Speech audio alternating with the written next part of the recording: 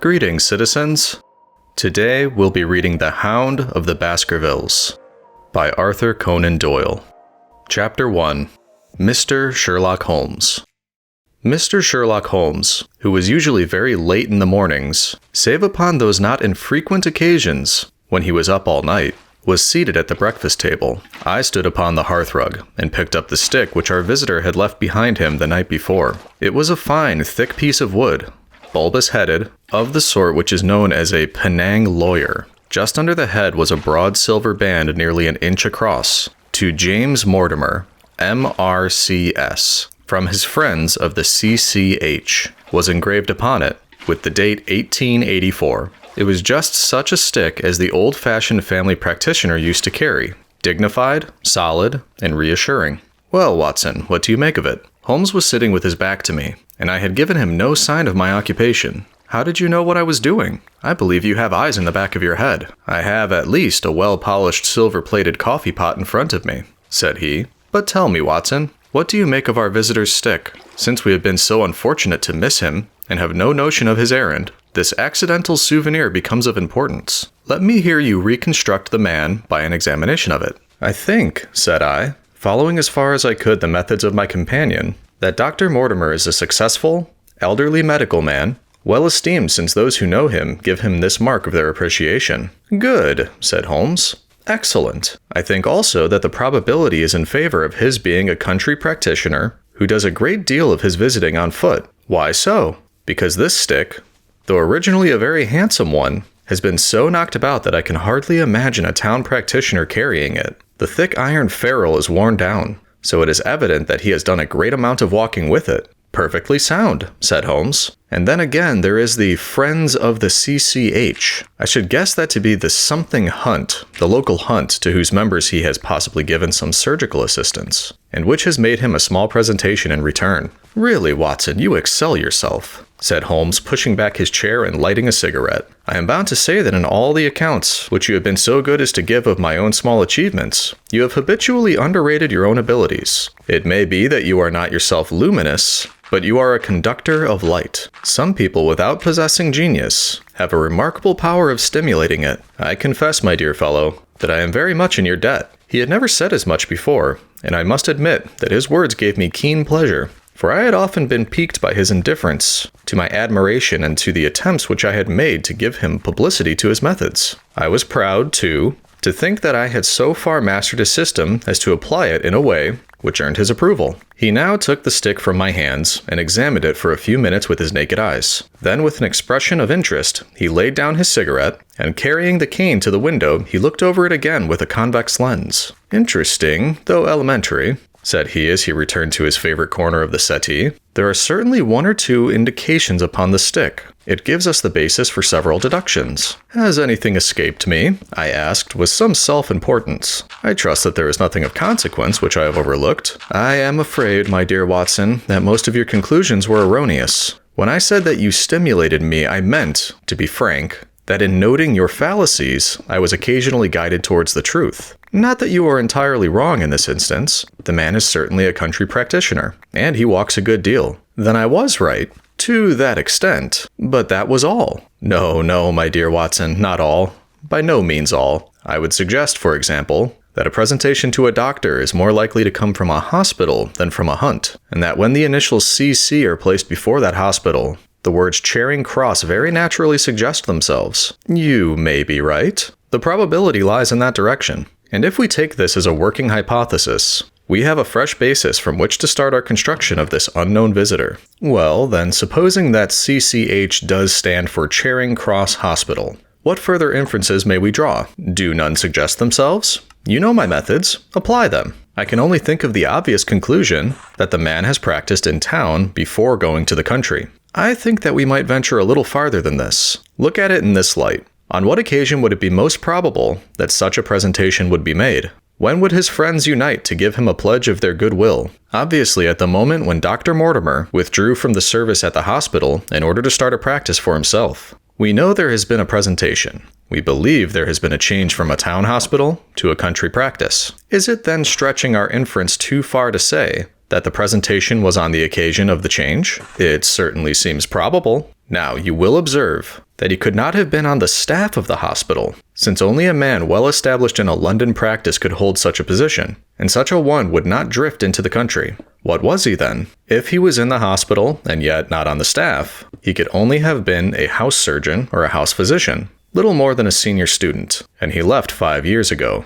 The date is on the stick. So your grave, middle-aged family practitioner vanishes into thin air, my dear Watson, and there emerges a young fellow under 30, amiable, unambitious, absent-minded, and the possessor of a favorite dog, which I should describe roughly as being larger than a terrier and smaller than a mastiff. I laughed incredulously as Sherlock Holmes leaned back in his settee and blew little wavering rings of smoke up to the ceiling. As to the latter part, I have no means of checking you, said I, but at least it is not difficult to find out a few particulars about the man's age and professional career. From my small medical shelf, I took down the medical directory and turned up the name. There were several Mortimers, but only one who could be our visitor. I read his record aloud. Mortimer James, M.R.C.S., 1882, Grimpen, Dartmoor, Devon. House surgeon from 1882 to 1884 at Charing Cross Hospital. Winner of the Jackson Prize for Comparative Pathology, with essay entitled Is Disease a Reversion?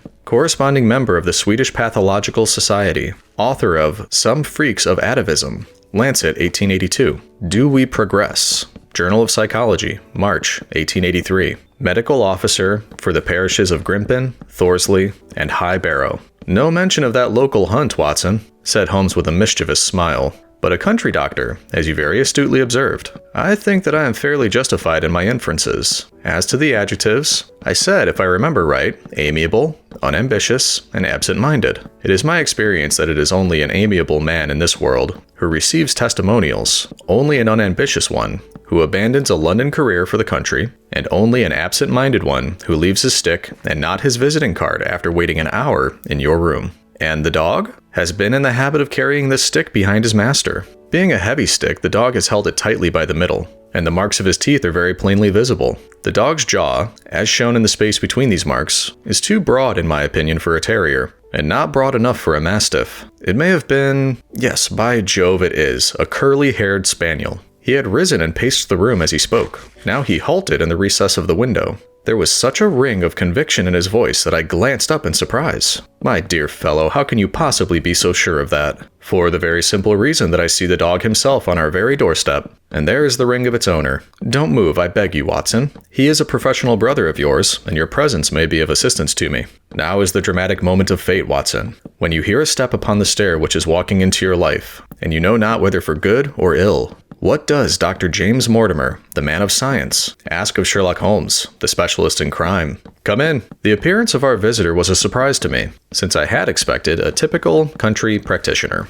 He was a very tall, thin man, with a long nose like a beak, which jutted out between two keen gray eyes, set closely together and sparkling brightly from behind a pair of gold-rimmed glasses. He was clad in a professional but rather slovenly fashion, for his frock coat was dingy and his trousers frayed. Though young, his long back was already bowed, and he walked with a forward thrust of his head and a general air of peering benevolence. As he entered, his eyes fell upon the stick in Holmes's hand, and he ran towards it with an exclamation of joy. "I am so very glad," said he. "I was not sure whether I had left it here or in the shipping office. I would not lose that stick for the world." "A presentation, I see," said Holmes. "Yes, sir. From Charing Cross Hospital. From one or two friends there on the occasion of my marriage." "Dear, dear, that's bad," said Holmes, shaking his head. Dr. Mortimer blinked through his glasses in mild astonishment. "Why was it bad?" "Only that you have disarranged our little deductions."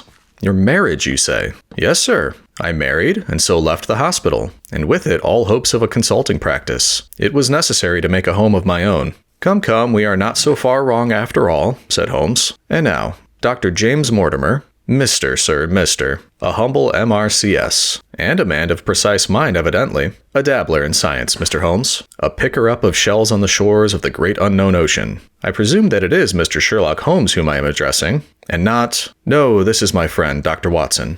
Glad to meet you, sir. I have heard your name mentioned in connection with that of your friend. You interest me very much, Mr. Holmes. I had hardly expected so dolichocephalic a skull, or such well-marked supraorbital development. Would you have any objection to my running my finger along your parietal fissure? A cast of your skull, sir.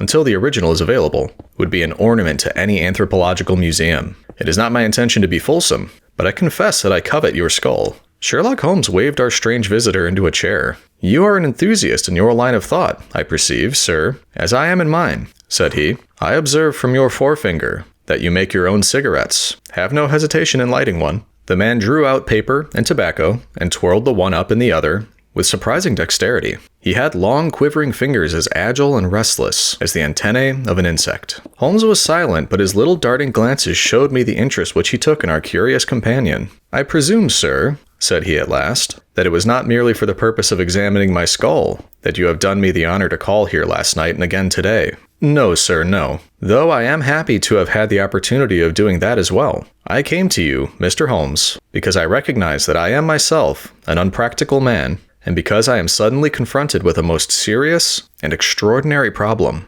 recognizing as I do that you are the second highest expert in Europe." "Indeed, sir. May I inquire who has the honor to be the first?" asked Holmes with some asperity. To the man of precisely scientific mind, the work of Monsieur Bertillon must always appeal strongly. "Then had you better not consult him?" "I said, sir, to the precisely scientific mind. But as a practical man of affairs, it is acknowledged that you stand alone. I trust, sir, that I have not inadvertently—" "Just a little," said Holmes. "I think, Dr. Mortimer, you would do wisely if without more ado you would kindly tell me plainly what the exact nature of the problem is, in which you demand my assistance." Chapter 2. The Curse of the Baskervilles. "I have in my pocket a manuscript," said Dr. James Mortimer. "I observed it as you entered the room," said Holmes. "It is an old manuscript, early 18th century, unless it is a forgery." "How can you say that, sir?" "You have presented an inch or two of it to my examination all the time that you have been talking. It would be a poor expert who could not give the date of a document within a decade or so. You may possibly have read my little monograph upon the subject. I put that at 1730. The exact date is 1742. Dr. Mortimer drew it from his breast pocket. "This family paper was committed to my care by Sir Charles Baskerville, whose sudden and tragic death some 3 months ago created so much excitement in Devonshire. I may say that I was his personal friend, as well as his medical attendant. He was a strong-minded man, sir, shrewd, practical, and as unimaginative as I am myself. Yet he took this document very seriously, and his mind was prepared for just such an end as did eventually overtake him." Holmes stretched out his hand for the manuscript, and flattened it upon his knee. "You will observe, Watson, the alternative use of the long S and the short. It is one of the several indications which enabled me to fix the date." I looked over his shoulder at the yellow paper and the faded script. At the head was written, "Baskerville Hall," and below in large scrawling figures, 1742. "It appears to be a statement of some sort." "Yes, it is a statement of a certain legend which runs in the Baskerville family. But I understand that it is something more modern and practical, upon which you wish to consult me. Most modern, a most practical, pressing matter, which must be decided within 24 hours. But the manuscript is short, and is intimately connected with the affair. With your permission, I will read it to you." Holmes leaned back in his chair, placed his fingertips together, and closed his eyes, with an air of resignation. Dr. Mortimer turned the manuscript to the light, and read in a high, cracking voice the following curious, old-world narrative. "Of the origin of the Hound of the Baskervilles, there have been many statements, yet as I come in a direct line from Hugo Baskerville, and as I had the story from my father, who also had it from his, I have set it down with all belief that it occurred even as is here set forth. And I would have you believe, my sons, that the same justice which punishes sin may also most graciously forgive it, and that no ban is so heavy but that by prayer and repentance it may be removed. Learn then from this story not to fear the fruits of the past, but rather to be circumspect in the future, that those foul passions whereby our family has suffered so grievously may not again be loose to our undoing. Know then that in the time of the Great Rebellion, the history of which by the learned Lord Clarendon I most earnestly commend to your attention, this manor of Baskerville was held by Hugo of that name, nor can it be gainsaid that he was a most wild, profane, and godless man. This, in truth, his neighbors might have pardoned, seeing that saints have never flourished in those parts. But there was in him a certain wanton and cruel humor which made his name a byword through the West. It chanced that this Hugo came to love, if indeed so dark a passion may be known under so bright a name, the daughter of a yeoman who held lands near the Baskerville estate. But the young maiden, being discreet and of good repute, would ever avoid him, for she feared his evil name. So it came to pass that one of Michaelmas, this Hugo, with 5 or 6 of his idle and wicked companions, stole down upon the farm and carried off the maiden, her father and brothers being from home, as he well knew. When they had brought her to the hall, the maiden was placed in an upper chamber, while Hugo and his friends sat down to a long carouse, as was their nightly custom. Now the poor lass upstairs was like to have her wits turned at the singing and shouting and terrible oaths, which came up to her from below. For they say that the words used by Hugo Baskerville, when he was in wine, were such as might blast the man who said them. At last, in the stress of her fear, she did that which might have daunted the bravest or most active man. For by the aid of the growth of ivy which covered, and still covers, the south wall, she came down from under the eaves, and so homeward across the moor, there being 3 leagues betwixt the hall and her father's farm. It chanced that some little time later Hugo left his guests to carry food and drink, with other worse things perchance, to his captive, and so found the cage empty, and the bird escaped. Then, as it would seem, he became as one that hath a devil, for rushing down the stairs into the dining hall, he sprang upon the great table, flagons and trenchers flying before him, and he cried aloud before the company that he would that very night render his body and soul to the powers of evil, if he might but overtake the wench. And while the revelers stood aghast at the fury of the man, one more wicked, or, it may be, more drunken than the rest, cried out that they should put the hounds upon her. Whereat Hugo ran from the house, crying to his grooms that they should saddle his mare and unkennel the pack. And giving the hounds a kerchief of the maid's, he swung them to the line, and so off full cry in the moonlight over the moor. Now for some space the revelers stood agape, unable to understand all that had been done in such haste. But anon their bemused wits awoke to the nature of the deed which was like to be done upon the moorlands. Everything was now in an uproar, some calling for their pistols, some for their horses, and some for another flask of wine. But at length some sense came back to their crazed minds, and the whole of them, 13 in number, took horse and started in pursuit. The moon shone clear above them, and they rode swiftly abreast, taking that course which the maid must needs have taken if she were to reach her own home. They had gone a mile or 2 when they passed one of the night shepherds upon the moorlands, and they cried to him to know if he had seen the hunt. And the man, as the story goes, was so crazed with fear that he could scarce speak. But at last he said that he had indeed seen the unhappy maiden, with the hounds upon her track. But I have seen more than that, said he, for Hugo Baskerville passed me upon his black mare, and there ran mute behind him such a hound of hell as God forbid should ever be at my heels. So the drunken squires cursed the shepherd and rode onward. But soon their skins turned cold, for there came a galloping across the moor, and the black mare, dabbled with white froth, went past with trailing bridle and empty saddle. Then the revelers rode close together, for a great fear was on them, but they still followed over the moor, though each,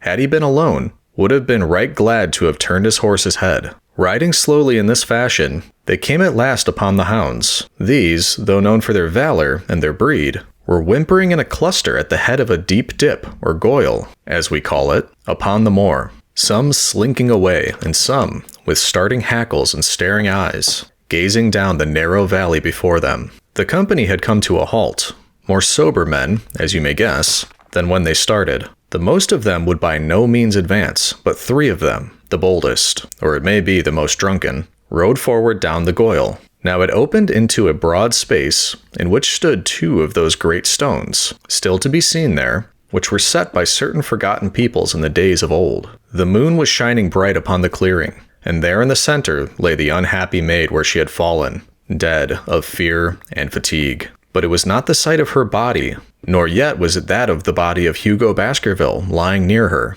which raised the hair upon the heads of these 3 daredevil roisterers. But it was that standing over Hugo and plucking at his throat, there stood a foul thing, a great black beast, shaped like a hound, yet larger than any hound that ever mortal eye has rested upon. And even as they looked, the thing tore the throat out of Hugo Baskerville, on which, as it turned its blazing eye and dripping jaws upon them, the 3 shrieked with fear and rode for dear life, still screaming, across the moor. One, it is said, died that very night of what he had seen, and the other 2 were but broken men for the rest of their days. Such is the tale, my sons, of the coming of the Hound, which is said to have plagued the family so sorely ever since. If I have set it down, it is because that which is clearly known hath less terror than that which is but hinted at and guessed. Nor can it be denied that many of the family have been unhappy in their deaths, which have been sudden, bloody, and mysterious. Yet may we shelter ourselves in the infinite goodness of the providence, which would not forever punish the innocent beyond that third or fourth generation,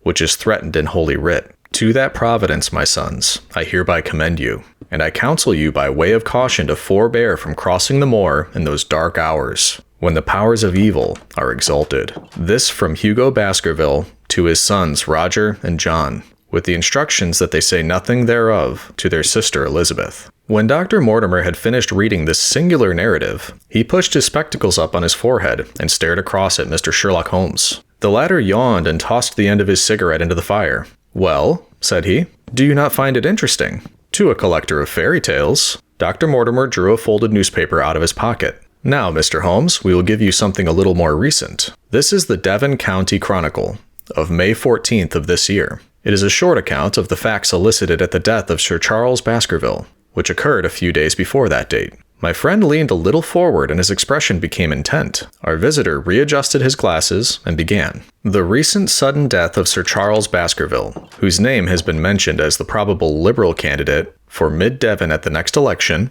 has cast a gloom over the country. Though Sir Charles had resided at Baskerville Hall for a comparatively short period, his amiability of character and extreme generosity had won the affection and respect of all who had been brought into contact with him. In these days of nouveau riche, it is refreshing to find a case where the scion of an old county family, which has fallen upon evil days, is able to make his own fortune, and to bring it back with him to restore the fallen grandeur of his line. Sir Charles, as is well known, made large sums of money in South African speculation. More wise than those who go on until the wheel turns against them, he realized his gains and returned to England with them. It is only 2 years since he took up his residence at Baskerville Hall, and it is common talk how large were those schemes of reconstruction and improvement, which had been interrupted by his death. Being himself childless, it was his openly expressed desire that the whole countryside should, within his own lifetime, profit by his good fortune. And many will have personal reasons for bewailing his untimely end.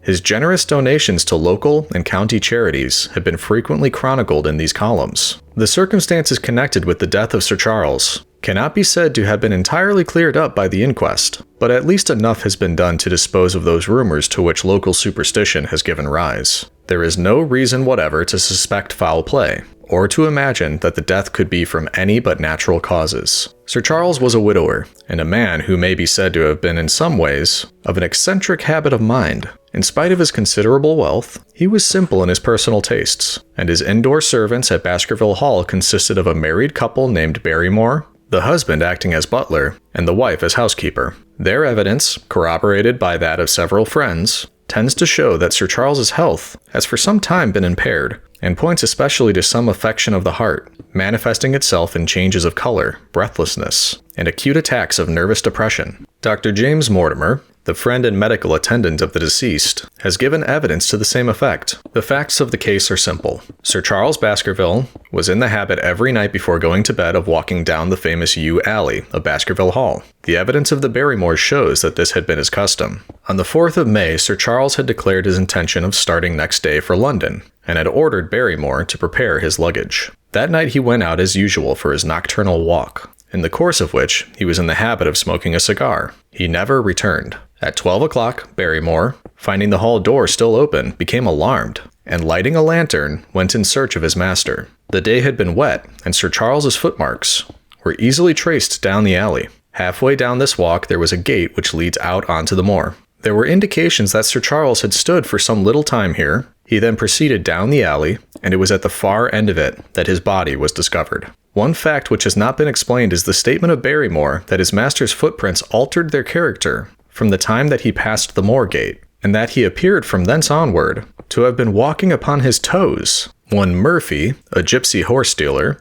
was on the moor at no great distance at the time, but he appeared by his own confession to have been the worse for drink. He declares that he heard cries but is unable to state from which direction they came. No signs of violence were to be discovered upon Sir Charles's person, and though the doctor's evidence pointed to an almost incredible facial distortion, so great that Dr. Mortimer refused to at first believe that it was indeed his friend and patient who lay before him, it was explained that that is a symptom which is not unusual in cases of dysmoia and death from cardiac exhaustion. This explanation was borne out by the post-mortem examination, which showed long-standing organic disease, and the coroner's jury returned a verdict in accordance with the medical evidence. It is well that this is so, for it is obviously of the utmost importance that Sir Charles's heir should settle at the Hall and continue the good work which has been so sadly interrupted. Had the prosaic findings of the coroner not finally put an end to the romantic stories which have been whispered in connection with the affair, it might have been difficult to find a tenant for Baskerville Hall. It is understood that the next of kin is Mr. Henry Baskerville,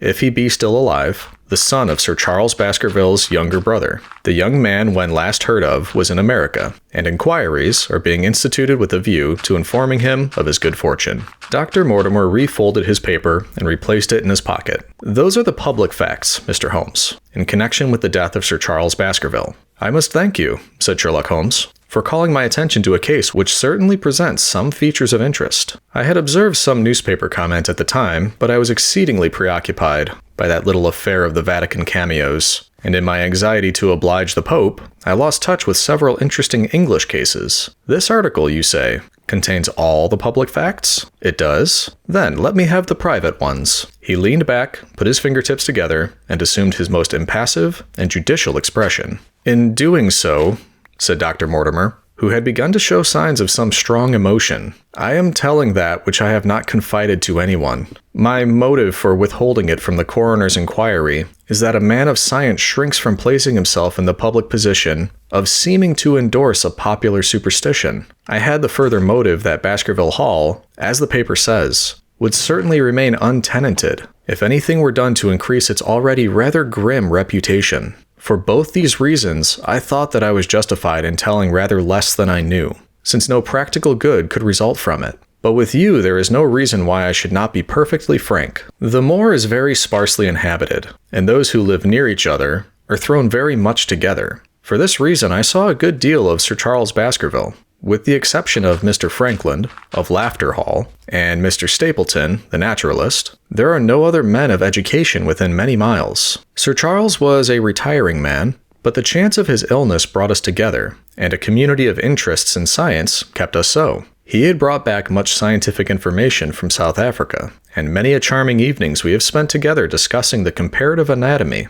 of the Bushman and the Hottentot. Within the last few months, it became increasingly plain to me that Sir Charles's nervous system was strained to the breaking point. He had taken this legend which I have read to you exceedingly to heart, so much so that although he would walk in his own grounds, nothing would induce him to go out upon the moor at night. Incredible as it may appear to you, Mr. Holmes, he was honestly convinced that a dreadful fate overhung his family, and certainly the records which he was able to give of his ancestors were not encouraging. The idea of some ghastly presence constantly haunted him, and on more than one occasion, he has asked me whether I had on my medical journeys at night ever seen any strange creature or heard the baying of a hound. The latter question he put to me several times, and always with a voice which vibrated with excitement. I can well remember driving up to his house in the evening some 3 weeks before the fatal event. He chanced to be at his hall door. I had descended from my gig and was standing in front of him, when I saw his eyes fix themselves over my shoulder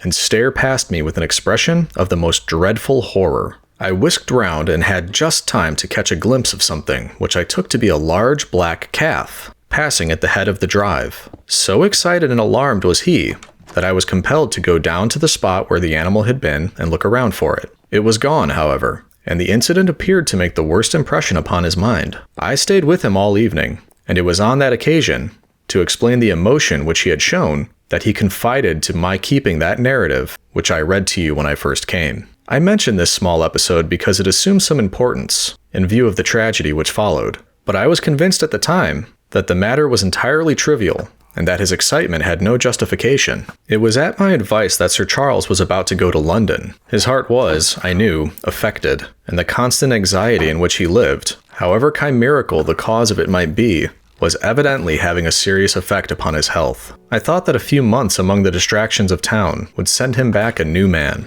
Mr. Stapleton, a mutual friend, who was much concerned at the state of his health, was of the same opinion. At the last instant came this terrible catastrophe. On the night of Sir Charles's death, Barrymore the butler, who made the discovery, sent Perkins the groom on horseback to me, and as I was sitting up late, I was able to reach Baskerville Hall within an hour of the event. I checked and corroborated all the facts which were mentioned at the inquest. I followed the footsteps down the yew alley. I saw the spot at the moor gate where he seemed to have waited. I remarked the change in the shape of the prints after the point. I noted that there were no other footsteps, save those of Barrymore on the soft gravel. And finally, I carefully examined the body, which had not been touched until my arrival. Sir Charles lay on his face, his arms out, his fingers dug into the ground, and his features convulsed with some strong emotion, to such an extent that I could hardly have sworn to his identity. There was certainly no physical injury of any kind, but one false statement was made by Barrymore at the inquest. He said that there were no traces upon the ground round the body. He did not observe any.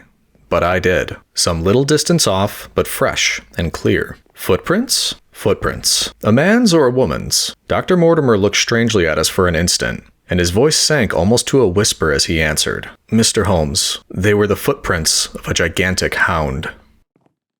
Chapter 3. The Problem. I confess at these words a shudder passed through me. There was a thrill in the doctor's voice, which showed that he was himself deeply moved by that which he had told us. Holmes leaned forward in his excitement, and his eyes had the hard, dry glitter which shot from them when he was keenly interested. You saw this, as clearly as I see you, and you said nothing. What was the use? How was it that no one else saw it? The marks were some 20 yards from the body, and no one gave them a thought. I don't suppose I should have done so had I not known this legend. There are many sheepdogs on the moor? No doubt, but this was no sheepdog. You say it was large. Enormous. But it had not approached the body. No. What sort of night was it? Damp and raw. But not actually raining? No. What is the alley like? There are 2 lines of old yew hedge, 12 feet high and impenetrable. The walk in the center is about 8 feet across. Is there anything between the hedges and the walk? Yes, there is a strip of grass about 6 feet broad on either side. I understand that the yew hedge is penetrated at one point by a gate? Yes, the wicket gate which leads onto the moor. Is there any other opening? None. So that to reach the yew alley, one either has to come down it from the house or else to enter it by the moor gate. There is an exit through a summer house at the far end. Had Sir Charles reached this? No, he lay about 50 yards from it. Now, tell me, Dr. Mortimer, and this is important, the marks which you saw were on the path and not on the grass. No marks could show on the grass. Were they on the same side of the path as the moor gate? Yes, they were on the edge of the path on the same side as the moor gate. You interest me exceedingly. Another point. Was the wicket gate closed? Closed and padlocked. How high was it? About 4 feet high? Then anyone could have got over it. Yes. And what marks did you see by the wicket gate? None in particular. Good heaven! Did no one examine? Yes, I examined myself, and found nothing. It was all very confused. Sir Charles had evidently stood there for 5 or 10 minutes. How do you know that? Because the ash had twice dropped from his cigar. Excellent. This is a colleague, Watson, after our own heart. But the marks. He had left his own marks all over that small patch of gravel. I could discern no others. Sherlock Holmes struck his hand against his knee with an impatient gesture. If I had only been there, he cried. It is evidently a case of extraordinary interest, and one which presented immense opportunities to the scientific expert. That gravel page upon which I might have read so much has been long ere this smudged by the rain and defaced by the clogs of curious peasants. Oh, Dr. Mortimer, to think that you should not have called me in. You have indeed much to answer for. I could not call you in, Mr. Holmes, without disclosing these facts to the world, and I have already given my reasons for not wishing to do so. Besides, why do you hesitate? There is a realm in which the most acute and most experienced of detectives is helpless. You mean that the thing is supernatural? I did not positively say so. No, but you evidently think it. Since the tragedy, Mr. Holmes, there have come to my ears several incidents which are hard to reconcile with the settled order of nature. For example, I find that before the terrible event occurred, several people had seen a creature upon the moor which corresponds with this Baskerville demon, and which could not possibly be any animal known to science. They all agree that it was a huge creature, luminous, ghastly and spectral. I have cross-examined these men, one of them a hard-headed countryman, one a farrier, and one a moorland farmer, who all tell the same story of this dreadful apparition, exactly corresponding to the hellhound of the legend. I assure you that there is a reign of terror in the district, and that it is a hardy man who will cross the moor at night. And you, a trained man of science, believe it to be supernatural? I do not know what to believe. Holmes shrugged his shoulders. I have hitherto confined my investigations to this world, said he. In a modest way I have combated evil, but to take on the father of evil himself would, perhaps, be too ambitious a task. Yet you must admit that the footmark is material. The original Hound was material enough to tug a man's throat out, and yet he was diabolical as well. I see that you have quite gone over to the supernaturalists. But now, Dr. Mortimer, tell me this. If you hold these views, why have you come to consult me at all? You tell me in the same breath that it is useless to investigate Sir Charles's death, and that you desire me to do it. I did not say that I desired you to do it. Then how can I assist you? By advising me as to what I should do with Sir Henry Baskerville, who arrives at Waterloo Station, Dr. Mortimer looked at his watch, in exactly 1 hour and a quarter, he being the heir. Yes, on the death of Sir Charles, we inquired for this young gentleman and found that he had been farming in Canada. From the accounts which have reached us, he is an excellent fellow in every way. I speak now not as a medical man, but as a trustee and executor of Sir Charles's will. There is no other claimant, I presume? None. The only other kinsman whom we have been able to trace was Roger Baskerville, the youngest of the 3 brothers, of whom poor Sir Charles was the elder. The second brother, who died young, is the father of this lad Henry. The third, Roger, was the black sheep of the family. He came of the old masterful Baskerville strain, and was the very image, they tell me, of the family picture of old Hugo. He made England too hot to hold him, fled to Central America, and died there in 1876 of yellow fever. Henry is the last of the Baskervilles. In 1 hour and 5 minutes I meet him at Waterloo Station. I have had a wire that he arrived at Southampton this morning. Now, Mr. Holmes, what would you advise me to do with him? Why should he not go to the home of his fathers? It seems natural, does it not? And yet consider that every Baskerville who goes there meets with an evil fate. I feel sure that if Sir Charles could have spoken with me before his death, he would have warned me against bringing this, the last of the old race,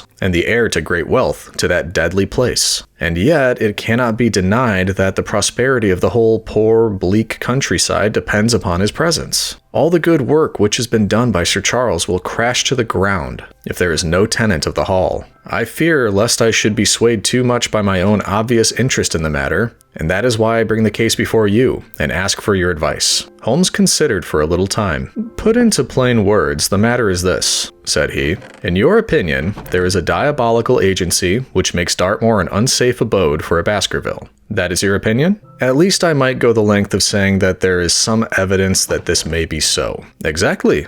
But surely, if your supernatural theory be correct, it could work the young man evil in London as easily as in Devonshire. A devil with merely local powers like a parish vestry would be too inconceivable a thing. You put the matter more flippantly, Mr. Holmes, than you would probably do if you were brought into personal contact with these things. Your advice, then, as I understand it, is that the young man will be as safe in Devonshire as in London. He comes in 50 minutes.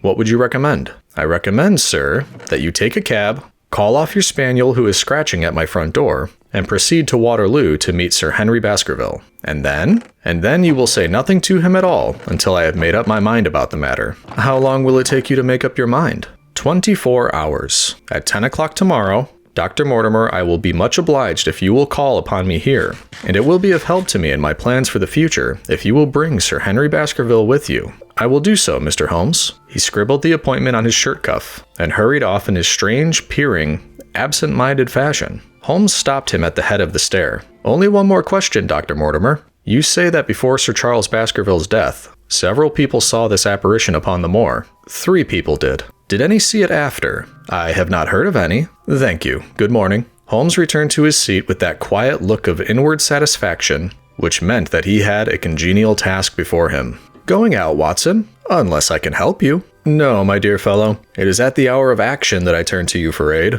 But this is splendid. Really unique from some points of view. When you pass Bradley's, would you ask him to send up a pound of the strongest shag tobacco? Thank you. It would be as well if you could make it convenient not to return before evening. Then I should be very glad to compare impressions as to this most interesting problem, which has been submitted to us this morning. I knew that seclusion and solitude were very necessary for my friend in those hours of intense mental concentration, during which he weighed every particle of evidence, constructed alternative theories, balanced one against the other, and made up his mind as to which points were essential and which immaterial. I therefore spent the day at my club and did not return to Baker Street until evening. It was nearly 9 o'clock when I found myself in the sitting room once more. My first impression as I opened the door was that a fire had broken out, for the room was so filled with smoke that the light of the lamp upon the table was blurred by it. As I entered, however, my fears were set at rest, for it was the acrid fumes of strong, coarse tobacco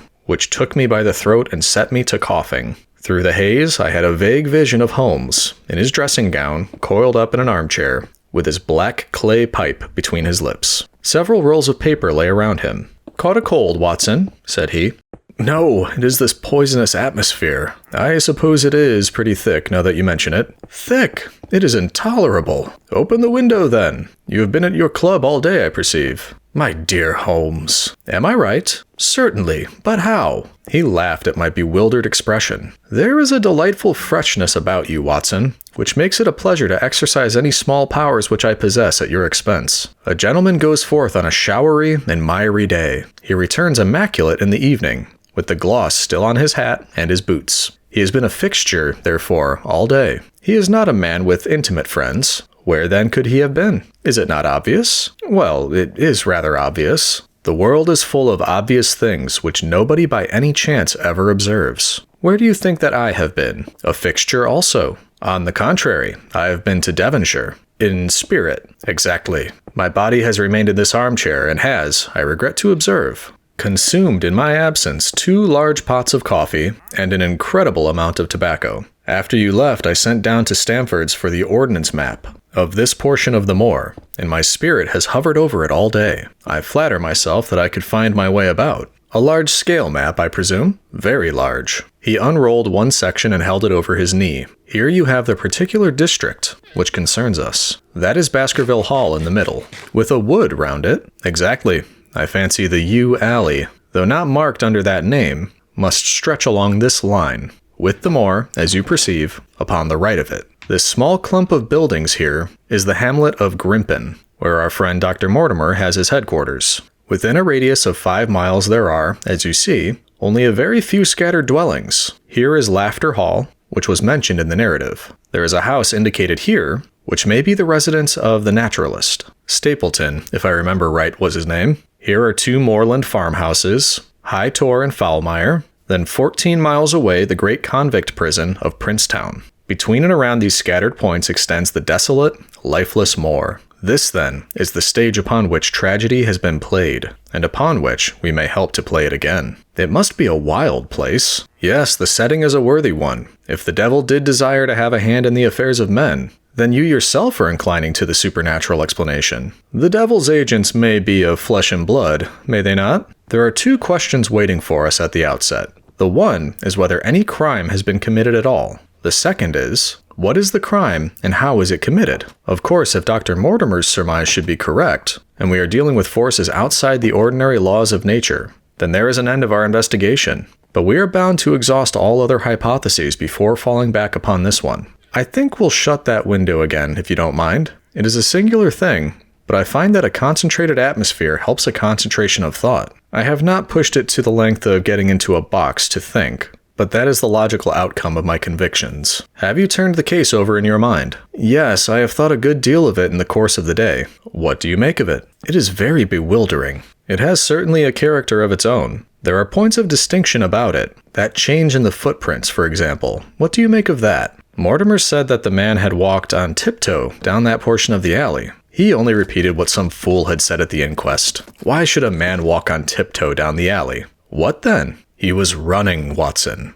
Running desperately, running for his life, running until he burst his heart and fell dead upon his face. Running from what? There lies our problem. There are indications that the man was crazed with fear before he ever began to run. How can you say that? I am presuming that the cause of his fears came to him across the moor, If that were so, and it seems most probable, only a man who had lost his wits would have run from the house instead of towards it. If the gypsy's evidence may be taken as true, he ran with cries for help in the direction where the help was least likely to be. Then again, whom was he waiting for that night? And why was he waiting for him in the yew alley, rather than in his own house? You think that he was waiting for someone. The man was elderly and infirm. We can understand his taking an evening stroll, but the ground was damp and the night inclement. Is it natural that he should stand for 5 or 10 minutes, as Dr. Mortimer, with more practical sense than I should have given him credit for, deduced from the cigar ash? But he went out every evening. I think it unlikely that he waited at the moor gate every evening.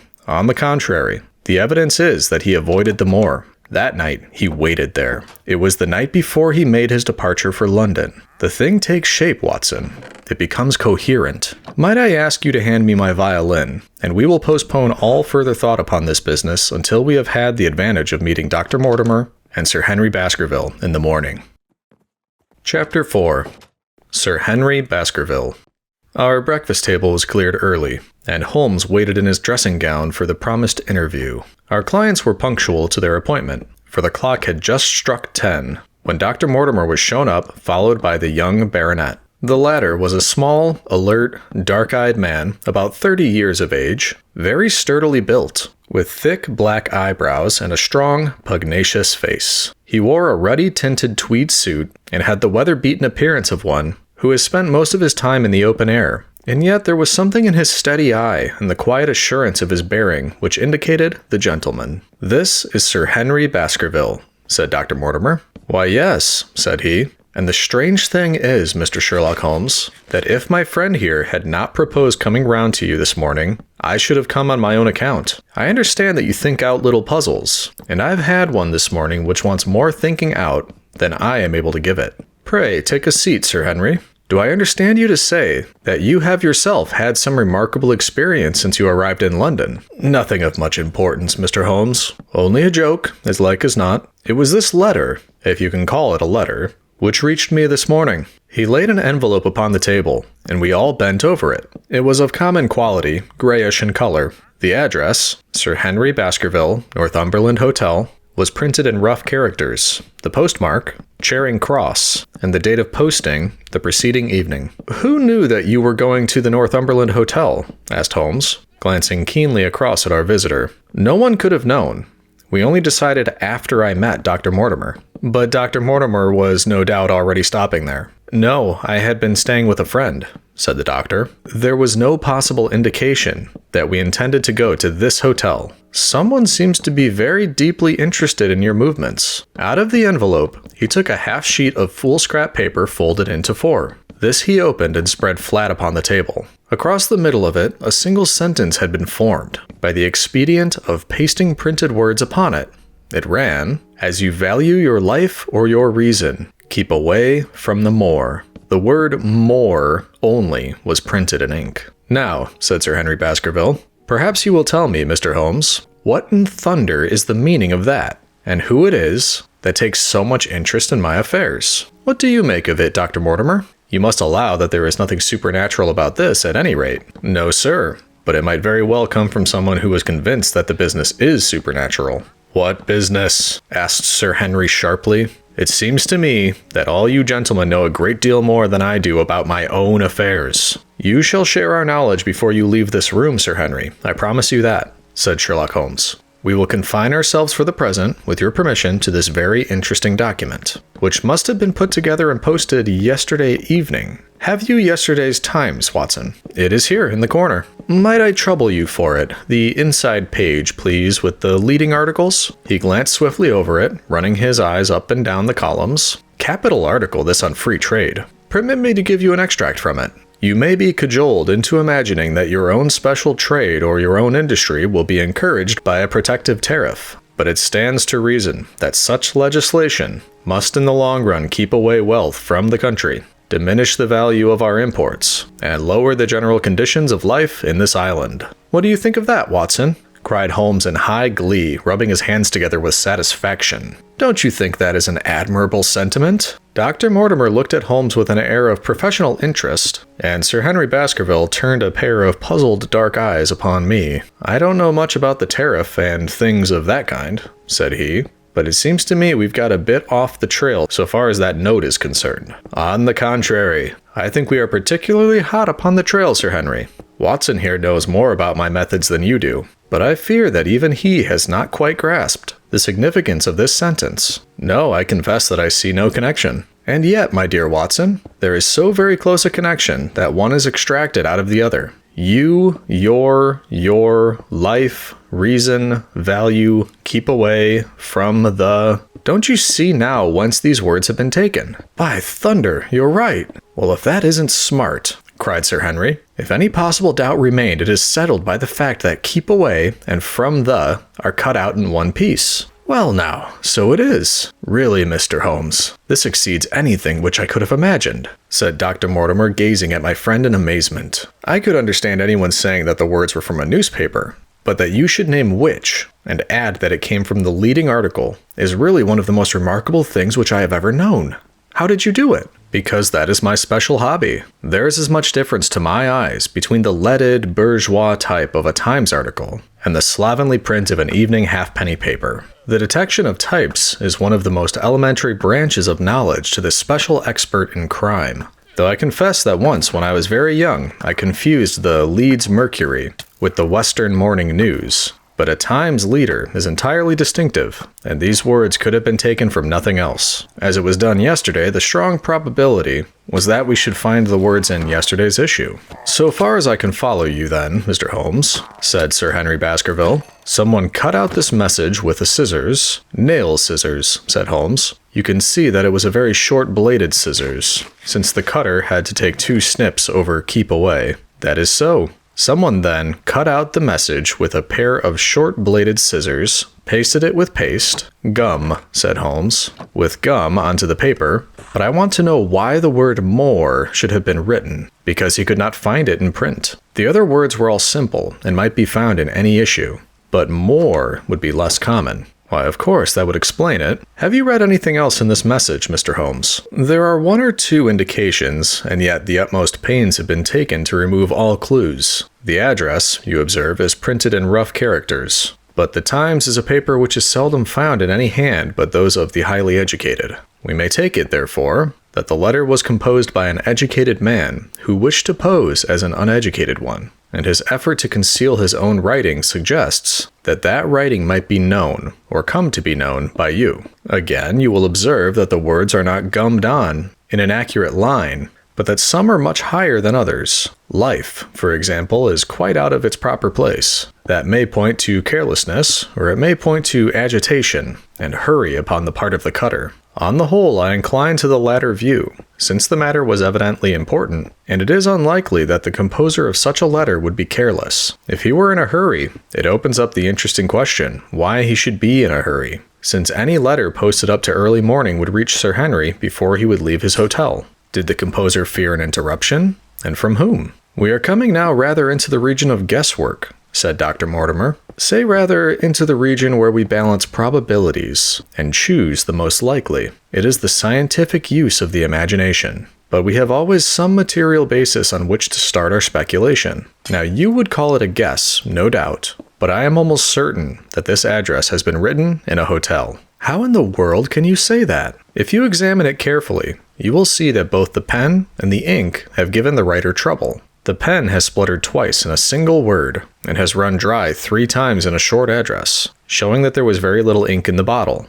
Now a private pen or ink bottle is seldom allowed to be in such a state, and the combination of the two must be quite rare. But you know the hotel ink and the hotel pen, where it is rare to get anything else. Yes, I have very little hesitation in saying that we could examine the waste paper baskets of the hotels around Charing Cross until we found the remains of the mutilated Times leader. We could lay our hand straight upon the person who sent this singular message. Halloa, what's this? He was carefully examining the foolscap, upon which the words were pasted, holding it only an inch or 2 from his eyes. Well? Nothing, said he, throwing it down. It is a blank half sheet of paper, without even a watermark upon it. I think we have drawn as much as we can from this curious letter. And now, Sir Henry, has anything else of interest happened to you since you have been in London? Why, no, Mr. Holmes, I think not. You have not observed anyone follow or watch you. I seem to have walked right into the thick of a dime novel, said our visitor. Why in thunder should anyone follow or watch me? We are coming to that. You have nothing else to report to us before we get into this matter. Well, it depends upon what you think worth reporting. I think anything out of the ordinary routine of life well worth reporting. Sir Henry smiled. I don't know much of British life yet, for I have spent nearly all my time in the States and in Canada. But I hope that to lose one of your boots is not part of the ordinary routine of life over here. You have lost one of your boots? My dear sir, cried Dr. Mortimer, it is only mislaid. You will find it when you return to the hotel. What is the use of troubling Mr. Holmes with trifles of this kind? Well, he asked me for anything outside the ordinary routine. Exactly, said Holmes. However foolish the incident may seem, you have lost one of your boots, you say. Well, mislaid it anyhow. I put them both outside my door last night, and there was only one in the morning. I could get no sense out of the chap who cleans them. The worst of it is that I only brought the pair last night in the Strand, and I have never had them on. If you have never worn them, why did you put them out to be cleaned? They were tan boots, and had never been varnished. That was why I put them out. Then I understand that on your arrival in London yesterday, you went out at once and bought a pair of boots? I did a good deal of shopping. Dr. Mortimer here went round with me. You see, if I am to be squire down there, I must dress the part. And it may be that I have got a little careless in my ways out west. Among other things, I bought these brown boots, gave $6 for them, and had one stolen before I ever had them on my feet. It seems a singularly useless thing to steal, said Sherlock Holmes. I confess that I share Dr. Mortimer's belief that it will not be long before the missing boot is found. And now, gentlemen, said the baronet with decision, it seems to me that I have spoken quite enough about the little that I know. It is time that you kept your promise and gave me a full account of what we were all driving at. Your request is a very reasonable one, Holmes answered. Dr. Mortimer, I think you cannot do better than to tell your story as you told it to us. Thus encouraged, our scientific friend drew his papers from his pocket and presented the whole case as he had done upon the morning before. Sir Henry Baskerville listened with the deepest attention, and with an occasional exclamation of surprise. Well, I seem to have come into an inheritance with a vengeance, said he when the long narrative was finished. Of course, I've heard of the Hound ever since I was in the nursery. It's the pet story of the family, though I never thought of taking it seriously before. But as to my uncle's death, well, it all seems boiling up in my head, and I can't get it clear yet. You don't seem quite to have made up your mind whether it's a case for a policeman or a clergyman. Precisely. And now there's this affair of the letter to me at the hotel.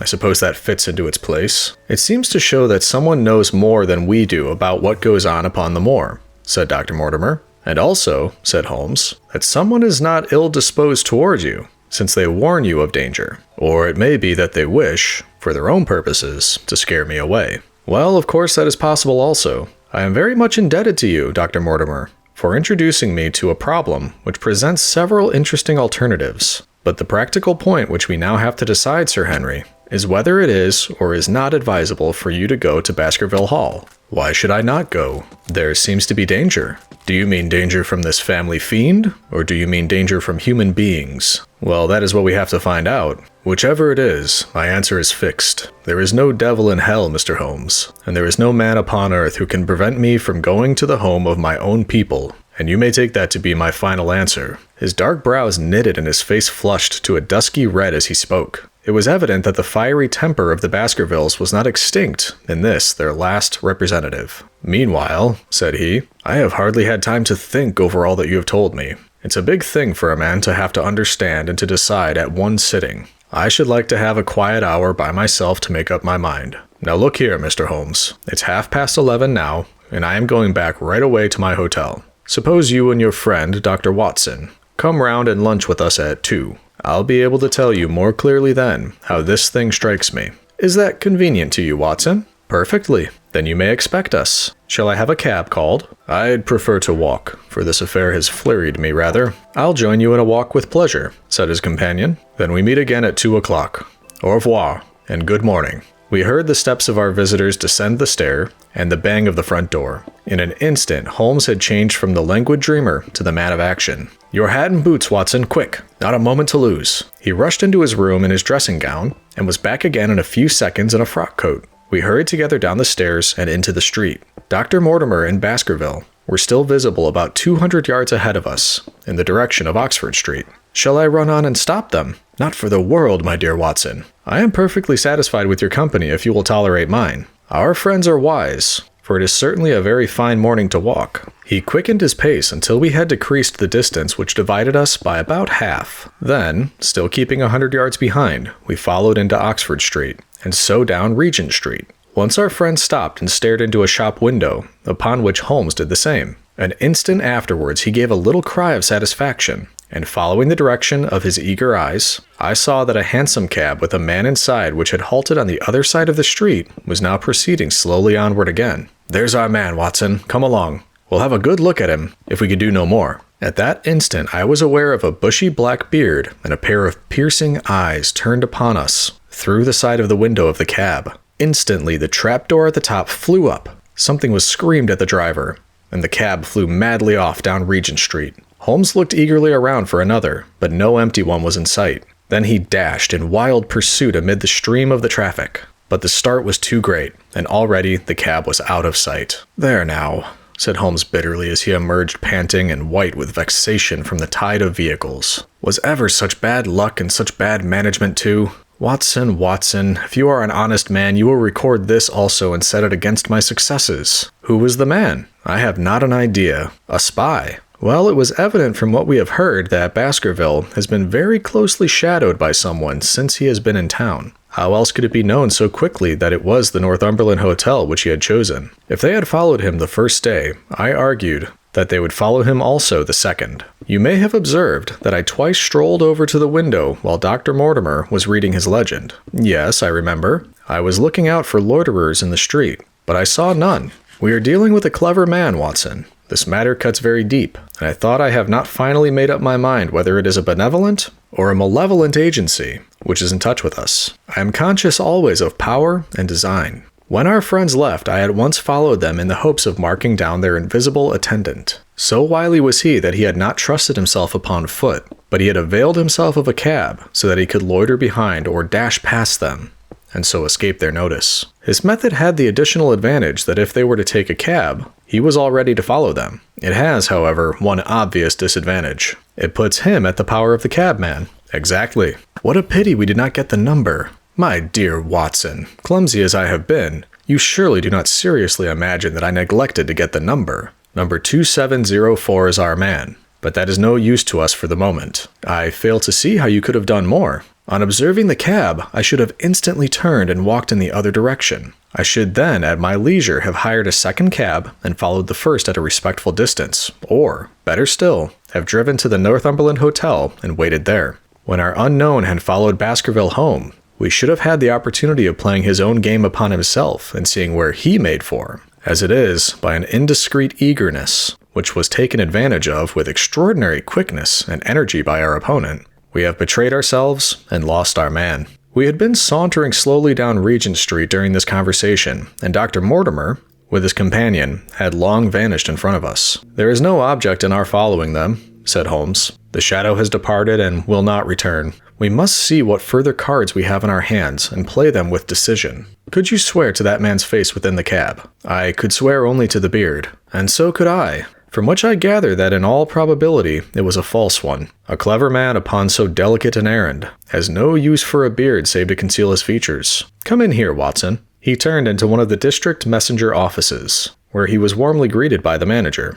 Ah, Wilson, I see you have not forgotten the little case in which I had the good fortune to help you. No, sir, indeed I have not. You saved my good name, and perhaps my life. My dear fellow, you exaggerate. I have some recollection, Wilson, that you had among your boys a lad named Cartwright, who showed some ability during the investigation. Yes, sir, he is still with us. Could you ring him up? Thank you. And I should be glad to have a change of this £5 note. A lad of 14, with a bright, keen face, had obeyed the summons of the manager. He stood now gazing with great reverence at the famous detective. Let me have the hotel directory, said Holmes. Thank you. Now, Cartwright, there are the names of the 23 hotels here, all in the immediate neighborhood of Charing Cross. Do you see? Yes, sir. You will visit each of these in turn. Yes, sir. You will begin in each case by giving the outside porter 1 shilling. Here are 23 shillings. Yes, sir. You will tell him that you want to see the waste paper of yesterday. You will say that an important telegram has miscarried, and that you are looking for it. You understand? Yes, sir. But what you are really looking for is the center page of the Times with some holes cut in it with scissors. Here is a copy of the Times. It is this page. You could easily recognize it, could you not? Yes, sir. In each case, the outside porter will send for the hall porter, to whom also you will give a shilling. Here are 23 shillings. You will then learn in possibly 20 cases out of the 23 that the waste of the day before has been burned or removed. In the 3 other cases, you will be shown a heap of paper, and you will look for the page of the Times among it. The odds are enormously against your finding it. There are 10 shillings over in the case of emergencies. Let me have a report by wire at Baker Street before evening. And now, Watson, it only remains for us to find out by wire the identity of the cabman, number 2704. And then we will drop into one of the Bond Street picture galleries and fill in the time until we are due at the hotel. Chapter 5. 3 Broken Threads. Sherlock Holmes had, in a very remarkable degree, the power of detaching his mind at will. For 2 hours the strange business in which we had been involved appeared to be forgotten, and he was entirely absorbed in the pictures of the modern Belgian masters. He would talk of nothing but art, of which he had the crudest ideas, from our leaving the gallery until we found ourselves at the Northumberland Hotel. "Sir Henry Baskerville is upstairs expecting you," said the clerk. "He asked me to show you up at once when you came." "Have you any objection to my looking at your register?" said Holmes. "Not in the least." The book showed that 2 names had been added after that of Baskerville. One was Theophilus Johnson and family, of Newcastle. The other, Mrs. Oldmore and maid, of High Lodge, Alton. "Surely that must be the same Johnson whom I used to know," said Holmes to the porter. "A lawyer, is he not? Gray-headed, walks with a limp?" "No, sir. This is Mr. Johnson, the coal owner. A very active gentleman, not older than yourself." "Surely you are mistaken about his trade." "No, sir. He has used this hotel for many years, and he is very well known to us." "Ah, that settles it. Mrs. Oldmore, too. I seem to remember the name. Excuse my curiosity, but often in calling upon one friend one finds another." "She is an invalid lady, sir. Her husband was once mayor of Gloucester. She always comes to us when she is in town." "Thank you. I am afraid I cannot claim her acquaintance." "We have established a most important fact by these questions, Watson," he continued in a low voice as we went upstairs together. "We know now that the people who are so interested in our friend have not settled down in this hotel. That means that while they are, as we have seen, very anxious to watch him, they are equally anxious that he should not see them. Now this is a most suggestive fact." "What does it suggest?" "It suggests... Hello, my dear fellow, what on earth is the matter?" As we came round the top of the stairs, we had run up against Sir Henry Baskerville himself. His face was flushed with anger, and he held an old and dusty boot in one of his hands. So furious was he that he was hardly articulate, and when he did speak, it was in a much broader and more western dialect than any which we had heard from him in the morning. "Seems to me they are playing me for a sucker in this hotel," he cried. "They'll find they've started into a monkey with the wrong man unless they are careful. By thunder, if that chap can't find my missing boot, there will be trouble. I can take a joke with the best, Mr. Holmes, but they've got a bit over the mark this time." "Still looking for your boot?" "Yes, sir, and I mean to find it." "But surely you said that it was a new brown boot." "So it was, sir, and now it's an old black one." "What? You don't mean to say..." "That's just what I mean to say. I only had 3 pairs in the world. The new brown, the old black, and the patent leathers, which I am wearing. Last night they took one of my brown ones, and today they have sneaked one of the black." "Well, have you got it? Speak out, man, and don't stand staring." An agitated German waiter had appeared upon the scene. "No, sir, I have made inquiries all over the hotel, but I can hear no word of it." "Well, either that boot comes back before sundown, or I'll see the manager and tell him that I go right straight out of this hotel." "It shall be found, sir. I promise that if you will have a little patience it will be found." "Mind it is, for it's the last thing of mine that I'll lose in this den of thieves." Well, well, Mr. Holmes, you'll excuse my troubling you about such a trifle." "I think it's well worth troubling about." "Why, you look very serious over it. How do you explain it?" "I just don't attempt to explain it. It seems the very maddest, queerest thing that ever happened to me." "The queerest, perhaps," said Holmes thoughtfully. "What do you make of it yourself?" "Well, I don't profess to understand it yet. This case of yours is very complex, Sir Henry. When taken in conjunction with your uncle's death, I am not sure that of all the 500 cases of capital importance which I have handled, there is one which cuts so deep. But we hold several threads in our hands, and the odds are that one or the other of them guides us to the truth. We may waste time in following the wrong one, but sooner or later, we must come upon the right. We had a pleasant luncheon, in which little was said of the business which had brought us together. It was in the private sitting room to which we afterwards repaired that Holmes asked Baskerville what were his intentions. To go to Baskerville Hall, and when? At the end of the week. On the whole, said Holmes, I think that your decision is a wise one. I have ample evidence that you are being dogged in London, and amid the millions of this great city it is difficult to discover who these people are, or what their object can be. If their intentions are evil, they might do you mischief, and we should be powerless to prevent it. You did not know, Dr. Mortimer, that you were followed this morning from my house? Dr. Mortimer started violently. Followed? By whom? That, unfortunately, is what I cannot tell you. Have you among your neighbors or acquaintances on Dartmoor any man with a black full beard? No, or let me see. Why, yes, Barrymore, Sir Charles's butler, is a man with a full black beard. Where is Barrymore? He is in charge of the hall. We had best ascertain if he is really there, or if by any possibility he might be in London. How can you do that? Give me the telegraph form. Is all ready for Sir Henry? That will do. Addressed to Mr. Barrymore, Baskerville Hall. What is the nearest telegraph office? Grimpen. Very good. We will send a second wire to the postmaster, Grimpen. Telegram to Mr. Barrymore, to be delivered into his own hand. If absent, please return wire to Sir Henry Baskerville, Northumberland Hotel. That should let us know before evening whether Barrymore is at his post in Devonshire or not. That's so, said Baskerville. By the way, Dr. Mortimer, who is this Barrymore anyhow? He is the son of the old caretaker who is dead. They have looked after the hall for 4 generations now. So far as I know, he and his wife are as respectable a couple as any in the country. At the same time, said Baskerville, it's clear enough that so long as there are none of the family at the hall, these people have a mighty fine home and nothing to do. That is true. Did Barrymore profit at all by Sir Charles's will? Asked Holmes. He and his wife had £500 each. Ha! Did they know they would receive this? Yes, Sir Charles was very fond of talking about the provisions of his will. That is very interesting. I hope, said Dr. Mortimer, that you do not look with suspicious eyes upon everyone who received a legacy from Sir Charles, for I also had £1,000 left to me. Indeed. And anyone else? There were many insignificant sums to individuals, and a large number of public charities.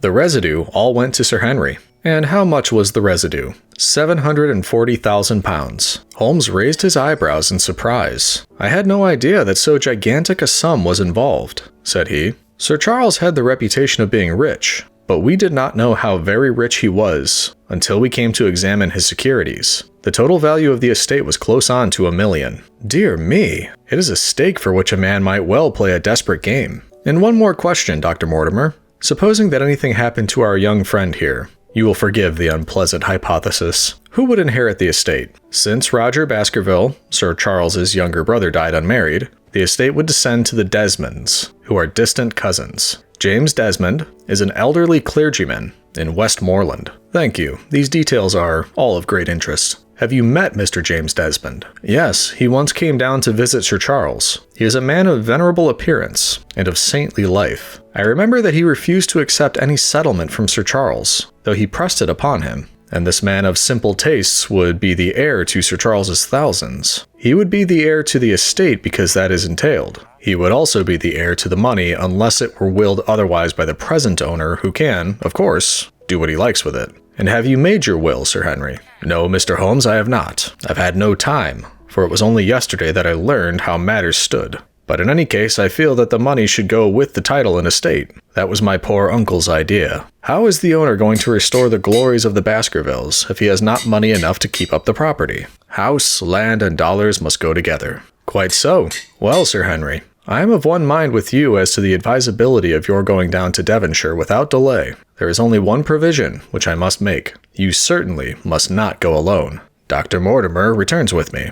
But Dr. Mortimer has his practice to attend to, and his house is miles away from yours. With all the goodwill in the world, he may be unable to help you. No, Sir Henry, you must take with you someone, a trusty man, who will be always by your side. Is it possible that you could come yourself, Mr. Holmes? If matters came to a crisis, I should endeavor to be present in person. But you can understand that with my extensive consulting practice, and with the constant appeals which reach me from many quarters, it is impossible for me to be absent from London for an indefinite time. At the present instant, One of the most revered names in England is being besmirched by a blackmailer, and only I can stop a disastrous scandal. You will see how impossible it is for me to go to Dartmoor. Who would you recommend, then?" Holmes laid his hand upon my arm. "If my friend would undertake it, there is no man who is better worth having at your side when you are in a tight place. No one can say so more confidently than I." The proposition took me completely by surprise, but before I had time to answer, Baskerville seized me by the hand and wrung it heartily. "Well, now, that is real kind of you, Dr. Watson," said he. "You see how it is with me, and you know just as much about the matter as I do. If you will come down to Baskerville Hall and see me through, I'll never forget it." The promise of adventure had always a fascination for me, and I was complimented by the words of Holmes and by the eagerness with which the baronet hailed me as a companion. "I will come with pleasure," said I. "I do not know how I could employ my time better." "And you will report very carefully to me," said Holmes. "When a crisis comes, as it will do, I will direct how you shall act. I suppose that by Saturday all might be ready? Would that suit Dr. Watson?" "Perfectly. Then on Saturday, unless you hear to the contrary, we shall meet at the 10:30 train from Paddington." We had risen to depart when Baskerville gave a cry of triumph, and diving into one of the corners of the room, he drew a brown boot from under a cabinet. "My missing boot!" he cried. "May all our difficulties vanish so easily," said Sherlock Holmes. "But it is a very singular thing," Dr. Mortimer remarked. "I searched this room carefully before lunch." "And so did I," said Baskerville. "Every inch of it. There was certainly no boot in it then. In that case, the waiter must have placed it there while we were lunching." The German was sent for, but professed to know nothing of the matter, nor could any inquiry clear it up. Another item had been added to that constant and apparently purposeless series of small mysteries, which had succeeded each other so rapidly. Setting aside the whole grim story of Sir Charles's death, we had a line of inexplicable incidents all within the limit of 2 days, which included the receipt of the printed letter, the black-bearded spy in the hansom, the loss of the new brown boot, the loss of the old black boot, and now the return of the new brown boot. Holmes sat in silence in the cab as we drove back to Baker Street, and I knew from his drawn brows and keen face that his mind, like my own, was busy in endeavoring to frame some scheme into which all these strange and apparently disconnected episodes could be fitted. All afternoon and late into the evening he sat, lost in tobacco and thought. Just before dinner, 2 telegrams were handed in. The first ran, "Have just heard that Barrymore is at the Hall, Baskerville." The second, "Visited 23 hotels as directed, but sorry to report, unable to trace cut sheet of times. Cartwright." There go 2 of my threads, Watson. There is nothing more stimulating than a case where everything goes against you. We must cast around for another scent. We have still the cabman who drove the spy. Exactly. I have wired to get his name and address from the official registry. I should not be surprised if this were an answer to my question. The ring on the bell proved to be something even more satisfactory than an answer, however, for the door opened and a rough-looking fellow entered who was evidently the man himself. "I got a message from the head office that a gent at this address had been inquiring for number 2704, said he. "I've driven my cab this 7 years and never a word of complaint. I came here straight from the yard to ask you to your face what you had against me." "I have nothing in the world against you, my good man," said Holmes. "On the contrary, I have half a sovereign for you if you will give me a clear answer to my questions." "Well, I've had a good day and no mistake," said the cabman with a grin. "What was it you wanted to ask, sir?" "First of all, your name and address, in case I want you again." "John Clayton, 3 Turpey Street, the Borough. My cab is out of Shipley's Yard, near Waterloo Station." Sherlock Holmes made a note of it. "Now, Clayton, tell me all about the fare who came and watched this house at 10 o'clock this morning, and afterwards followed the 2 gentlemen down Regent Street." The man looked surprised and a little embarrassed. "Why, there's no good my telling you things, for you seem to know as much as I do already," said he. "The truth is that the gentleman told me that he was a detective, and that I was to say nothing about him to anyone." "My good fellow, this is a very serious business, and you may find yourself in a pretty bad position if you try to hide anything from me. You say that your fare told you that he was a detective." "Yes, he did." "When did he say this?" "When he left me." "Did he say nothing more?" "He mentioned his name." Holmes cast a swift glance of triumph at me. "Oh, he mentioned his name, did he? That was imprudent. What was the name that he mentioned?" "His name," said the cabman, "was Mr. Sherlock Holmes." Never have I seen my friend more completely taken aback than by the cabman's reply. For an instant he sat in silent amazement. Then he burst into a hearty laugh. "A touch, Watson, an undeniable touch," said he. "I feel a foil as quick and supple as my own. He got home upon me very prettily that time." "So his name was Sherlock Holmes, was it?" "Yes, sir, that was the gentleman's name." "Excellent. Tell me where you picked him up, and all that occurred." "He hailed me at 9:30 in Trafalgar Square. He said that he was a detective, and he offered me 2 guineas if I would do exactly what he wanted all day and ask no questions. I was glad enough to agree. First we drove down to the Northumberland Hotel, and waited there until 2 gentlemen came out and took a cab from the rank. We followed their cab until it pulled up somewhere near here." "This very door," said Holmes. "Well, I couldn't be sure of that, but I dare say my fare knew all about it. We pulled up halfway down the street and waited an hour and a half. Then the 2 gentlemen passed us, walking, and we followed down Baker Street and along." "I know," said Holmes, "until we got 3/4 down Regent Street. Then my gentleman threw up the trap, and he cried that I should drive right away to Waterloo Station as hard as I could go. I whipped up the mare, and we were there under the 10 minutes. Then he paid up his 2 guineas, like a good one, and away he went into the station. Only just as he was leaving he turned round and he said, 'It might interest you to know that you have been driving Mr. Sherlock Holmes. That's how I come to know the name.' "I see. And you saw no more of him?" "Not after he went into the station." "And how would you describe Mr. Sherlock Holmes?" The cabman scratched his head. "Well, he wasn't altogether such an easy gentleman to describe. I'd put him at 40 years of age, and he was of a middle height, 2 or 3 inches shorter than you, sir. He was dressed like a toff, and he had a black beard, cut square at the end, and a pale face. I don't know as I could say more than that." "Color of his eyes?" "No, I can't say that." "Nothing more that you can remember?" "No, sir, nothing." "Well then, here is your half-sovereign. There's another one waiting for you if you can bring any more information. Good night." "Good night, sir, and thank you." John Clayton departed chuckling, and Holmes turned to me with a shrug of his shoulders and a rueful smile. "Snap goes our 3rd thread, and we end where we began," said he. "The cunning rascal! He knew our number, knew that Sir Henry Baskerville had consulted me, spotted who I was in Regent Street, conjectured that I had got the number of the cab, and would lay my hands on the driver, and so sent back this audacious message. I tell you, Watson, this time we have got a foeman who is worthy of our steel. I've been checkmated in London. I can only wish you better luck in Devonshire. But I'm not easy in my mind about it." "About what?" "About sending you. It's an ugly business, Watson. An ugly, dangerous business. And the more I see of it, the less I like it. Yes, my dear fellow, you may laugh, but I give you my word that I shall be very glad to have you back safe and sound in Baker Street once more." Chapter 6. Baskerville Hall.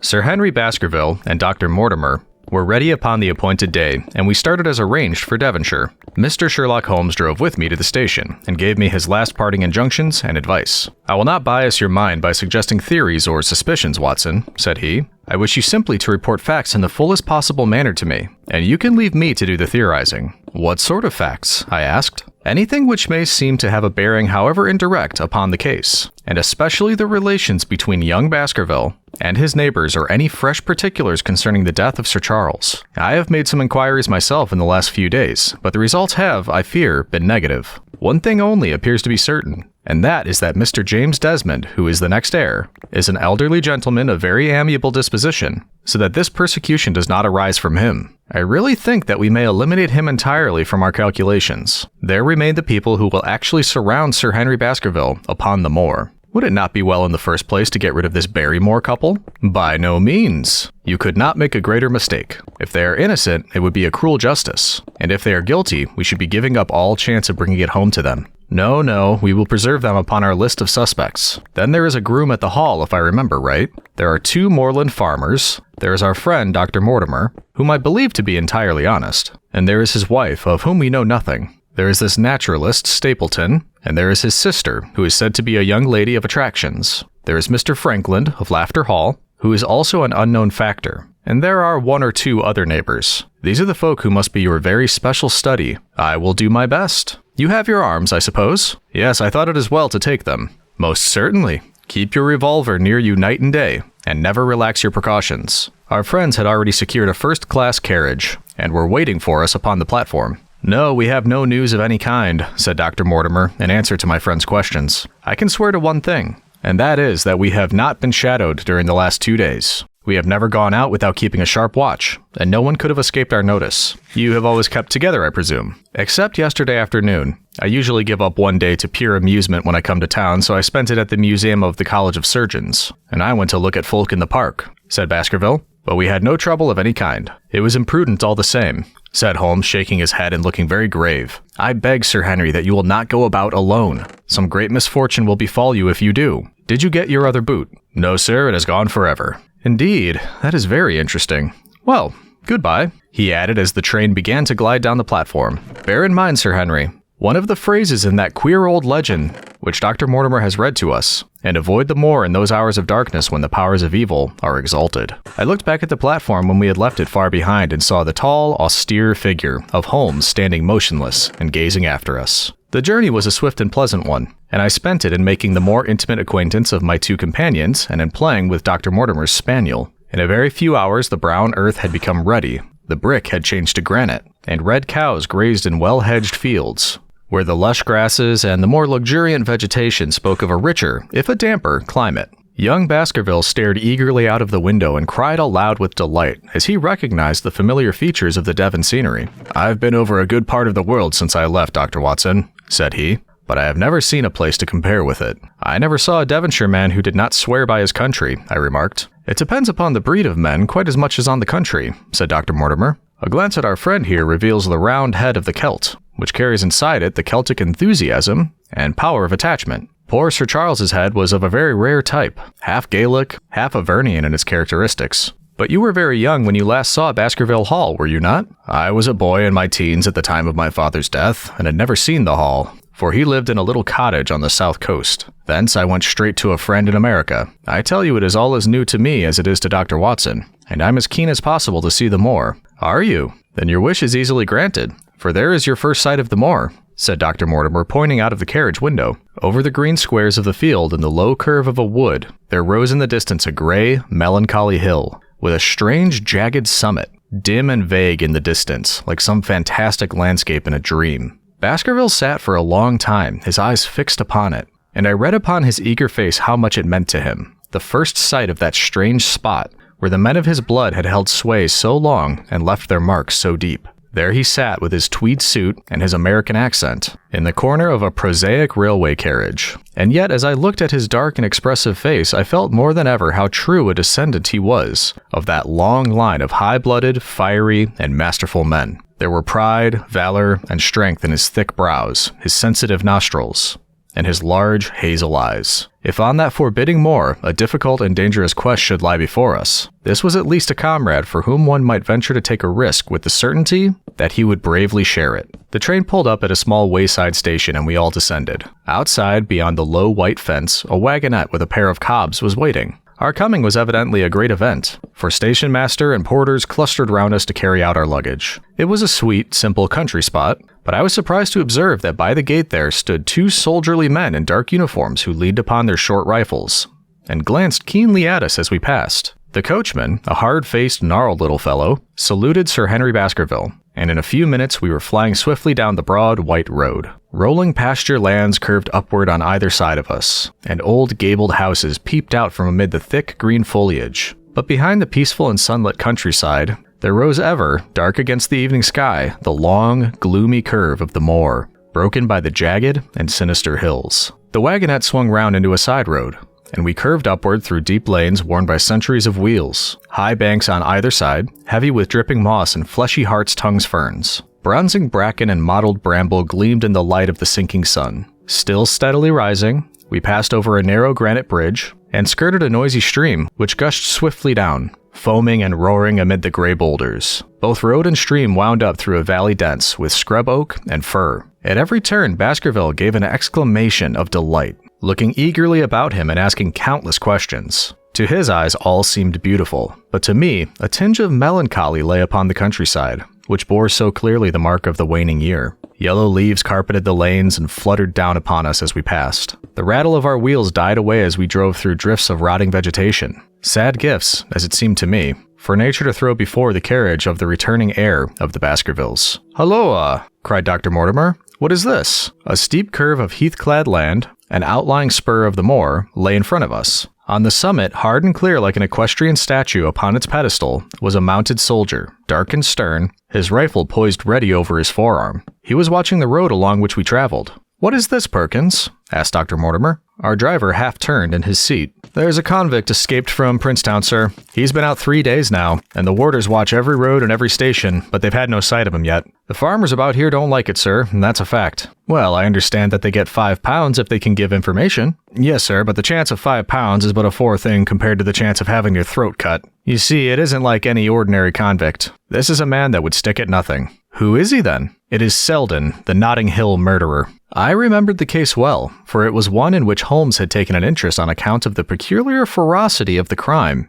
and the wanton brutality which had marked all the actions of the assassin. The commutation of his death sentence had been due to some doubts as to his complete sanity. So atrocious was his conduct. Our wagonette had topped a rise, and in front of us rose the huge expanse of the moor, mottled with gnarled and craggy cairns and tors. A cold wind swept down from it and set us shivering. Somewhere there, on that desolate plain, was lurking this fiendish man, hiding in a burrow like a wild beast, his heart full of malignancy against the whole race which had cast him out. It needed but this to complete the grim suggestiveness of the barren waste, the chilling wind, and the darkling sky. Even Baskerville fell silent and pulled his overcoat more closely around him. We had left the fertile country behind and beneath us. We looked back on it now, the slanting rays of a low sun turning the streams to threads of gold, and glowing on the red earth new turned by the plow and the broad tangle of the woodlands. The road in front of us grew bleaker and wilder over huge russet and olive slopes, sprinkled with giant boulders.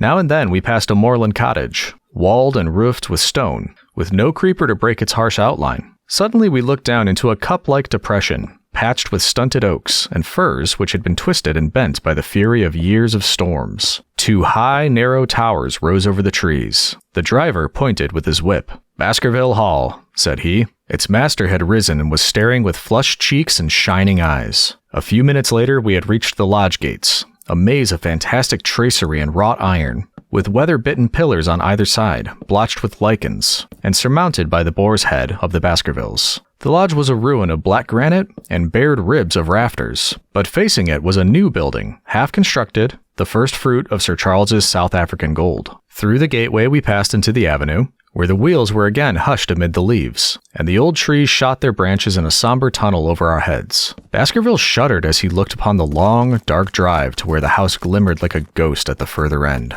"Was it here?" he asked in a low voice. No, the yew alley is on the other side." The young heir glanced round with a gloomy face. "It's no wonder my uncle felt as if trouble were coming on him in such a place as this," said he. "It's enough to scare any man. I'll have a row of electric lamps up here inside of 6 months, and you won't know it again, with 1,000 candle power Swan & Edison right here in front of the hall door." The avenue opened into a broad expanse of turf, and the house lay before us. In the fading light I could see that the center was a heavy block of building, from which a porch projected. The whole front was draped in ivy, with a patch clipped bare here and there where a window or a coat of arms broke through the dark veil. From this central block rose the twin towers, ancient, crenellated, and pierced with many loopholes. To right and left of the turrets were more modern wings of black granite. A dull light shone through heavy, mullioned windows, and from the high chimneys which rose from the steep, high-angled roof there sprang a single black column of smoke. "Welcome, Sir Henry. Welcome to Baskerville Hall." A tall man had stepped from the shadow of the porch to open the door of the wagonette. The figure of a woman was silhouetted against the yellow light of the hall. She came out and helped the man to hand down our bags. "You don't mind my driving straight home, Sir Henry?" said Dr. Mortimer. "My wife is expecting me." "Surely you will stay and have some dinner." "No, I must go. I shall probably find some work awaiting me. I would stay to show you over the house, but Barrymore will be a better guide than I. Goodbye, and never hesitate night or day to send for me if I can be of service."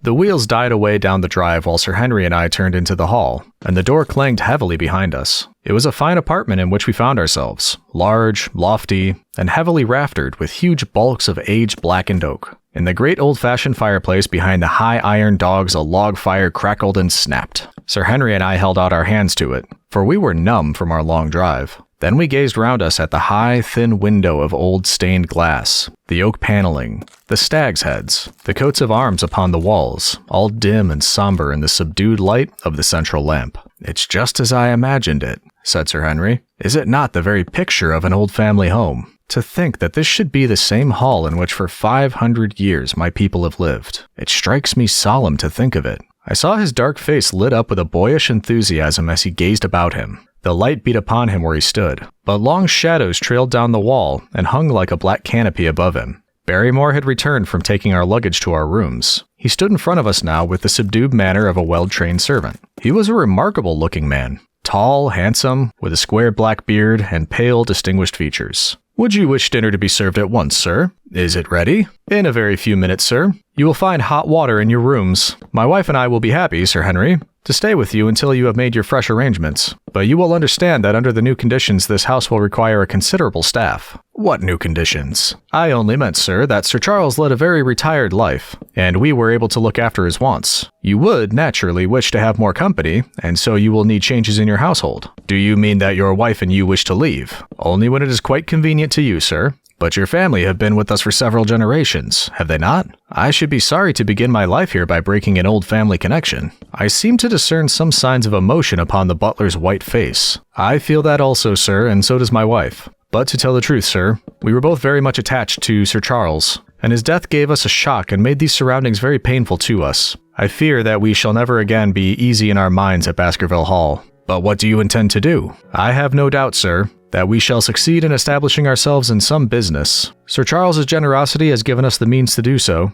And now, sir, perhaps I had best show you to your rooms." A square, balustraded gallery ran round the top of the old hall, approached by a double stair. From this central point, 2 long corridors extended the whole length of the building, from which all the bedrooms opened. My own was in the same wing as Baskerville's, and almost next door to it. These rooms appeared to be much more modern than the central part of the house, and the bright paper and numerous candles did something to remove the somber impression which our arrival had left upon my mind. But the dining room which opened out of the hall was a place of shadow and gloom. It was a long chamber with a step separating the dais, where the family sat from the lower portion reserved for their dependents. At one end, a minstrel's gallery overlooked it.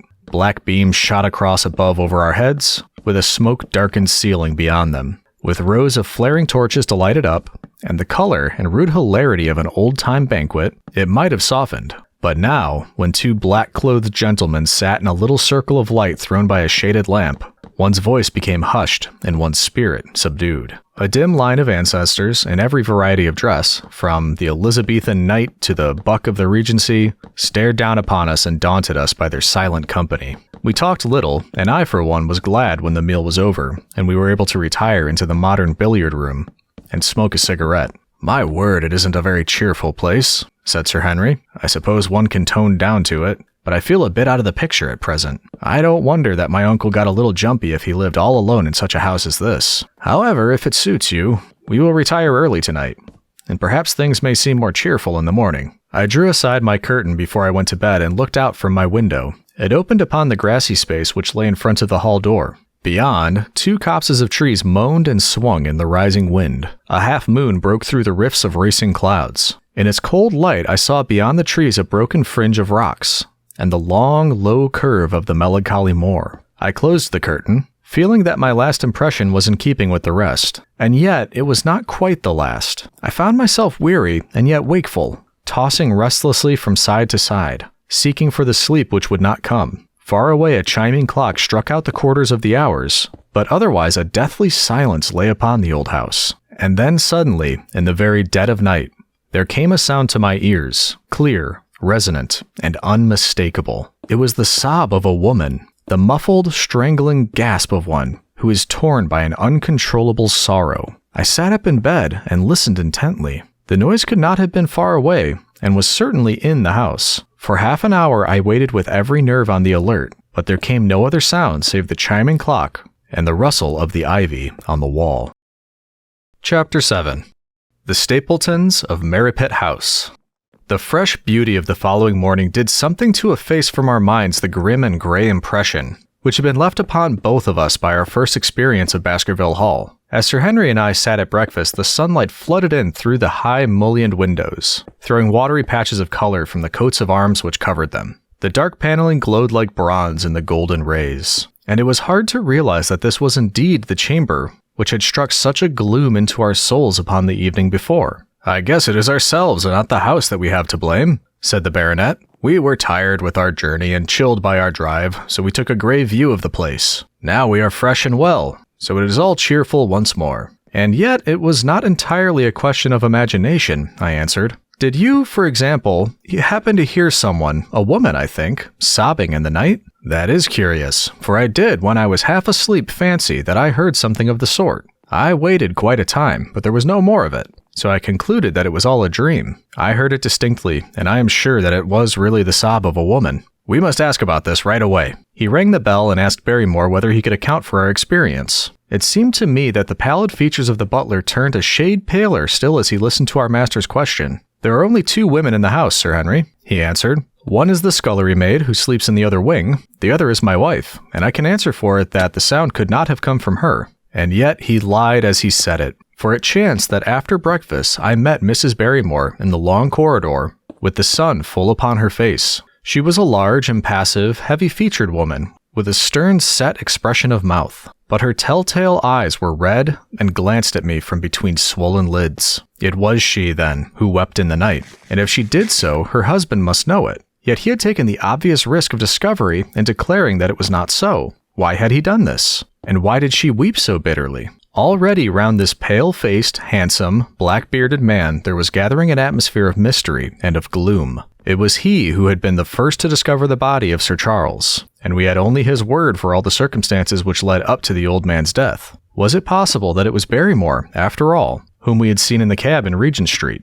The beard might well have been the same. The cabman had described a somewhat shorter man, but such an impression might easily have been erroneous. How could I settle the point forever? Obviously, the first thing to do was see the Grimpen postmaster and find whether the test telegram had really been placed in Barrymore's own hands. Be the answer what it might, I should at least have something to report to Sherlock Holmes. Sir Henry had numerous papers to examine after breakfast, so that the time was propitious for my excursion. It was a pleasant walk of 4 miles along the edge of the moor, leading me at last to a small grey hamlet, in which 2 larger buildings, which proved to be the inn and the house of Dr. Mortimer, stood high above the rest. The postmaster, who was also the village grocer, had a clear recollection of the telegram. "Certainly, sir," said he. "I had the telegram delivered to Mr. Barrymore exactly as directed." "Who delivered it?" "My boy here. James, you delivered that telegram to Mr. Barrymore at the Hall last week, did you not?" "Yes, father, I delivered it." "Into his own hands?" I asked. "Well, he was up in the loft at the time, so I could not put it into his own hands,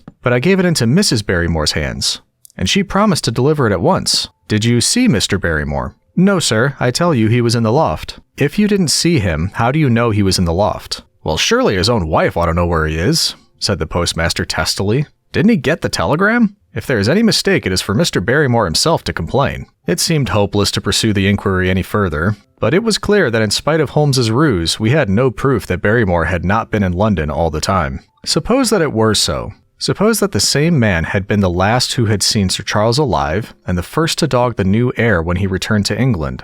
What then? Was he the agent of the others? Or had he some sinister design of his own? What interest could he have in persecuting the Baskerville family? I thought of the strange warning clipped out of the leading article of the Times. Was that his work? Or was it possibly the doing of someone who was bent upon counteracting his schemes? The only conceivable motive was that which had been suggested by Sir Henry, that if the family could be scared away, a comfortable and permanent home would be secured for the Barrymores. But surely such an explanation as that would be quite inadequate to account for the deep and subtle scheming, which seemed to be weaving an invisible net round the young baronet. Holmes himself had said that no more complex case had come to him in all the long series of his sensational investigations. I prayed, as I walked back along the grey, lonely road, that my friend might soon be freed from his preoccupations and able to come down to take this heavy burden of responsibility from my shoulders. Suddenly, my thoughts were interrupted by the sound of running feet behind me and by a voice which called me by name. I turned, expecting to see Dr. Mortimer, but to my surprise it was a stranger who was pursuing me. He was a small, slim, clean-shaven, prim-faced man, flaxen-haired and lean-jawed, between 30 and 40 years of age, dressed in a gray suit and wearing a straw hat. A tin box for botanical specimens hung over his shoulder, and he carried a green butterfly net in one of his hands. "You will, I am sure, excuse my presumption, Dr. Watson," said he as he came panting up to where I stood. "Here on the moor, we are homely folk, and do not wait for formal introductions. You may possibly have heard my name from our mutual friend Mortimer. I am Stapleton, of Merripit House." "Your net and box would have told me as much," said I. for I knew that Mr. Stapleton was a naturalist. But how did you know me? I have been calling on Mortimer, and he pointed you out to me from the window of his surgery as you passed. As our road lay the same way, I thought that I would overtake you and introduce myself. I trust that Sir Henry is none the worse for his journey? He is very well, thank you. We were all rather afraid that after the sad death of Sir Charles, that the new baronet might refuse to live here. It is asking much of a wealthy man to come down and bury himself in a place of this kind. But I need not tell you that it means a very great deal to the countryside. Sir Henry has, I suppose, no superstitious fears in the matter? I do not think that is likely. Of course you know the legend of the fiend dog which haunts the family? I have heard it. It is extraordinary how credulous the peasants are about here. Any number of them are ready to swear that they have seen such a creature upon the moor. He spoke with a smile, but I seemed to read in his eyes that he took the matter more seriously. The story took a great hold upon the imagination of Sir Charles, and I have no doubt that it led to his tragic end. But how? His nerves were so worked up that the appearance of any dog might have had a fatal effect upon his diseased heart. I fancy that he really did see something of the kind upon the last night in the yew alley. I feared that some disaster might occur, for I was very fond of the old man, and I knew that his heart was weak. How did you know that? My friend Mortimer told me. You think, then, that some dog pursued Sir Charles, and that he died of fright in consequence? Have you any better explanation? I have not come to any conclusion. Has Mr. Sherlock Holmes? The words took away my breath for an instant, but a glance at the placid face and steadfast eyes of my companion showed that no surprise was intended.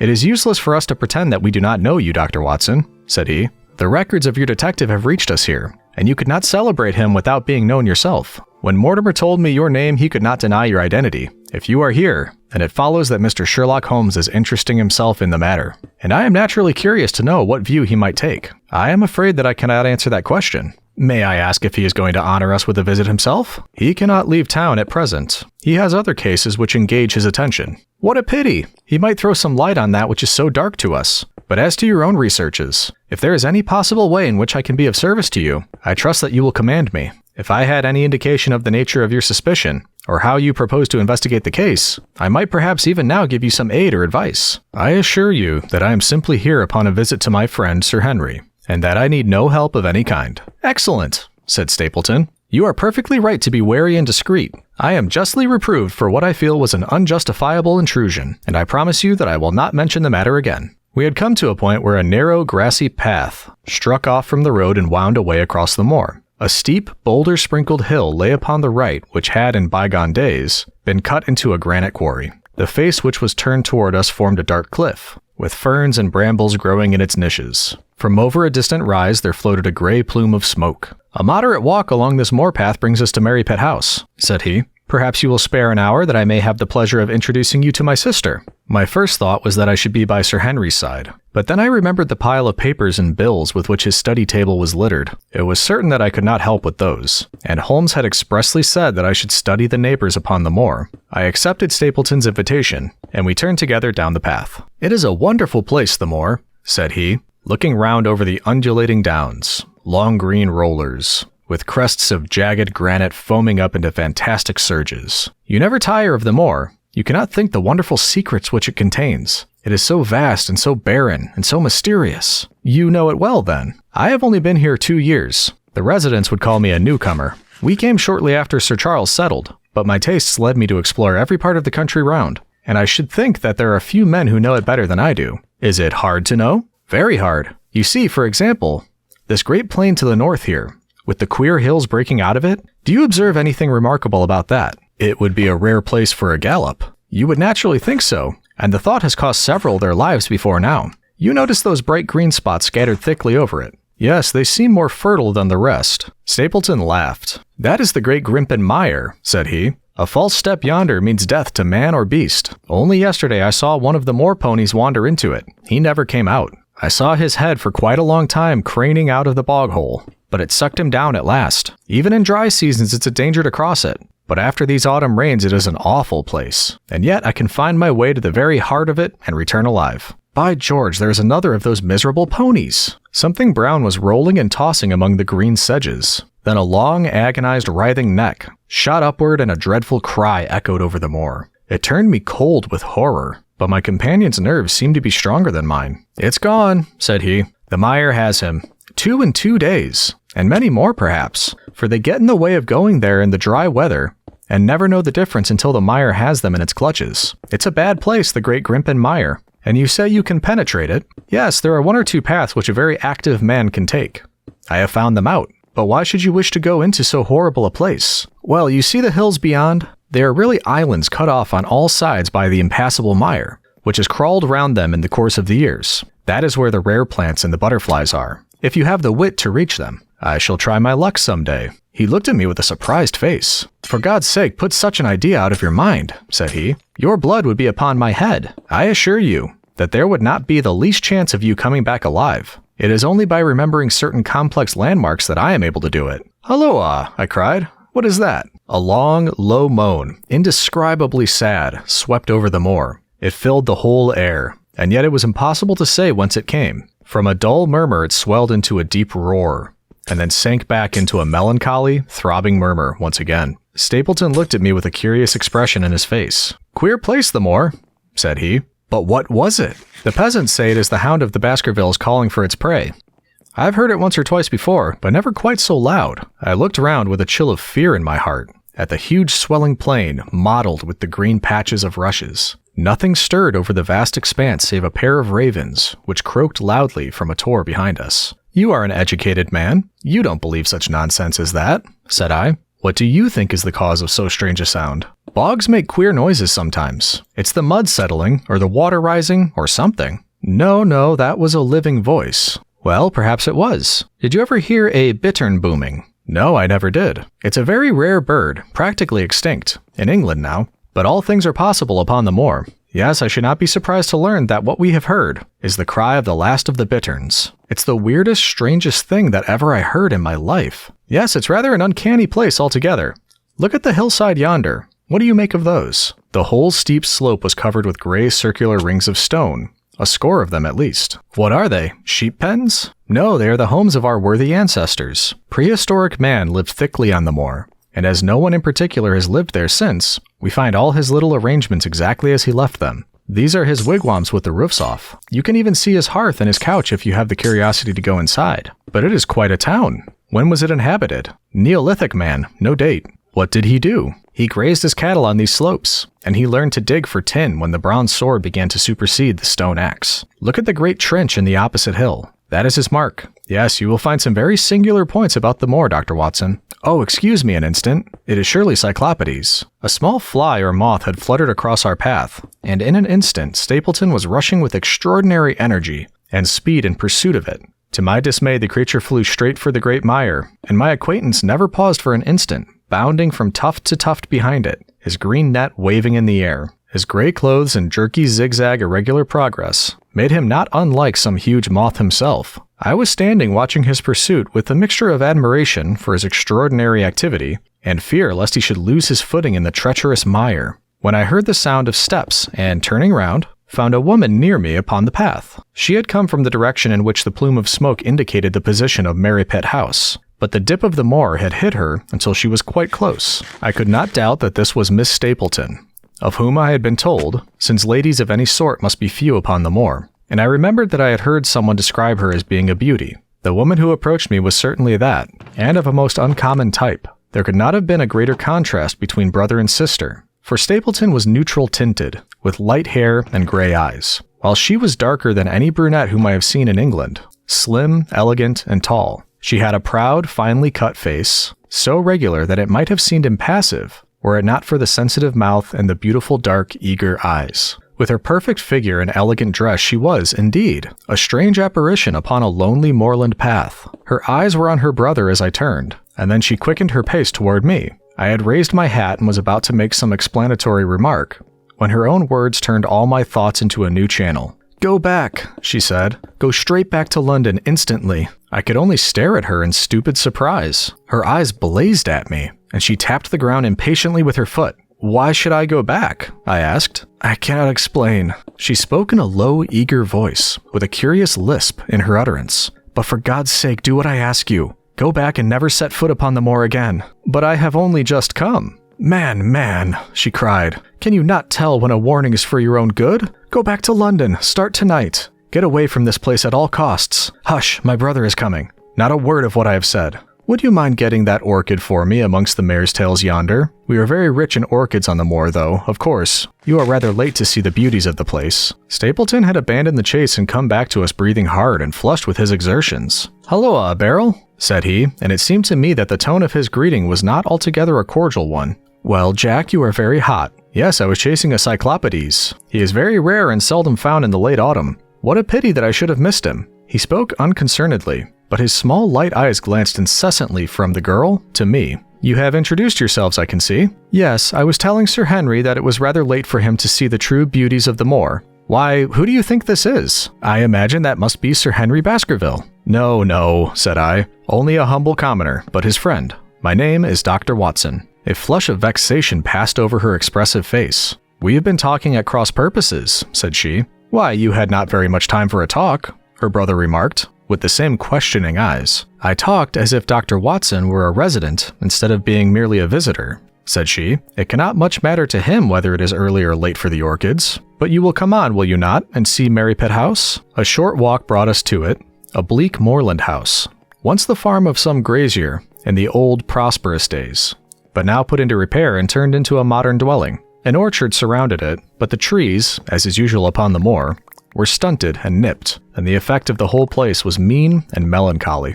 We were admitted by a strange, wizened, rusty-coated old manservant who seemed in keeping with the house. Inside, however, there were large rooms furnished with an elegance in which I seemed to recognize the taste of the lady. As I looked from their windows at the interminable granite-flecked moor, rolling unbroken to the farthest horizon, I could not but marvel at what could have brought this highly educated man and this beautiful woman to live in such a place. "Queer spot to choose, is it not?" said he as if in answer to my thought. "And yet we managed to make ourselves fairly happy, do we not, Beryl?" "Quite happy," said she, but there was no ring of conviction in her words. "I had a school," said Stapleton. "It was in the North Country. The work to a man of my temperament was mechanical and uninteresting, but the privilege of living with youth, of helping to mold those young minds, and of impressing them with one's own character and ideals, was very dear to me. However, the fates were against us. A serious epidemic broke out in the school, and 3 of the boys died. It never recovered from the blow, and much of my capital was irretrievably swallowed up.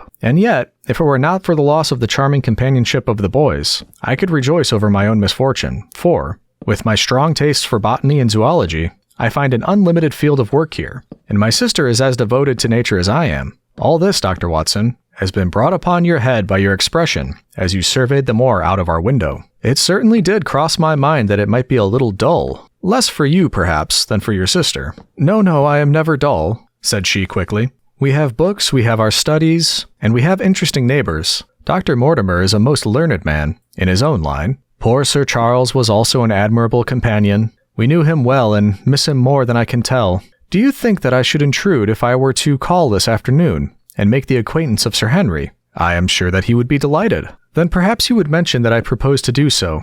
We may, in our humble way, do something to make things more easy for him until he becomes accustomed to his new surroundings. Will you come upstairs, Dr. Watson, and inspect my collection of Lepidoptera? I think it is the most complete one in the southwest of England. By the time that you have looked through them, lunch will be almost ready." But I was eager to get back to my charge. The melancholy of the moor, the death of the unfortunate pony, the weird sounds which had been associated with the grim legend of the Baskervilles, all these things tinged my thoughts with sadness. Then on top of these more or less vague impressions, there had come the definite and distinct warnings of Miss Stapleton, delivered with such intense earnestness that I could not doubt that some grave and deep reason lay behind it. I resisted all pressure to stay for lunch, and I set off at once upon my return journey, taking the grass-grown path by which we had come. It seems, however, that there must have been some shortcut for those who knew it, for before I had reached the road, I was astounded to see Miss Stapleton sitting upon a rock by the side of the track. Her face was beautifully flushed with her exertions, and she held her hand to her side.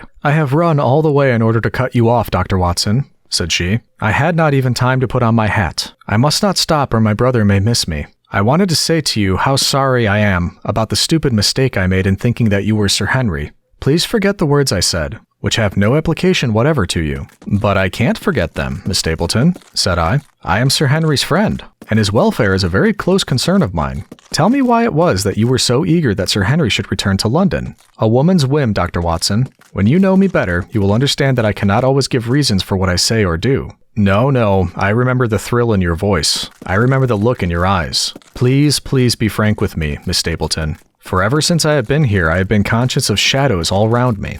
Life has become like that great Grimpen mire, with little green patches everywhere, into which one may sink, and with no guide to point the track. Tell me then what it was that you meant, and I will promise to convey your warning to Sir Henry. An expression of irresolution passed for an instant over her face, but her eyes had hardened again when she answered me. You make too much of it, Dr. Watson, said she. My brother and I were very much shocked by the death of Sir Charles. We knew him very intimately, for his favorite walk was over the moor to our house. He was deeply impressed with the curse which hung over the family, and when this tragedy came, I naturally felt that there must be some grounds for the fears which he had expressed. I was distressed, therefore, when another member of the family came down to live here, and I felt that he should be warned for the danger which he will run. That was all which I intended to convey. But what is the danger? You know the story of the Hound? I do not believe in such nonsense. But I do. If you have any influence with Sir Henry, take him away from a place which has always been fatal to his family. The world is wide. Why should he wish to live at the place of danger? Because it is the place of danger.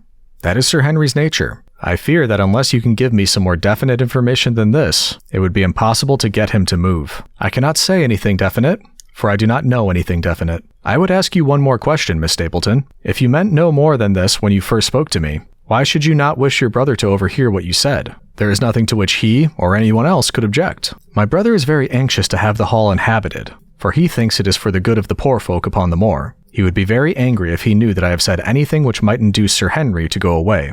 But I have done my duty now, and I will say no more. I must go back, or he will miss me and suspect that I have gone to see you. Goodbye. She turned, and had disappeared in a few minutes among the scattered boulders, while I, with my soul full of vague fears, pursued my way to Baskerville Hall. Chapter 8. First Report of Dr. Watson. From this point onward, I will follow the course of events by transcribing my own letters to Mr. Sherlock Holmes, which lie before me on the table. One page is missing, but otherwise they are exactly as written, and show my feelings and suspicions of the moment more accurately than my memory, clear as it is upon these tragic events, can possibly do.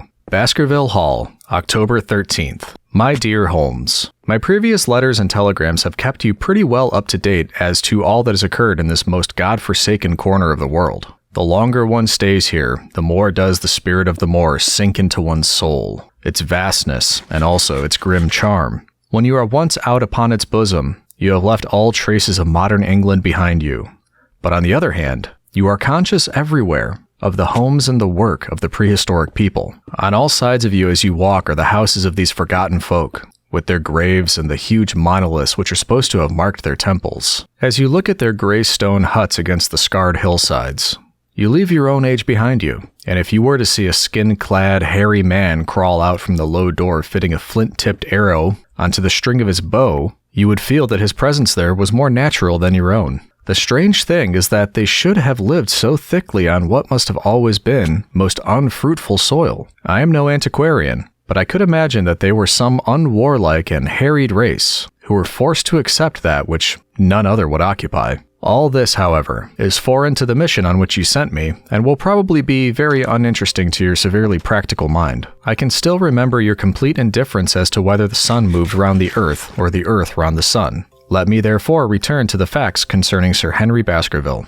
If you have not had any report within the last few days, it is because up to today there was nothing of importance to relate. Then a very surprising circumstance occurred, which I shall tell you in due course. But first of all, I must keep you in touch with some of the other factors in the situation. One of these, concerning which I have said little, is the escaped convict upon the moor. There is strong reason now to believe that he has got right away, which is a considerable relief to the lonely householders of this district. A fortnight has passed since his flight, during which he has not been seen and nothing has been heard of him. It is surely inconceivable that he could have held out upon the moor during all that time. Of course, so far as his concealment goes, there is no difficulty at all. Any one of these stone huts would give him a hiding place. But there is nothing to eat unless he were to catch and slaughter one of the moor sheep. We think, therefore, that he is gone, and the outlying farmers sleep the better in consequence. We are 4 able-bodied men in this household, so that we could take good care of ourselves, but I confess that I have had uneasy moments when I have thought of the Stapletons. They live miles from any help. There are 1 maid, an old manservant, the sister, and the brother. The latter not a very strong man.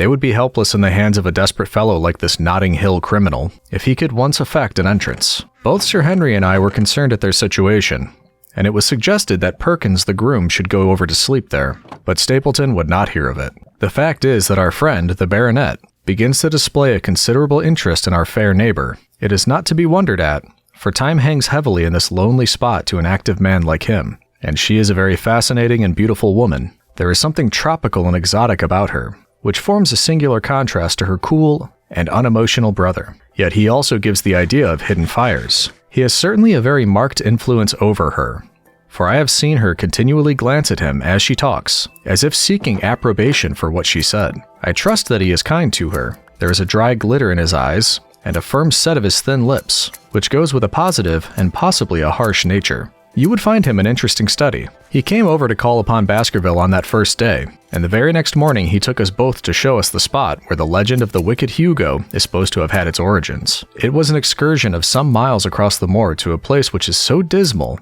that it might have suggested the story. We found a short valley between rugged tors which led to an open, grassy space, flecked over with the white cotton grass. In the middle of it rose two great stones, worn and sharpened at the upper ends until they looked like the huge corroding fangs of some monstrous beast. In every way it corresponded with the scene of the old tragedy. Sir Henry was much interested, and asked Stapleton more than once whether he did really believe in the possibility of the interference of the supernatural in the affairs of men. He spoke lightly, but it was evident that he was very much in earnest. Stapleton was guarded in his replies, but it was easy to see that he said less than he might, and that he would not express his whole opinion out of consideration for the feelings of the baronet. He told us of similar cases, where families had suffered from some evil influence, and he left us with the impression that he shared the popular view upon the matter. On our way back, we stayed for lunch at Merripit House, and it was there that Sir Henry made the acquaintance of Miss Stapleton. From the first moment that he saw her, he appeared to be strongly attracted by her, and I am much mistaken if the feeling was not mutual. He referred to her again and again on our walk home, and since then hardly a day has passed that we have not seen something of the brother and the sister. They dine here tonight, and there is some talk of our going to them next week. One would imagine that such a match would be very welcome to Stapleton, and yet I have more than once caught a look of the strongest disapprobation in his face when Sir Henry has been paying some attention to his sister. He is much attached to her, no doubt, and would lead a lonely life without her. But it would seem the height of selfishness if he were to stand in the way of her making so brilliant a marriage. Yet I am certain that he does not wish their intimacy to ripen into love, and I have several times observed that he has taken pains to prevent them from being tete-a-tete. By the way, your instructions to me never to allow Sir Henry to go out alone will become very much more onerous if a love affair were to be added to our other difficulties. My popularity would soon suffer if I were to carry out your orders to the letter. The other day, Thursday, to be more exact, Dr. Mortimer lunched with us. He has been excavating a barrow at Long Down, and has got a prehistoric skull which fills him with great joy. Never was there such a single-minded enthusiast as he. The Stapletons came in afterwards, and the good doctor took us all to the yew alley at Sir Henry's request, to show us exactly how everything occurred upon that fatal night. It is a long, dismal walk, the yew alley, between two high walls of clipped hedge, with a narrow band of grass upon either side. At the far end is an old tumble-down summer house. Halfway down is the moor gate, where the old gentleman left his cigar ash. It is a white wooden gate with a latch. Beyond it lies the wide moor. I remembered your theory of the affair and tried to picture all that had occurred. As the old man stood there, he saw something come across the moor, something which terrified him so that he lost his wits and ran until he died of sheer horror and exhaustion. There was the long, gloomy tunnel down which he fled. And from what? A sheepdog of the moor? Or a spectral hound, black, silent, and monstrous? Was there a human agency in the matter? Did the pale, watchful Barrymore know more than he cared to say? It was all dim and vague, but always there is a dark shadow of crime behind it. One other neighbor I have met since I wrote last. This is Mr. Franklin of Laughter Hall, who lives some 4 miles to the south of us. He is an elderly man, red-faced, white-haired, and choleric. His passion is for British law, and he has spent a large fortune in litigation. He fights for the mere pleasure of fighting, and is equally ready to take up either side of a question, so that it is no wonder that he has found it a costly amusement. Sometimes he will shut up a right-of-way, and defy the parish to make him open it. At others, he will with his own hands tear down some other man's gate, and declare that a path has existed there from time immemorial, defying the owner to prosecute him for trespass. He is learned in old and manorial and communal rights, and he applies his knowledge sometimes in favor of the villagers of Fernworthy, and sometimes against them. so that he is periodically either carried in triumph down the village street or else burned in effigy, according to his latest exploit. He is said to have about 7 lawsuits upon his hands at present, which will probably swallow up the remainder of his fortune and so draw his sting and leave him harmless for the future. Apart from the law, he seems a kindly, good-natured person, and I only mention him because you were particular that I should send some description of the people who surround us. He is curiously employed at present, for, being an amateur astronomer, he has an excellent telescope, with which he lies upon the roof of his own house and sweeps the moor all day in the hope of catching a glimpse of the escaped convict. If he would confine his energies to this, all would be well. But there are rumors that he intends to prosecute Dr. Mortimer for opening a grave without the consent of the next of kin, because he dug up the Neolithic skull in the barrow on Long Down. He helps to keep our lives from being monotonous, and gives a little comic relief where it is badly needed. And now, having brought you up to date in the escaped convict, the Stapletons, Dr. Mortimer, and Franklin of Laughter Hall, let me end on that which is most important and tell you more about the Barrymores, and especially about the surprising development of last night. First of all, about the test telegram, which you sent from London in order to make sure the Barrymore was really here. I have already explained that the testimony of the postmaster shows that the test was worthless, and that we have no proof one way or the other. I told Sir Henry how the matter stood, and he at once, in his downright fashion, had Barrymore up and asked him whether he had received the telegram himself. Barrymore said that he had. "Did the boy deliver it into your own hands?" asked Sir Henry. Barrymore looked surprised and considered for a little time. "No," said he. "I was in the box room at the time, and my wife brought it up to me." "Did you answer it yourself?" "No, I told my wife what to answer and she went down to write it." In the evening he recurred to the subject of his own accord. "I could not quite understand the object of your questions this morning, Sir Henry," said he. "I trust that they do not mean that I have done anything to forfeit your confidence?" Sir Henry had to assure him that it was not so, and pacify him by giving him a considerable part of his old wardrobe, the London outfit having now all arrived. "Mrs. Barrymore is of interest to me. She is a heavy, solid person, very limited, intensely respectable, and inclined to be puritanical. You could hardly conceive a less emotional subject. Yet I have told you how, on the first night here, I heard her sobbing bitterly, and since then I have more than once observed traces of tears upon her face. Some deep sorrow gnaws ever at her heart. Sometimes I wonder if she has a guilty memory which haunts her, and sometimes I suspect Barrymore of being a domestic tyrant. I have always felt that there was something singular and questionable in this man's character, but the adventure of last night brings all my suspicions to a head. And yet, it may seem a small matter in itself. You are aware that I am not a very sound sleeper,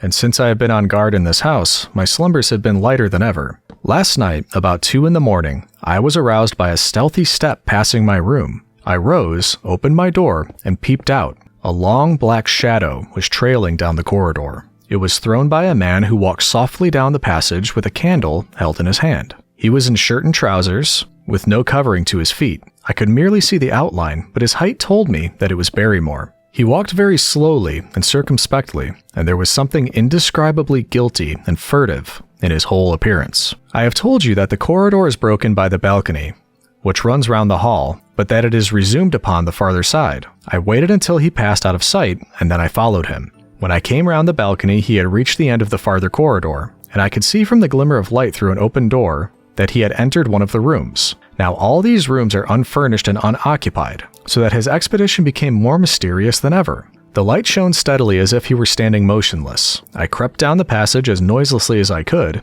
and peeped round the corner of the door. Barrymore was crouching at the window with the candle held against the glass. His profile was half turned toward me, and his face seemed to be rigid with expectation as he stared out into the blackness of the moor. For some minutes he stood watching intently. Then he gave a deep groan, and with an impatient gesture he put out the light.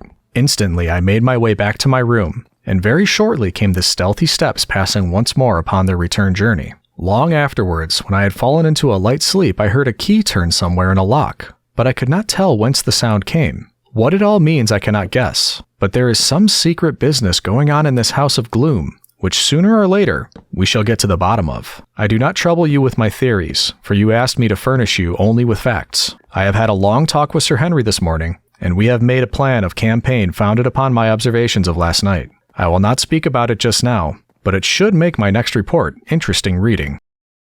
Chapter 9. The Light Upon the Moor. Second Report of Dr. Watson. Baskerville Hall, October 15th. My dear Holmes, if I was compelled to leave you without much news during the early days of my mission, you must acknowledge that I am making up for lost time, and that events are now crowding thick and fast upon us. In my last report, I ended upon my top note, with Barrymore at the window, and now I have quite a budget already which will, unless I am much mistaken, considerably surprise you. Things have taken a turn which I could not have anticipated. In some ways, they have within the last 48 hours become much clearer, and in some ways, they have become more complicated.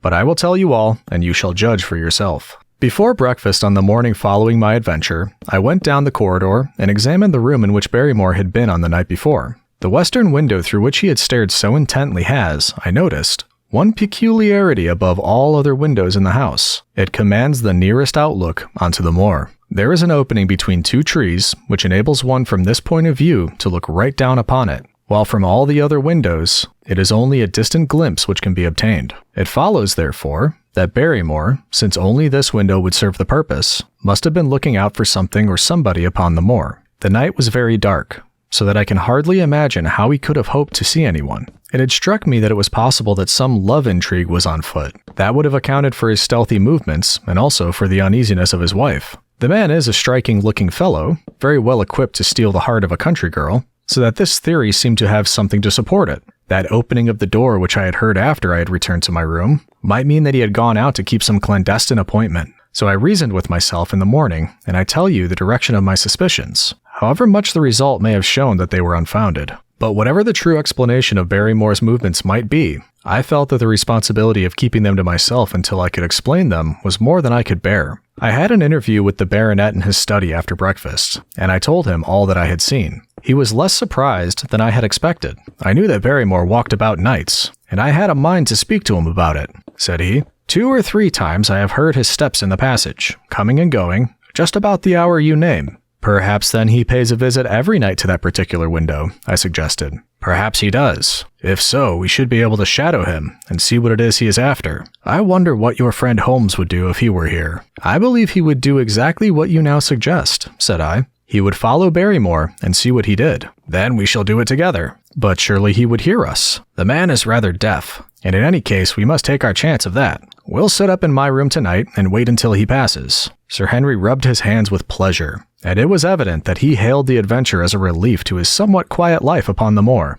The baronet has been in communication with the architect who prepared the plans for Sir Charles, and with a contractor from London, so that we may expect great changes to begin here soon. There have been decorators and furnishers up from Plymouth, and it is evident that our friend has large ideas and means to spare no pains or expense to restore the grandeur of his family.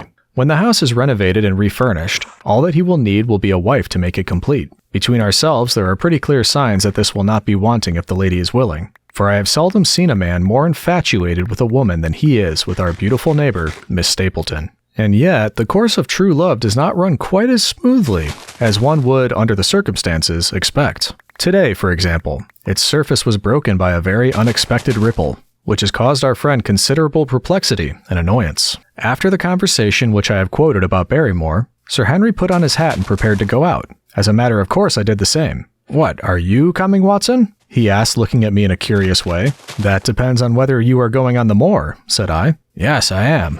"Well, you know what my instructions are. I am sorry to intrude, but you heard how earnestly Holmes insisted that I should not leave you, and especially that you should not go alone upon the moor." Sir Henry put his hand upon my shoulder with a pleasant smile. "My dear fellow," said he, "Holmes, with all his wisdom, did not foresee some things which have happened since I have been on the moor. You understand me? I am sure that you are the last man in the world who would wish to be a spoil-sport. I must go out alone." It put me in a most awkward position. I was at a loss what to say, or what to do, and before I had made up my mind, he picked up his cane and was gone. But when I came to think the matter over, my conscience reproached me bitterly for having on any pretext allowed him to go out of my sight. I imagined what my feelings would be if I had to return to you and to confess that some misfortune had occurred through my disregard for your instructions. I assure you my cheeks flushed at the very thought. It might not even now be too late to overtake him, so I set off at once in the direction of Mary Pitt House. I hurried along the road at the top of my speed without seeing anything of Sir Henry, until I came to the point where the moor path branches off. There, fearing that perhaps I had come in the wrong direction after all, I mounted a hill from which I could command a view, the same hill which is cut into the dark quarry. Thence I saw him at once. He was on the moor path about 1/4 of a mile off, and a lady was by his side, who could only be Miss Stapleton. It was clear that there was already an understanding between them, and that they had met by appointment. They were walking slowly along in deep conversation, and I saw her making quick little movements of her hands, as if she were very earnest in what she was saying, while he listened intently and once or twice shook his head in strong dissent. I stood among the rocks watching them, very much puzzled as to what I should do next. To follow them and break into their intimate conversation seemed to be an outrage, and yet my clear duty was never for an instant to let him out of my sight. To act the spy upon a friend was a hateful task. Still, I could see no better course than to observe him from the hill, and to clear my conscience, by confessing to him afterwards what I had done. It is true that if any sudden danger had threatened him, I was too far away to be of any use, and yet I am sure that you will agree with me that the position was very difficult, and that there was nothing more which I could do. Our friend, Sir Henry, and the lady had halted on the path, and were standing deeply absorbed in their conversation, when I was suddenly aware that I was not the only witness of their interview. A wisp of green floating in the air caught my eye, and another glance showed me that it was carried on a stick by a man who was moving among the broken ground. It was Stapleton with his butterfly net. He was very much closer to the pair than I was, and he appeared to be moving in their direction. At this instant, Sir Henry suddenly drew Miss Stapleton to his side. His arm was round her, but it seemed to me that she was straining away from him with her face averted. He stooped his head to hers, and she raised one hand as if in protest. Next moment I saw them spring apart and turn hurriedly round. Stapleton was the cause of the interruption. He was running wildly toward them, his absurd net dangling behind him. He gesticulated and almost danced with excitement in front of the lovers. What the scene meant I could not imagine, but it seemed to me that Stapleton was abusing Sir Henry, who offered explanations, which became more angry as the other refused to accept them. The lady stood by in haughty silence. Finally, Stapleton turned upon his heel and beckoned in a peremptory way to his sister, who, after an irresolute glance at Sir Henry, walked off by the side of her brother. The naturalist's angry gestures showed that the lady was included in his displeasure. The baronet stood for a minute looking after them, and then he walked slowly back the way that he had come, his head hanging, the very picture of dejection. What all this meant I could not imagine, but I was deeply ashamed to have witnessed so intimate a scene without my friend's knowledge. I ran down the hill, therefore, and met the baronet at the bottom. His face was flushed with anger, and his brows were wrinkled, like one who is at his wit's end at what to do. "Hello, Watson. Where have you dropped from?" said he. "You don't mean to say that you came after me in spite of all." I explained everything to him, how I had found it impossible to remain behind, how I had followed him, and how I had witnessed all that had occurred. For an instant his eyes blazed at me, but my frankness disarmed his anger, and he broke at last into a rather rueful laugh. "You would have thought the middle of that prairie a fairly safe place for a man to be private," said he, "but by thunder the whole countryside seems to have been out to see me do my wooing, and a mighty poor wooing at that. Where had you engaged a seat?" "I was on that hill." "Quite in the back row, eh? But her brother was well up the front. Did you see him come out on us?" "Yes, I did." "Did he ever strike you as being crazy, this brother of hers?" "I can't say that he ever did." "I dare say not. I always thought him sane enough until today, but you can take it from me that either he or I ought to be in a straitjacket." "What's the matter with me, anyhow? You've lived near me for some weeks, Watson. Tell me straight now. Is there anything that would prevent me from making a good husband to a woman that I loved?" "I should say not. He can't object to my worldly position, so it must be myself that he has this down on. What has he against me? I never hurt man or woman in my life that I know of, and yet he would not so much as let me touch the tips of her fingers." "Did he say so?" "That and a deal more. I tell you, Watson, I've only known her these few weeks, but from the first I just felt that she was made for me. And she too. She was happy when she was with me. And that I'll swear. There's a light in a woman's eyes that speaks louder than words. But he has never let us get together, and it was only today for the first time that I saw a chance of having a few words with her alone. She was glad to meet me, but when she did, it was not love that she would talk about, and she wouldn't have let me talk about it either if she could have stopped it. She kept coming back to it that this was a place of danger, and that she would never be happy until I had left it. I told her that since I had seen her, I was in no hurry to leave it, and that if she really wanted me to go, the only way to work it was for her to arrange to go with me. With that, I offered in as many words to marry her, but before she could answer, down came this brother of hers, running at us with a face on him like a madman. He was just white with rage, and those lights of his eyes were blazing with fury. What was I doing with the lady? How dared I offer her attentions, which were distasteful to her? Did I think that because I was a baronet I could do what I liked? If he had not been her brother, I should have known better how to answer him. As it was, I told him that my feelings toward his sister were such as I was not ashamed of, and that I hoped that she might honor me by becoming my wife. That seemed to make the matter no better. So then I lost my temper too, and I answered him rather more hotly than I should perhaps, considering that she was standing by. So it ended by his going off with her, as you saw, and here am I, as badly puzzled a man as any in this country. Just tell me what it all means, Watson, and I'll owe you more than I can ever hope to repay. I tried one or two explanations, but indeed, I was completely puzzled myself. Our friend's title, his fortune, his age, his character, and his appearance are all in his favor,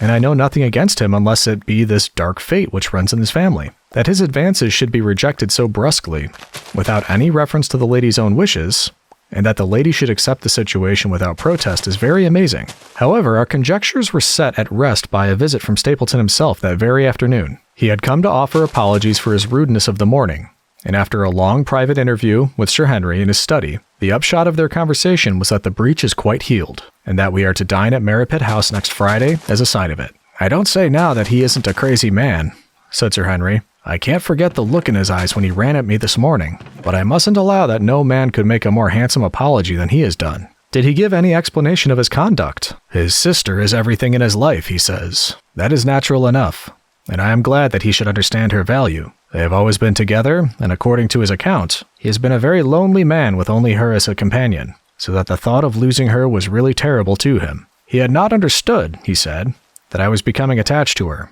But when he saw with his own eyes that it was really so, and that she might be taken away from him, it gave him such a shock that for a time he was not responsible for what he said or did. He was very sorry for all that had passed, and he recognized how foolish and how selfish it was that he should imagine that he could hold a beautiful woman like his sister to himself for her whole life. If she had to leave him, he had rather it was to a neighbor like myself than to anyone else. But in any case, it was a blow to him, and it would take him some time before he could prepare himself to meet it. He would withdraw all opposition upon his part if I would promise for 3 months to let the matter rest, and to be content with cultivating the lady's friendship during that time without claiming her love. This I promised, and so the matter rests. So there is one of our small mysteries cleared up. It is something to have touched bottom anywhere in this bog in which we are floundering. We know now why Stapleton looked with disfavor upon his sister's suitor, even when that suitor was so eligible a one as Sir Henry. And now I pass on to another thread which I have extracted out of the tangled skein, the mystery of the sobs in the night, of the tear-stained face of Mrs. Barrymore,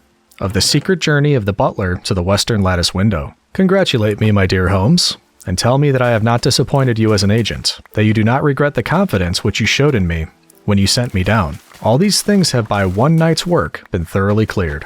I have said by one night's work, but in truth it was by 2 nights' work. For on the first we drew entirely blank. I sat up with Sir Henry in his rooms until nearly 3 o'clock in the morning, but no sound of any sort did we hear, except the chiming clock upon the stairs. It was a most melancholy vigil, and ended by each of us falling asleep in our chairs. Fortunately, we were not discouraged, and we determined to try again. The next night, we lowered the lamp and sat smoking cigarettes without making the least sound. It was incredible how slowly the hours crawled by, and yet we were helped through it by the same sort of patient interest which the hunter must feel as he watches the trap into which he hopes the game may wander. 1 struck, and 2, and we had almost for the second time given it up in despair, when in an instant we both sat bolt upright in our chairs, with all our weary senses keenly on the alert once more. We had heard the creak of a step in the passage. Very stealthily we heard it pass until it died away in the distance. Then the baronet gently opened his door, and we set out in pursuit. Already our man had gone round the gallery,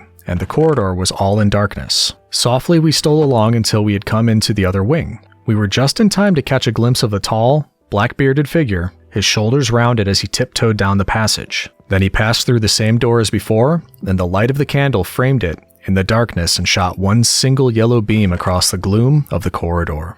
We shuffled cautiously toward it, trying every plank before we dared to put our whole weight upon it. We had taken the precaution of leaving our boots behind us, but, even so, the old boards snapped and creaked beneath our treads. Sometimes it seemed impossible that he should fail to hear our approach. However, the man is fortunately rather deaf, and he was entirely preoccupied in that which he was doing. When at last we reached the door and peeped through, we found him crouching at the window, candle in hand, his white, intent face pressed against the pane, exactly as I had seen him 2 nights before. We had arranged no plan of campaign, But the baronet is a man to whom the most direct way is always the most natural. He walked into the room, and as he did so, Barrymore sprang up from the window with a sharp hiss of his breath and stood, livid and trembling before us. His dark eyes glaring out of the white mask of his face were full of horror and astonishment as he gazed from Sir Henry to me. "What are you doing here, Barrymore?" "Nothing, sir." His agitation was so great that he could hardly speak, and the shadows sprang up and down from the shaking of his candle.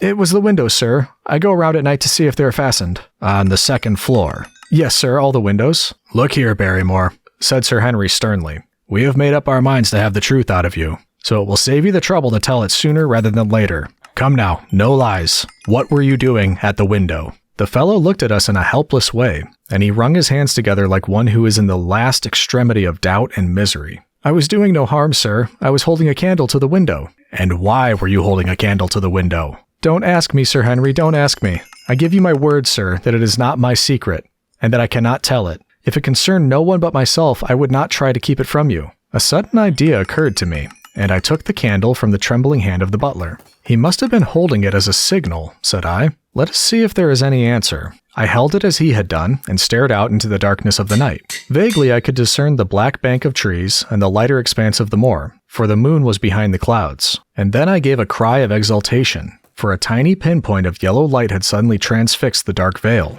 and glowed steadily in the center of the black square framed by the window. "There it is!" I cried. "No, no, sir, it is nothing, nothing at all," the butler broke in. "I assure you, sir." "Move your light across the window, Watson," cried the baronet. "See, the other moves also. Now, you rascal, do you deny that it is a signal? Come, speak up. Who is your confederate out yonder? And what is this conspiracy that is going on?" The man's face became openly defiant. "It is my business, and not yours. I will not tell." "Then you leave my employment right away." "Very good, sir. If I must, I must." "And you go in disgrace. By thunder, you may well be ashamed of yourself. Your family has lived with mine for over 100 years under this roof, and here I find you deep in some dark plot against me." "No, no, sir. No, not against you." It was a woman's voice, and Mrs. Barrymore, paler and more horror-struck than her husband, was standing at the door. Her bulky figure in a shawl and skirt might have been comic, were it not for the intensity of feeling upon her face. "We have to go, Eliza.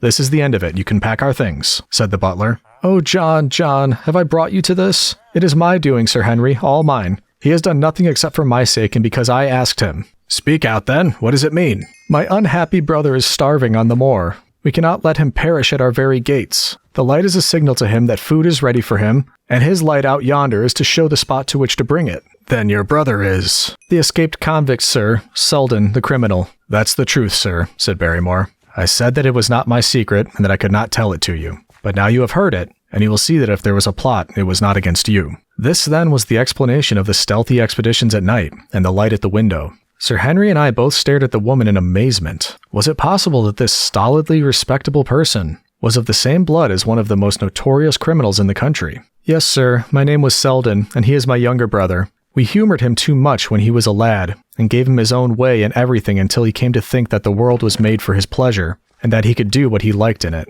Then, as he grew older, he met wicked companions, and the devil entered into him, until he broke my mother's heart and dragged our name in the dirt. From crime to crime he sank lower and lower, until it is only the mercy of God which has snatched him from the scaffold.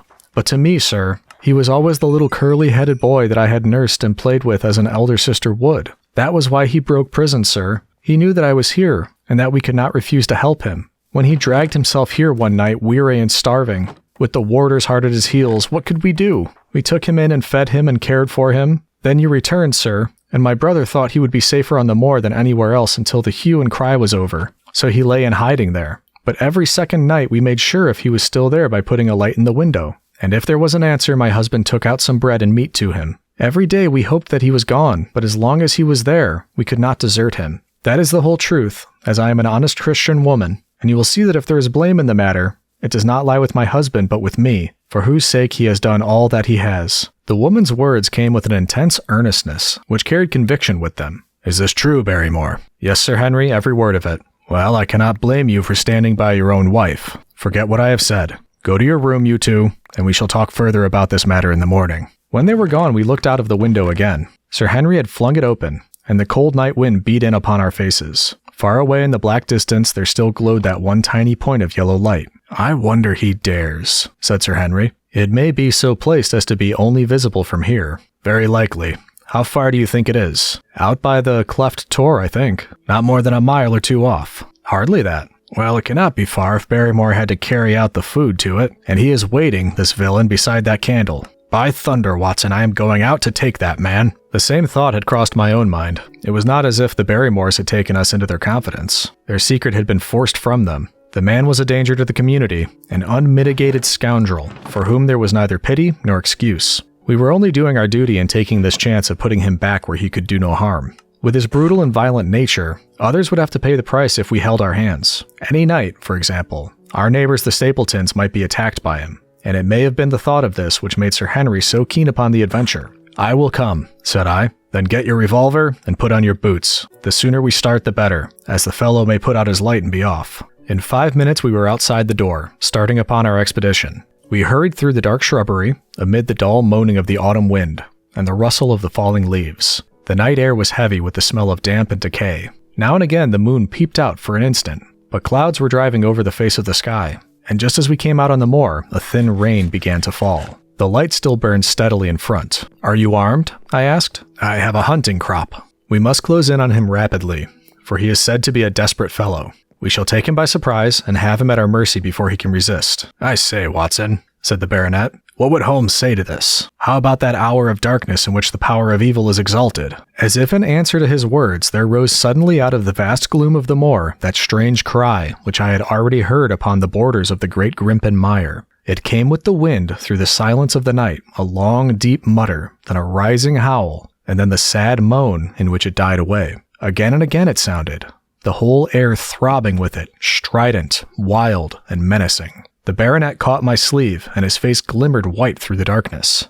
My God, what's that, Watson? I don't know. It's a sound they have on the moor. I heard it once before. It died away, and an absolute silence closed in upon us. We stood straining our ears, but nothing came. Watson, said the baronet, it was the cry of a hound. My blood ran cold in my veins, for there was a break in his voice which told me of the sudden horror which had seized him. What do they call this sound? He asked. Who? The folk on the countryside. Oh, they are ignorant people. Why should you mind what they call it? Tell me, Watson, what do they say of it? I hesitated, but could not escape the question. They say it is the cry of the Hound of the Baskervilles. He groaned and was silent for a few moments. A hound it was, he said at last, but it seemed to come from miles away over yonder, I think. It was hard to say whence it came. It rose and fell with the wind. Isn't that the direction of the great Grimpen Mire? Yes, it is. Well, it was up there. Come now, Watson.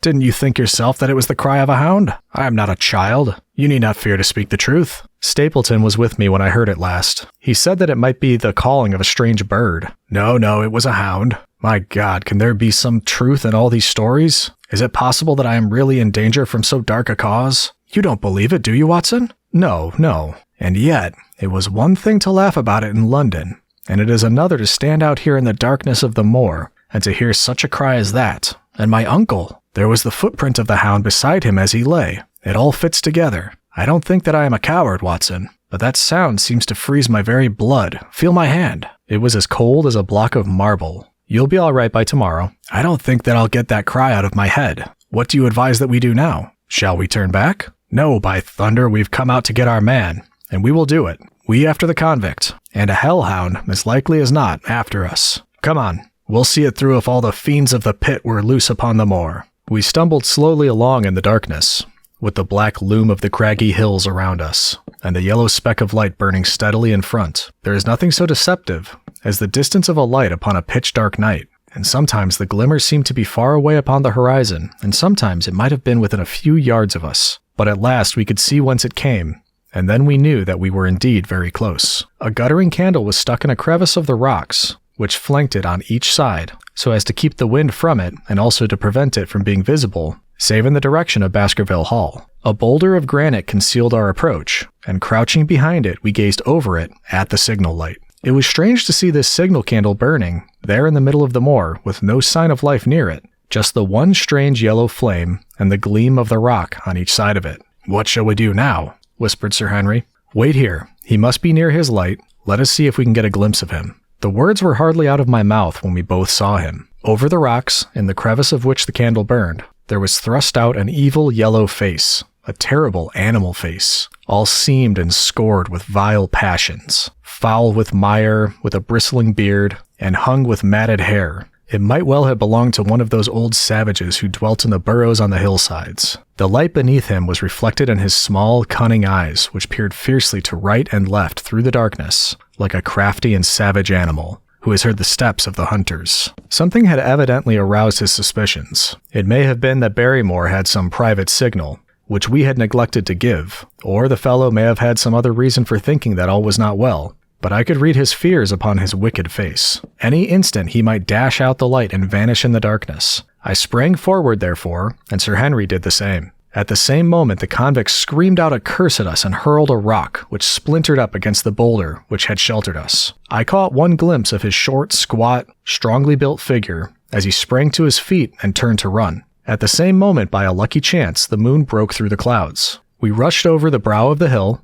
and there was our man running with great speed down the other side, springing over the stones in his way, with the activity of a mountain goat. A lucky long shot of my revolver might have crippled him, but I had brought it only to defend myself if attacked, and not to shoot an unarmed man who was running away. We were both swift runners, and in fairly good training, but we soon found that we had no chance of overtaking him. We saw him for a long time in the moonlight until he was only a small speck moving swiftly among the boulder upon the side of a distant hill. We ran and ran until we were completely blown, but the space between us grew ever wider. Finally, we stopped and sat panting on two rocks while we watched him disappearing in the distance. And it was at this moment that there occurred a most strange and unexpected thing.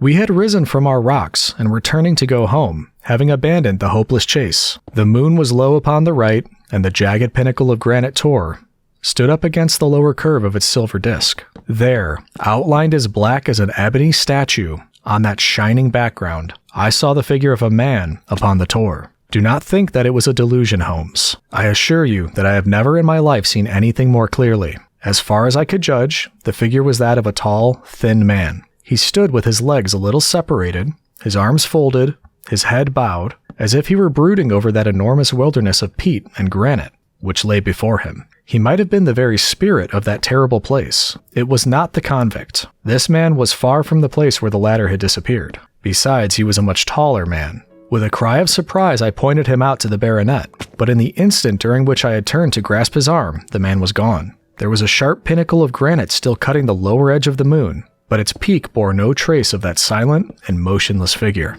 I wished to go in that direction and to search the Tor, but it was some distance away. The baronet's nerves were still quivering from that cry, which recalled the dark story of his family, and he was not in the mood for fresh adventures. He had not seen this lonely man upon the Tor, and could not feel the thrill which his strange presence and commanding attitude had given to me. "A warder, no doubt," said he. "The moor has been thick with them since this fellow escaped." Well, perhaps his explanation may be the right one, but I should like to have some further proof of it. Today we mean to communicate to the Princetown people where they should look for their missing man, but it is hard lines that we have not actually had the triumph of bringing him back as our own prisoner. Such are the adventures of last night, and you must acknowledge, my dear Holmes, that I have done you very well in the matter of a report. Much of what I tell you is no doubt quite irrelevant, but still I feel that it is best that I should let you have all the facts, and leave you to select for yourself those which will be of most service to you in helping you to your conclusions. We are certainly making some progress. So far as the Barrymores go, we have found the motive of their actions, and that has cleared up the situation very much. But the moor with its mysteries and its strange inhabitants remains as inscrutable as ever. Perhaps in my next, I may be able to throw some light upon this also. Best of all would it be if you could come down to us. In any case, you will hear from me again in the course of the next few days. Chapter 10. Extract from the Diary of Dr. Watson.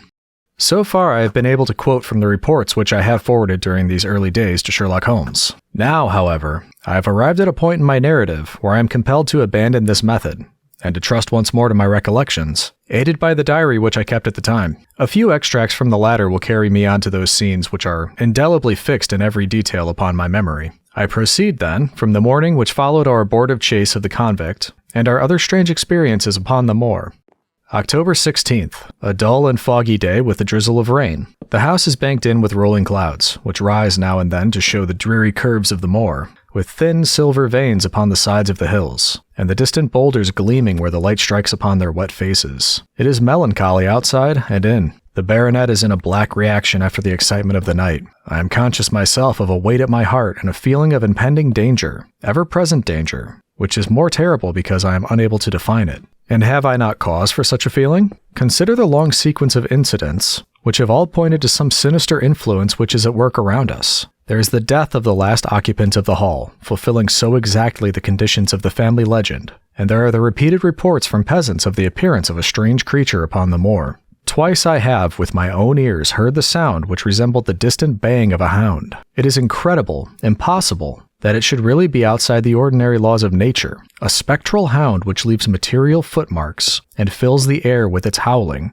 is surely not to be thought of. Stapleton may fall in with such a superstition, and Mortimer also. But if I have one quality upon earth, it is common sense, and nothing will persuade me to believe in such a thing. To do so would be to descend to the level of these poor peasants, who are not content with a mere fiend dog, but must needs describe him with hellfire shooting from his mouth and eyes. Holmes would not listen to such fancies, and I am his agent. But facts are facts, and I have twice heard this crying upon the moor. Suppose that there were really some huge hound loose upon it. That would go far to explain everything. But where could such a hound lie concealed? Where did it get its food? Where did it come from? And how was it that no one saw it by day? It must be confessed that the natural explanation offers almost as many difficulties as the other. And always, apart from the hound, there is the fact of the human agency in London, the man in the cab, and the letter which warned Sir Henry against the moor. This at least was real, but it might have been the work of a protecting friend as easily as of an enemy. Where is that friend or enemy now? Has he remained in London, or has he followed us down here?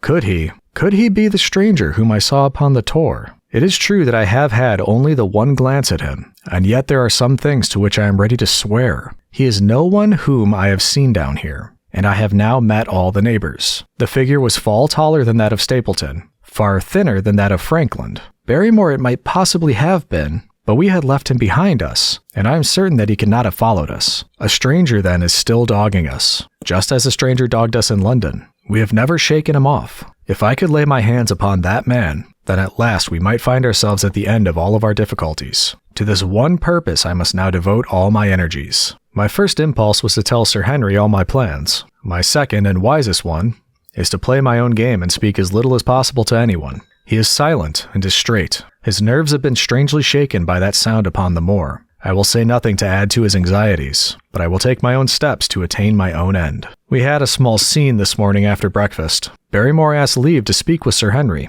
and they were closeted in his study some little time. Sitting in the billiard room, I more than once heard the sound of voices raised, and I had a pretty good idea what the point was which was under discussion. After a time, the baronet opened his door and called for me. "Barrymore considers that he has a grievance," he said. "He thinks that it was unfair on our part to hunt his brother-in-law down when he, of his own free will, had told us the secret." The butler was standing very pale, but very collected before us. "I may have spoken too warmly, sir," said he, "and if I have, I am sure that I beg your pardon. At the same time, I was very much surprised when I heard you two gentlemen come back this morning and learned that you had been chasing Selden. The poor fellow has enough to fight against without my putting more upon his track. If you had told us of your own free will, it would have been a different thing," said the baronet. "You only told us, or rather your wife only told us, when it was forced from you and you could not help yourself. I didn't think you would have taken advantage of it, Sir Henry, indeed I didn't. The man is a public danger. There are lonely houses scattered over the moor, and he is a fellow who would stick at nothing.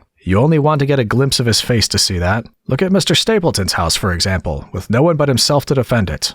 There's no safety for anyone until he is under lock and key. He'll break into no house, sir. I give you my solemn word upon that. But he will never trouble anyone in this country again, I assure you, Sir Henry, that in a very few days the necessary arrangements will have been made, and he will be on his way to South America. For God's sake, sir, I beg of you, not to let the police know that he is still on the moor. They have given up the chase there, and he can lie quiet until the ship is ready for him. You can't tell on him without getting my wife and me into trouble. I beg you, sir, to say nothing to the police. What do you say, Watson?" I shrugged my shoulders. If he were safely out of the country, it would relieve the taxpayer of a burden. But how about the chance of his holding someone up before he goes? He would not do anything so mad, sir. We have provided him with all he can want. To commit a crime would be to show where he was hiding. "That is true," said Sir Henry. "Well, Barrymore, God bless you, sir, and thank you from my heart. It would have killed my poor wife had he been taken again. I guess we are aiding and abetting a felony, Watson. But after what we have heard, I don't feel as if I could give the man up. So there is an end of it. All right, Barrymore, you can go." With a few broken words of gratitude, the man turned, but he hesitated and then came back. You've been so kind to us, sir, that I should like to do the best I can for you in return. I know something, Sir Henry, and perhaps I should have said it before, but it was long after the inquest that I found it out. I've never breathed a word about it yet to mortal man. It's about poor Sir Charles's death. The baronet and I were both upon our feet. Do you know how he died? No, sir, I don't know that. What then? I know why he was at the gate at that hour. It was to meet a woman. To meet a woman? He? Yes, sir. And the woman's name? I can't give you the name, sir, but I can give you the initials. Her initials were LL. How do you know this, Barrymore? Well, Sir Henry, your uncle had a letter that morning. He had usually a great many letters, for he was a public man, and well known for his kind heart, so that everyone who was in trouble was glad to turn to him. But that morning, as it chanced, there was only this one letter, so I took the more notice of it. It was from Coombe Tracy, and it was addressed in a woman's hand. Well, sir, I thought no more of the matter, and never would have done, had it not been for my wife. Only a few weeks ago she was cleaning out Sir Charles's study. It had never been touched since his death, and she found the ashes of a burned letter in the back of the grate. The greater part of it was charred to pieces, but one little slip, the end of a page, hung together, and the writing could still be read, though it was gray on a black ground. It seemed to us to be a postscript at the end of the letter, and it said, "Please, please, as you are a gentleman, burn this letter, and be at the gate by 10 o'clock. Beneath it were signed the initials LL. Have you got that slip? No, sir, it crumbled all to bits after we moved it. Had Sir Charles received any other letters in the same writing? Well, sir, I took no particular notice of his letters. I should not have noticed this one, only it happened to come alone. And you have no idea who LL is? No, sir, no more than you have. But I expect if we could lay our hands upon that lady, we should know more about Sir Charles's death. I cannot understand, Barrymore, how you came to conceal this important information. Well, sir, it was immediately after that our own trouble came to us. And then again, sir, we were both of us very fond of Sir Charles, as we well might be considering all that he had done for us. To rake this up couldn't help our poor master, and it's well to go carefully when there's a lady in the case. Even the best of us, you thought it might injure his reputation. Well, sir, I thought no good could come of it. But now you have been kind to us, and I feel as if it would be treating you unfairly not to tell you all that I know about the matter. Very good, Barrymore. You can go. When the butler had left us, Sir Henry turned to me. Well, Watson, what do you think of this new light? It seems to leave the darkness rather blacker than before. So I think. But if we can only trace LL, it should clear up the whole business. We have gained that much. We know that there is someone who has the facts, if we can only find her. What do you think we should do? Let Holmes know all about it at once. It will give him the clue for which he has been seeking. I am much mistaken if it does not bring him down. I went at once to my room and drew up my report of the morning's conversation for Holmes. It was evident to me that he had been very busy of late, for the notes which I had from Baker Street were few and short, with no comments upon the information which I had supplied, and hardly any reference to my mission. No doubt his blackmailing case is absorbing all his faculties, and yet this new factor must surely arrest his attention and renew his interest. I wish that he were here. October 17th. All day today the rain poured down, rustling on the ivy and dripping from the eaves. I thought of the convict out upon the bleak, cold, shelterless moor. Poor devil, whatever his crimes, he has suffered something to atone for them. And then I thought of that other one, the face in the cab, the figure against the moon. Was he also out in that deluge? The unseen watcher, the man of darkness. In the evening I put on my waterproof, and I walked far upon the sodden moor, full of dark imaginings, the rain beating upon my face, and the wind whistling about my ears. God help those who wander into the great mire now, for even the firm uplands are becoming a morass. I found the black tor upon which I had seen the solitary watcher, and from its craggy summit I looked out myself across the melancholy downs. Rain squalls drifted across their russet face, and the heavy, slate-colored clouds hung low over the landscape, trailing in great wreaths down the sides of the fantastic hills. In the distant hollow on the left, half hidden by the mist, the two thin towers of Baskerville Hall rose above the trees. They were the only signs of human life which I could see, save only those prehistoric huts which lay thickly upon the slopes of the hills. Nowhere was there any trace of that lonely man whom I had seen on the same spot 2 nights before. As I walked back, I was overtaken by Dr. Mortimer, driving in his dog cart over a rough moorland track, which led from the outlying farmhouse of Fallmire. He has been very attentive to us, and hardly a day has passed that he has not called at the hall to see how we were getting on. He insisted upon my climbing into his dog cart, and he gave me a lift homeward. I found him much troubled over the disappearance of his little spaniel. It had wandered onto the moor and had never come back. I gave him such consolation as I might, but I thought of the pony on the Grimpen Mire, and I do not fancy that he will see his little dog again. By the way, Mortimer, said I as we jolted along the rough road, I suppose there are few people living within driving distance of this whom you do not know. Hardly any, I think. Can you then tell me the name of any woman whose initials are LL? He thought for a few minutes. No, said he. There are a few gypsies and laboring folk for whom I can't answer. But among the farmers or gentry there is no one whose initials are those. Wait a bit, though, he added after a pause. There is Laura Lyons. Her initials are LL, but she lives in Coombe Tracy. Who is she? I asked. She is Franklin's daughter. What? Old Franklin the Crank? Exactly. She married an artist named Lyons, who came sketching on the moor. He proved to be a blackguard and deserted her. The fault, from what I hear, may not have been entirely on one side. Her father refused to have anything to do with her because she had married without his consent, and perhaps for one or two other reasons as well. So between the old sinner and the young one, the girl has had a pretty bad time. How does she live? I fancy old Franklin allows her a pittance, but it cannot be more, for his own affairs are considerably involved. Whatever she may have deserved, one could not allow her to go hopelessly to the bad. Her story got about, and several of the people here did something to enable her to earn an honest living. Stapleton did for one, and Sir Charles for another. I gave a trifle myself. It was to set her up in a typewriting business. He wanted to know the object of my inquiries, but I managed to satisfy his curiosity without telling him too much, for there is no reason why we should take anyone into our confidence. Tomorrow morning I shall find my way to Coombe Tracy, and if I can see this Mrs. Laura Lyons, of equivocal reputation, a long step will have been made toward clearing one incident in this chain of mysteries. I am certainly developing the wisdom of a serpent, for when Mortimer pressed his questions to an inconvenient extent, I asked him casually to what type Franklin's skull belonged, and so heard nothing but craniology for the rest of our drive. I have not lived for years with Sherlock Holmes for nothing. I have only one other incident to record upon this tempestuous and melancholy day. This was my conversation with Barrymore just now, which gives me one more strong card which I can play in due time. Mortimer had stayed to dinner, and he and the baronet played écarté afterwards. The butler brought me my coffee into the library, and I took the chance to ask him a few questions. Well, said I, has this precious relation of yours departed, or is he still lurking out yonder? I don't know, sir. I hope to heaven that he is gone, for he has brought nothing but trouble here. I've not heard of him since I left out food for him last.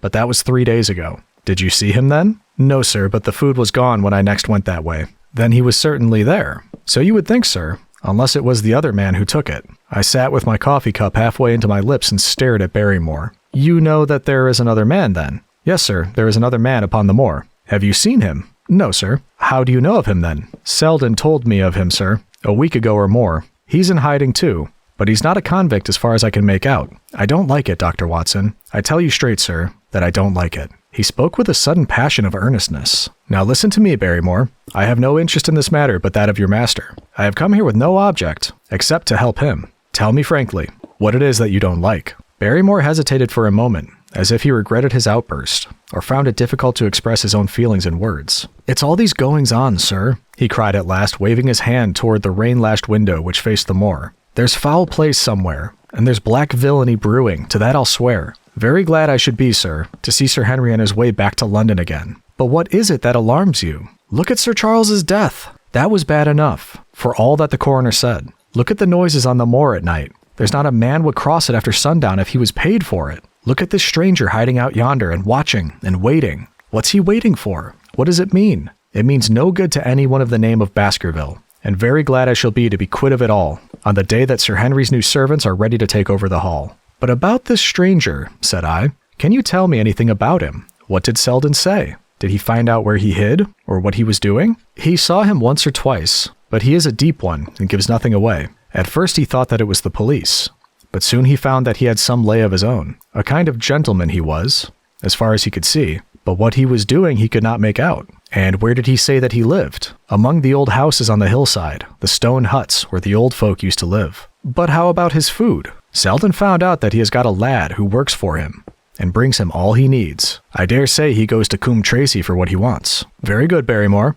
We may talk further of this some other time. When the butler had gone, I walked over to the black window, and I looked through a blurred pane at the driving clouds and at the tossing outline of the windswept trees. It is a wild night indoors, and what must it be in a stone hut upon the moor? What passion of hatred can it be which leads a man to lurk in such a place at such a time? And what deep and earnest purpose can he have which calls for such a trial? There in that hut upon the moor seems to lie the very center of that problem which has vexed me so sorely. I swear that another day shall not have passed before I have done all that man can do to reach the heart of the mystery. Chapter 11. The Man on the Tor. The extract from my private diary which forms the last chapter has brought my narrative up to the 18th of October, a time when these strange events began to move swiftly towards their terrible conclusion. The incidents of the next few days are indelibly graven upon my recollection, and I can tell them without reference to the notes I made at the time. I start them from the day which succeeded that upon which I had established two facts of great importance. The one, that Mrs. Laura Lyons of Coombe Tracey had written to Sir Charles Baskerville and made an appointment with him at the very place and hour that he met his death. The other, that the lurking man upon the moor was to be found among the stone huts upon the hillside. With these two facts in my possession, I felt that either my intelligence or my courage must be deficient if I could not throw some further light upon these dark places. I had no opportunity to tell the baronet what I had learned about Mrs. Lyons upon the evening before, for Dr. Mortimer remained with him at cards until it was very late. At breakfast, however, I informed him about my discovery and asked him whether he would care to accompany me to Coombe Tracey. At first he was very eager to come, but on second thoughts it seemed to both of us that if I went alone the results might be better. The more formal we made the visit, the less information we might obtain. I left Sir Henry behind, therefore, not without some prickings of conscience, and drove off upon my new quest. When I reached Coombe Tracey, I told Perkins to put up the horses, and I made inquiries for the lady whom I had come to interrogate. I had no difficulty in finding her rooms, which were central and well appointed. A maid showed me in without ceremony, and as I entered the sitting room, a lady, who was sitting before the Remington typewriter, sprang up with a pleasant smile of welcome. Her face fell, however, when she saw that I was a stranger, and she sat down again and asked me the object of my visit. The first impression left by Mrs. Lyons was one of extreme beauty. Her eyes and hair were of the same rich hazel color, and her cheeks, though considerably freckled, were flushed with the exquisite bloom of the brunette, the dainty pink which lurks at the heart of the sulphur rose. Admiration was, I repeat, the first impression, but the second was criticism. There was something subtly wrong with the face, some coarseness of expression, some hardness, perhaps of eye, some looseness of lip which marred its perfect beauty. But these, of course, are afterthoughts. At the moment, I was simply conscious that I was in the presence of a very handsome woman, and that she was asking me the reason for my visit. I had not quite understood until that instant how delicate my mission was. "I have the pleasure," said I, "of knowing your father." It was a clumsy introduction, and the lady made me feel it. "There is nothing in common between my father and me," she said. "I owe him nothing, and his friends are not mine. If it were not for the late Sir Charles Baskerville and some other kind hearts, I might have starved for all that my father cared. It was about the late Sir Charles Baskerville that I have come here to see you." The freckles started out on the lady's face. "What can I tell you about him?" she asked, and her fingers played nervously over the stops of her typewriter. "You knew him, did you not?" "I have already said that I owe a great deal to his kindness. If I am able to support myself, it is largely due to the interest which he took in my unhappy situation." "Did you correspond with him?" The lady looked quickly up with an angry gleam in her hazel eyes. "What is the object of these questions?" she asked sharply. "The object is to avoid a public scandal. It is better that I should ask them here than that the matter should pass outside our control." She was silent and her face was still very pale. At last she looked up, with something reckless and defiant in her manner. "Well, I'll answer," she said. "What are your questions?" "Did you correspond with Sir Charles?" "I certainly wrote to him once or twice to acknowledge his delicacy and generosity." "Have you the dates of those letters?" "No." "Have you ever met him?" "Yes, once or twice. When he came into Coombe Tracey, he was a very retiring man, but he preferred to do good by stealth." "But if you saw him so seldom, and wrote so seldom, how did he know enough about your affairs to be able to help you, as you say that he has done?" She met my difficulty with the utmost readiness. "There were several gentlemen who knew my sad history and united to help me. One was Mr. Stapleton, a neighbor and intimate friend of Sir Charles's. He was exceedingly kind, and it was through him that Sir Charles learned about my affairs. I already knew that Sir Charles Baskerville had made Stapleton his almoner, so the lady's statement bore the impress of truth upon it. "Did you ever write to Sir Charles asking him to meet you?" I continued. Mrs. Lyons flushed with anger again. "Really, sir, this is a very extraordinary question." "I am sorry, madam, but I must repeat it." "Then I answer, certainly not." "Not on the very day of Sir Charles's death?" The flush had faded in an instant. and a deathly face was before me. Her dry lips could not speak the no which I saw rather than heard. "Surely your memory deceives you," said I. "I could even quote a passage of your letter. It ran, 'Please, please, as you are a gentleman, burn this letter, and be at the gate by 10 o'clock. I thought that she had fainted, but she recovered herself by a supreme effort. "Is there no such thing as a gentleman?" she gasped. "You do Sir Charles an injustice.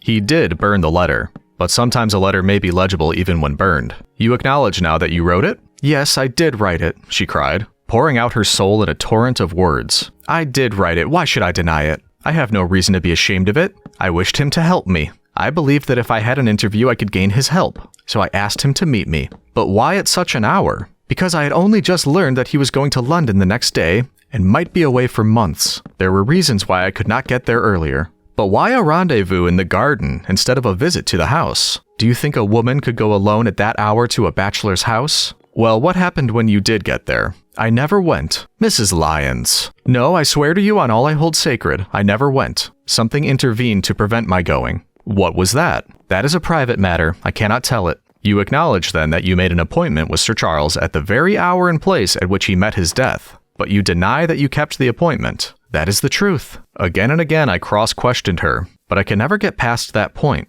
"Mrs. Lyons," said I as I rose from this long and inconclusive interview, "you are taking a very great responsibility and putting yourself in a very false position by not making an absolutely clean breast of all that you know. If I have to call in the aid of the police, you will find how seriously you are compromised. If your position is innocent, why did you in the first instance deny having written to Sir Charles upon that date?" "Because I feared that some false conclusion might be drawn from it, and that I might find myself involved in a scandal." "And why were you so pressing that Sir Charles should destroy your letter?" "If you have read the letter, you will know." "I did not say that I had read all the letter." "You quoted some of it." "I quoted the postscript. The letter had, as I said, been burned, and it was not all legible. I ask you once again why it was that you were so pressing that Sir Charles should destroy the letter which he received on the day of his death." "The matter is a very private one." "The more reason why you should avoid a public investigation." "I will tell you then. If you have heard anything of my unhappy history, you will know that I made a rash marriage and had reason to regret it." "I have heard so much." "My life has been one incessant persecution from a husband whom I abhor.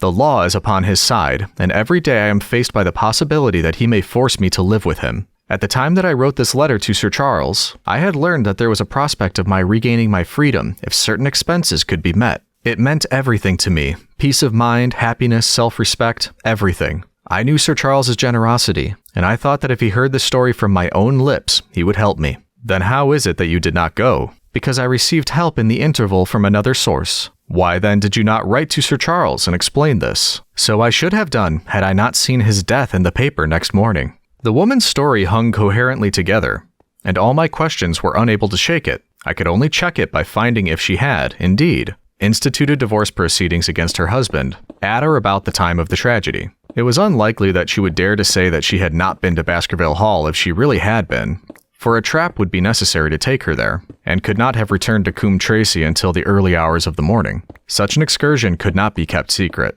The probability was, therefore, that she was telling the truth, or at least a part of the truth. I came away baffled and disheartened. Once again I had reached the dead wall, which seemed to be built across every path by which I tried to get at the object of my mission. And yet, the more I thought of the lady's face, and of her manner, the more I felt that something was being held back from me. Why should she turn so pale? Why should she fight against every admission until it was forced from her? Why should she have been so reticent at the time of the tragedy? Surely the explanation of all this could not be as innocent as she would have me believe. For the moment I could proceed no further in that direction, but must turn back to that other clue, which was to be sought for among the stone huts upon the moor. And that was a most vague direction. I realized it as I drove back and noted how hill after hill showed traces of the ancient people. Barrymore's only indication had been that the stranger lived in one of these abandoned huts, and many hundreds of them are scattered throughout the length and breadth of the moor. But I had my own experience for a guide, since it had shown me the man himself standing upon the summit of the Black Tor. That then should be the center of my search. From there I should explore every hut upon the moor until I lighted upon the right one. If this man were inside it, I should find out from his own lips, at the point of my revolver if necessary, who he was and why he had dogged us so long. He might slip away from us in the crowd of Regent Street, but it would puzzle him to do so upon the lonely moor. On the other hand, if I should find the hut and its tenant should not be within it, I must remain there, however long the vigil, until he returned. Holmes had missed him in London. It would indeed be a triumph for me if I could run him to earth where my master had failed. Luck had been against us again and again in this inquiry, but now at last it came to my aid, and the messenger of good fortune was none other than Mr. Frankland, who was standing, gray-whiskered and red-faced, outside the gate of his garden, which opened onto the high road along which I traveled. "Good day, Dr. Watson," cried he with unwonted good humor. "You must really give your horses a rest and come in to have a glass of wine and to congratulate me." My feelings towards him were very far from being friendly, after what I had heard of his treatment of his daughter, but I was anxious to send Perkins and the wagonette home,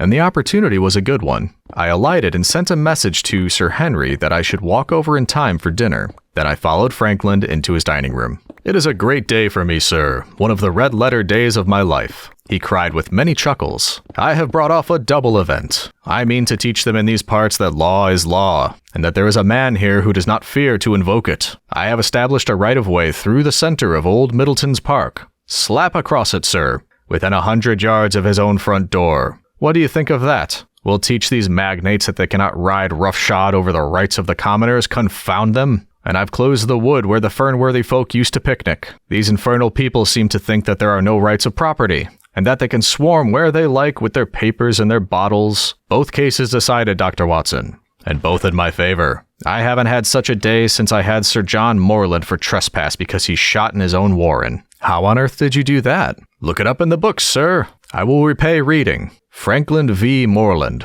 Court of Queen's Bench. It cost me £200, but I got my verdict." "Did it do any good?" "None, sir, none. I am proud to say that I had no interest in the matter. I act entirely from a sense of public duty. I have no doubt, for example, that the Fernworthy people will burn me in effigy tonight. I told the police last time they did it that they should stop these disgraceful exhibitions. The county constabulary is in a scandalous state, sir, and it has not afforded me the protection to which I am entitled. The case of Frankland v. Regina will bring the matter before the attention of the public. I told them that they would have occasion to regret their treatment of me, and already my words have come true." "How so?" I asked. The old man put on a very knowing expression. "Because I could tell them what they are dying to know. But nothing would induce me to help the rascals in any way." I had been casting round for some excuse by which I could get away from his gossip, but now I began to wish to hear more of it. I had seen enough of the contrary nature of the old sinner to understand that any strong sign of interest would be the surest way to stop his confidences. "Some poaching case, no doubt?" said I with an indifferent manner. "Ha ha ha, my boy, a very much more important matter than that. What about the convict on the moor?" I stared. "You don't mean that you know where he is," said I. "I may not know exactly where he is, but I am quite sure that I could help the police to lay their hands on him. Has it never struck you that the way to catch that man was to find out where he got his food and so trace it to him?" He certainly seemed to be getting uncomfortably near the truth. "No doubt," said I. "But how do you know that he is anywhere upon the moor?" "I know it because I have seen with my own eyes the messenger who takes him his food." My heart sank for Barrymore. It was a serious thing to be in the power of this spiteful old busybody.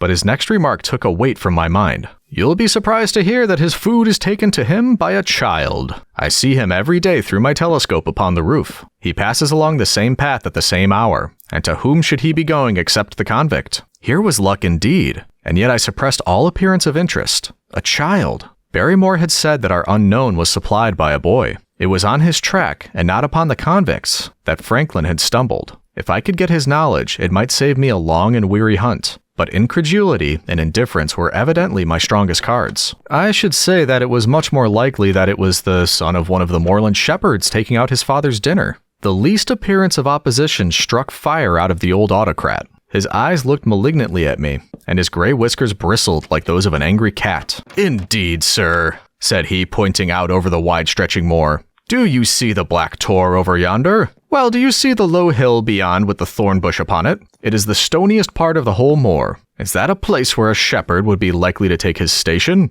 Your suggestion, sir, is a most absurd one." I meekly answered that I had spoken without knowing all the facts. My submission pleased him and led him to further confidences. "You may be sure, sir, that I have very good grounds before I come to an opinion. I have seen the boy again and again with his bundle.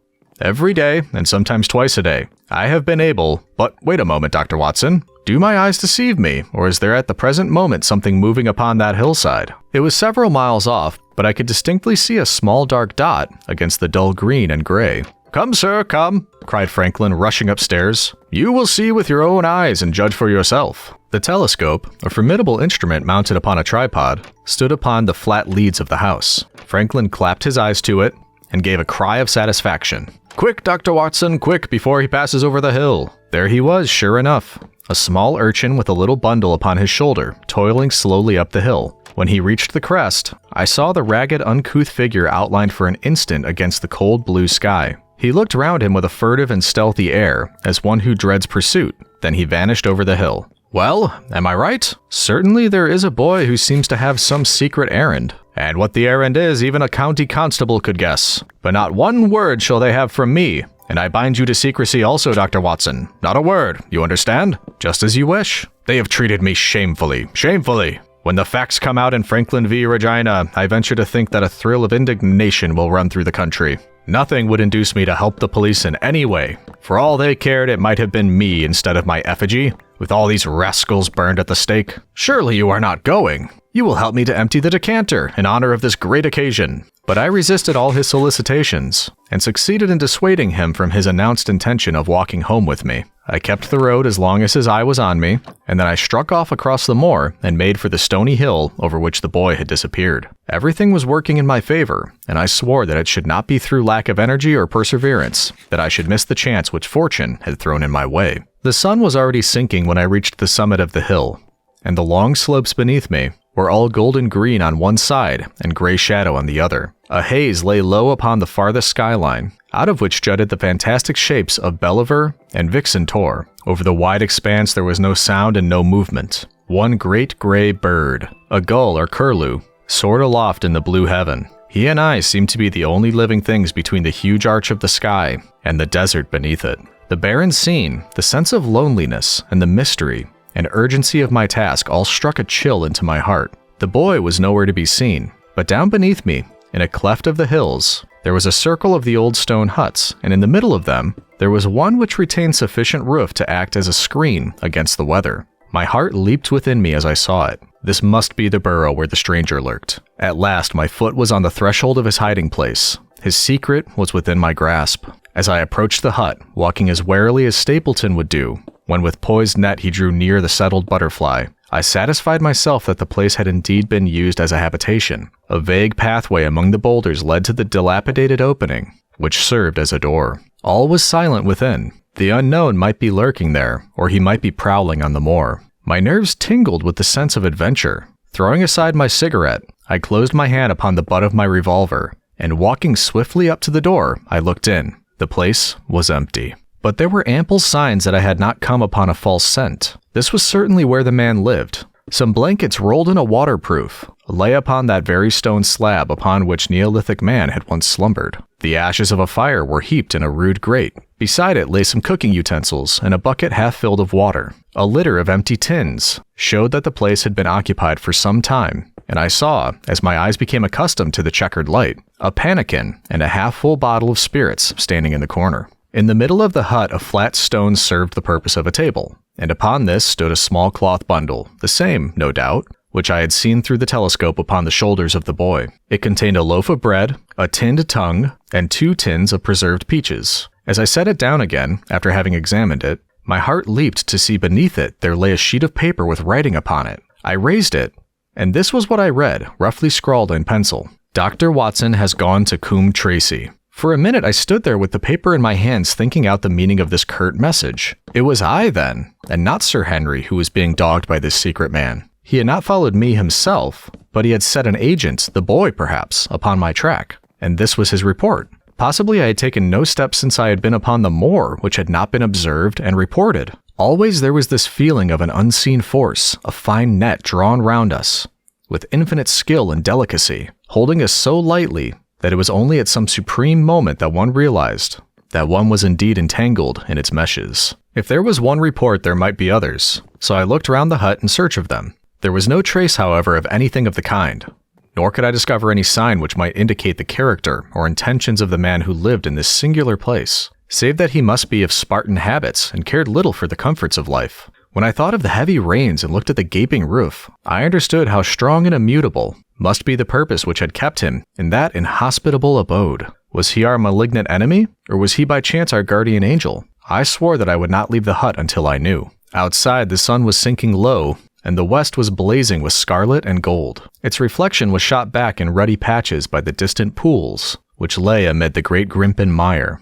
There were the 2 towers of Baskerville Hall, and there a distant blur of smoke which marked the village of Grimpen. Between the two, behind the hill, was the house of the Stapletons. All was sweet and mellow and peaceful in the golden evening light. And yet as I looked at them, my soul shared none of the peace of nature, but quivered at the vagueness and the terror of that interview, which every instant was bringing nearer. With tingling nerves but a fixed purpose, I sat in the dark recess of the hut and waited with somber patience for the coming of its tenant. And then at last I heard him. Far away came the sharp clink of a boot striking upon stone, then another, and yet another. Coming nearer and nearer, I shrank back into the darkest corner and cocked my pistol in my pocket, determined not to discover myself until I had an opportunity of seeing something of the stranger. There was a long pause which showed that he had stopped. Then once more the footsteps approached, and a shadow fell across the opening of the hut.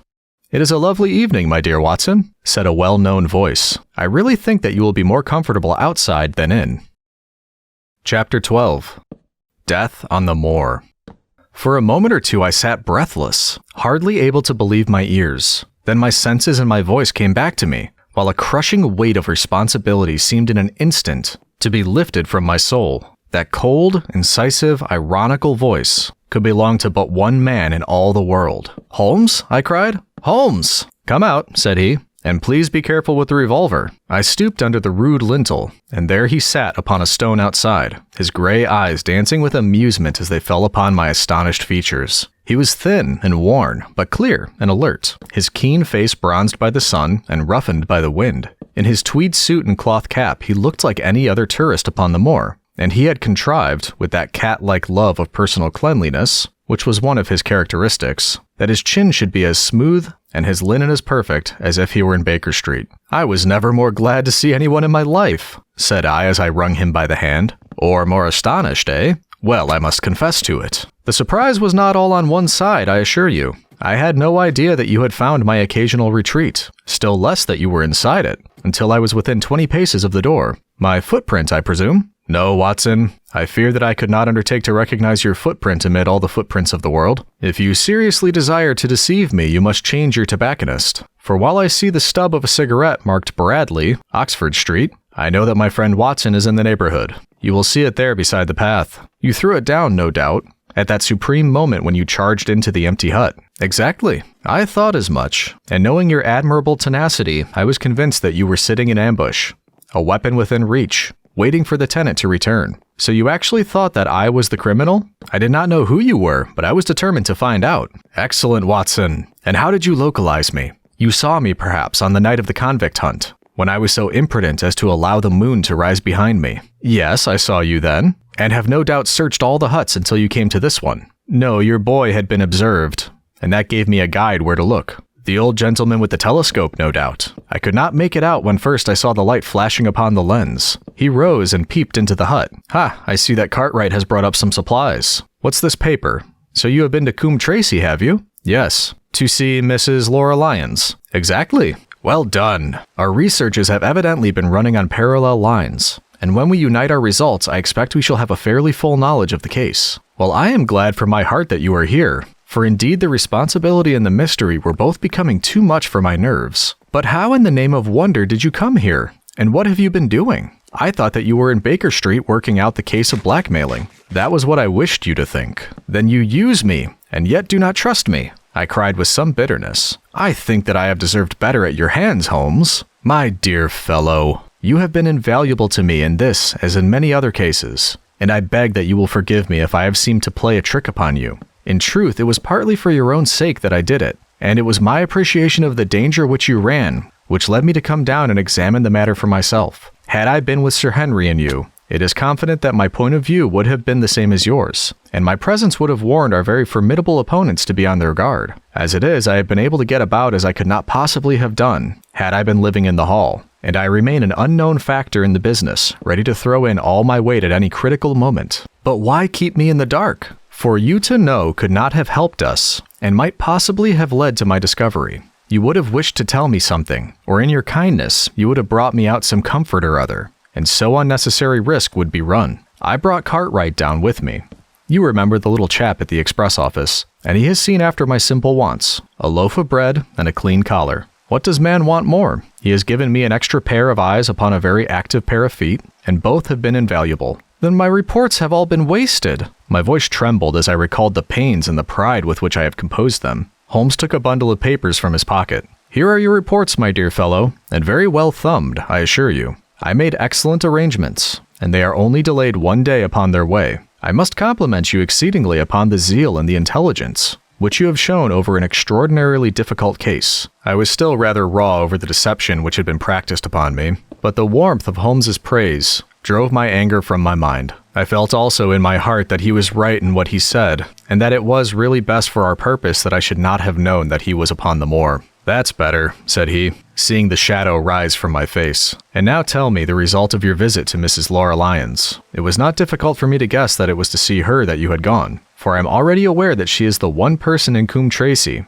who might be of service to us in the matter. In fact, if you had not gone today, it is exceedingly probable that I should have gone tomorrow. The sun had set and dusk was settling over the moor. The air had turned chill, and we withdrew into the hut for warmth. There, sitting together in the twilight, I told Holmes of my conversation with the lady. So interested was he that I had to repeat some of it twice before he was satisfied. This is most important, said he when I had concluded. It fills up a gap which I had been unable to bridge in this most complex affair. You are aware, perhaps, that a close intimacy exists between this lady and the man Stapleton? I did not know of a close intimacy. There could be no doubt on the matter. They meet, they write, there is a complete understanding between them. Now this puts a very powerful weapon into our hands. If I could only use it to detach his wife. His wife? I am giving you some information now, in return for all you have given me. The lady who has passed here as Miss Stapleton is in reality his wife. Good heavens, Holmes! Are you sure of what you say? How could he have permitted Sir Henry to fall in love with her? Sir Henry's falling in love could do no harm to anyone except Sir Henry. He took particular care that Sir Henry did not make love to her, as you have yourself observed. I repeat that the lady is his wife, and not his sister. But why this elaborate deception? Because he foresaw that she would be very much more useful to him in the character of a free woman. All my unspoken instincts, my vague suspicions, suddenly took shape and centered upon the naturalist. In that impassive, colorless man, with his straw hat and his butterfly net, I seemed to see something terrible, a creature of infinite patience and craft, with a smiling face and a murderous heart. It is he, then, who is our enemy. It is he who dogged us in London. So I read the riddle, and the warning. It must have come from her. Exactly. The shape of some monstrous villainy, half seen, half guessed, loomed through the darkness, which had girt me so long. But are you sure of this, Holmes? How do you know that the woman is his wife? Because he so far forgot himself as to tell you a true piece of autobiography upon the occasion when he first met you, and I dare say he has many a time regretted it since. He was once a schoolmaster in the north of England. Now there is no one more easy to trace than a schoolmaster. There are scholastic agencies by which one may identify any man who has been in the profession. A little investigation showed me that a school had come to grief under atrocious circumstances, and that the man who had owned it, the name was different, had disappeared with his wife. The descriptions agreed. When I learned that the missing man was devoted to entomology, the identification was complete. The darkness was rising, but much was still hidden by the shadows. If this woman is in truth his wife, where does Mrs. Laura Lyons come in? I asked. That is one of the points upon which your own researches have shed a light. Your interview with the lady has cleared the situation very much. I did not know about a projected divorce between herself and her husband. In that case, regarding Stapleton as an unmarried man, she counted no doubt upon becoming his wife. And when she is undeceived, why then we may find the lady of service. It must be our first duty to see her, both of us, tomorrow. Don't you think, Watson, that you are away from your charge rather long? Your place should be at Baskerville Hall. The last red streaks had faded away in the west and the night had settled upon the moor. A few faint stars were gleaming in a violet sky. One last question, Holmes, I said as I rose. Surely there is no need of secrecy between you and me. What is the meaning of it all? What is he after? Holmes's voice sank as he answered. It is murder, Watson. Refined, cold-blooded, deliberate murder. Do not ask me for particulars. My nets are closing upon him, even as his are upon Sir Henry, and with your help he is already almost at my mercy. There is but one danger which can threaten us. It is that he should strike before we are ready to do so. Another day, 2 at most, and I have my case complete. But until then, guard your charge as closely as ever a fond mother watched her ailing child. Your mission today has justified itself, and yet I could almost wish that you had not left his side. Hark! A terrible scream, a prolonged yell of horror and anguish, burst out of the silence of the moor. That frightful cry turned the blood to ice in my veins. "Oh my God!" I gasped. "What is it? What does it mean?" Holmes had sprung to his feet, and I saw his dark, athletic outline at the door of the hut, his shoulders stooping, his head thrust forward, his face peering into the darkness. "Hush!" he whispered. "Hush!" The cry had been loud on account of its vehemence, but it had been pealed out from somewhere far off on the shadowy plain. Now it burst upon our ears, nearer, louder, more urgent than before. "Where is it?" Holmes whispered, and I knew from the thrill in his voice that he, the man of iron, was shaken to the soul. "Where is it, Watson?" "There, I think." I pointed into the darkness. "No, there!" Again, the agonized cry swept through the silent night, louder and much nearer than ever, and a new sound mingled with it, a deep, muttered rumble, musical and yet menacing, rising and falling like the low, constant murmur of the sea. "The Hound!" cried Holmes. "Come, Watson, come! Great heavens, if we are too late!" He had started running swiftly over the moor, and I had followed at his heels. But now, from somewhere among the broken ground immediately in front of us, there came one last despairing yell, and then a dull, heavy thud. We halted and listened. Not another sound broke the heavy silence of the windless night. I saw Holmes put his hand to his forehead like a man distracted. He stamped his feet upon the ground. "He has beaten us, Watson. We are too late." "No, no, surely not." Fool that I was to hold my hand. "And you, Watson, see what comes of abandoning your charge. But by heaven, if the worst has happened, we'll avenge him." Blindly we ran through the gloom, blundering against boulders, forcing our way through gorse bushes, panting up hills and rushing down slopes, heading always in the direction whence those dreadful sounds had come. At every rise, Holmes looked eagerly round him,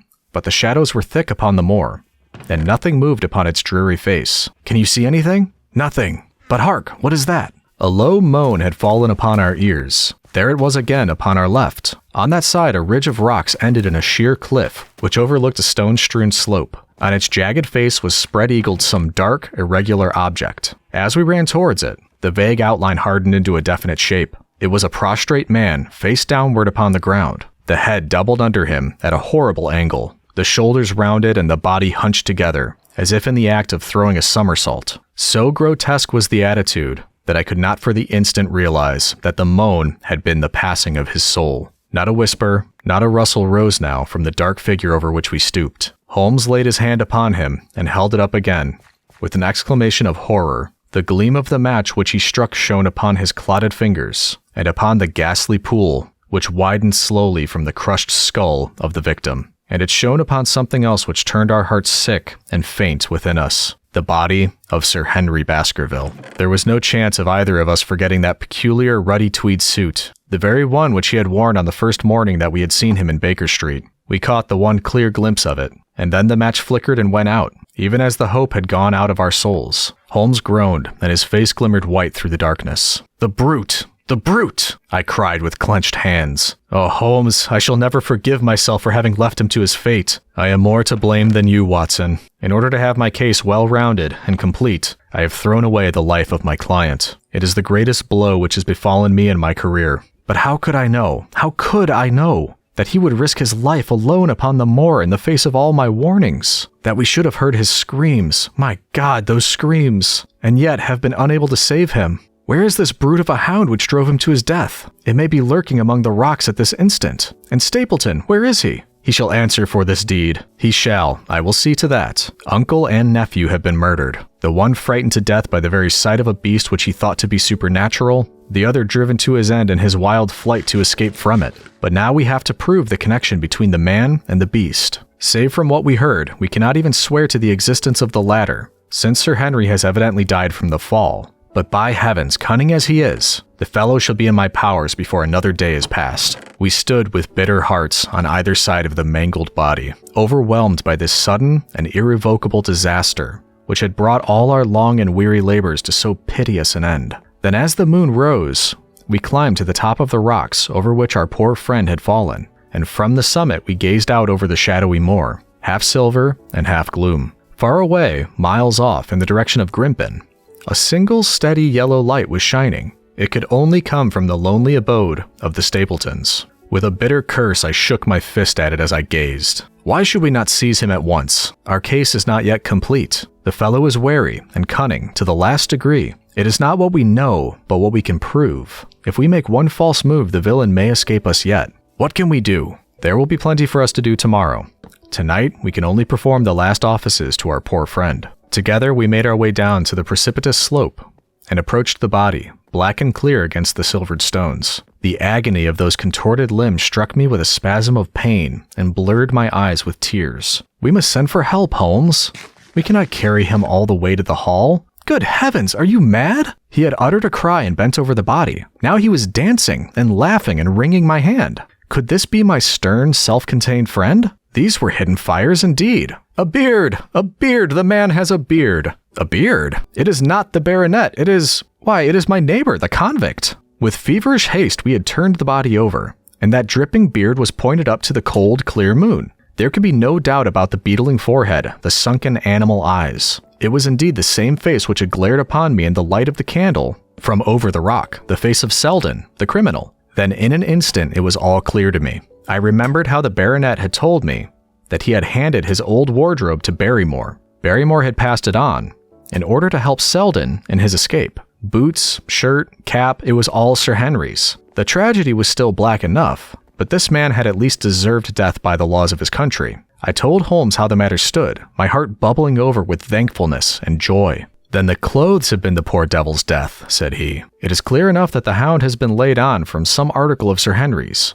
The boot, which was abstracted in the hotel in all probability, and so ran this man down. There is one very singular thing, however. How came Selden, in the darkness, to know that the hound was on his trail? He heard him. To hear a hound upon the moor would not work a hard man like this convict into such a paroxysm of terror that he would risk recapture by screaming wildly for help. By his cries, he must have run a long way after he knew the animal was on his track. How did he know? A greater mystery to me is why this hound, presuming that all our conjectures are correct, I presume nothing. Well, then, why this hound should be loose tonight? I suppose that it does not always run loose upon the moor. Stapleton would not let it go unless he had reason to think that Sir Henry would be there. My difficulty is the more formidable of the two, for I think that we shall very shortly get an explanation of yours, while mine may remain forever a mystery. The question now is, what shall we do with this poor wretch's body? We cannot leave it here to the foxes and the ravens. I suggest that we put it in one of the huts until we can communicate with the police. Exactly.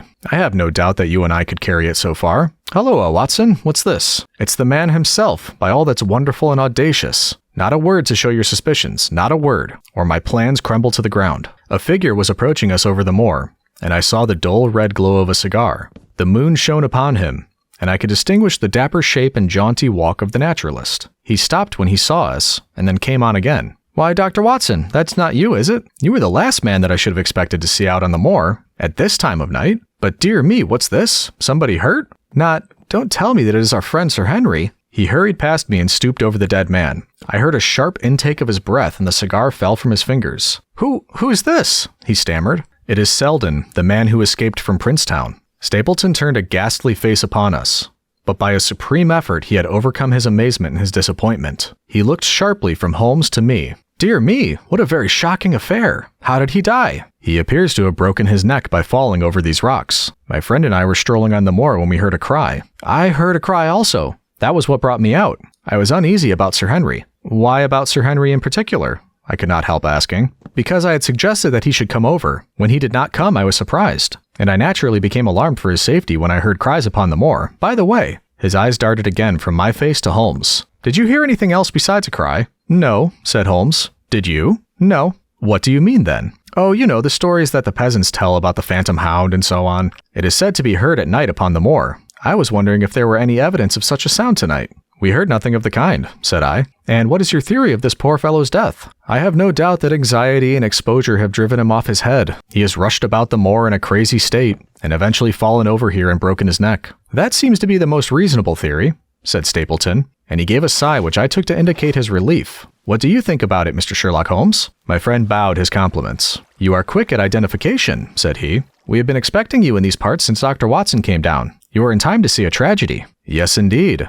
I have no doubt that my friend's explanation will cover the facts. I will take an unpleasant remembrance back to London with me tomorrow. Oh, you return tomorrow? That is my intention. I hope your visit has cast some light upon these occurrences which have puzzled us. Holmes shrugged his shoulders. One cannot always have the success for which one hopes. An investigator needs facts and not legends or rumors. It has not been a satisfactory case. My friend spoke in his frankest and most unconcerned manner. Stapleton still looked hard at him. Then he turned to me. I would suggest carrying this poor fellow to my house, but it would give my sister such a fright that I do not feel justified in doing it. I think that if we put something over his face, he will be safe until morning. And so it was arranged. Resisting Stapleton's offer of hospitality, Holmes and I set off to Baskerville Hall, leaving the naturalist to return alone. Looking back, we saw the figure moving slowly away, over the broad moor, and behind him, that one black smudge on the silvered slope, which showed where the man was lying who had come so horribly to his end. "We're at close grips at last," said Holmes as we walked together across the moor.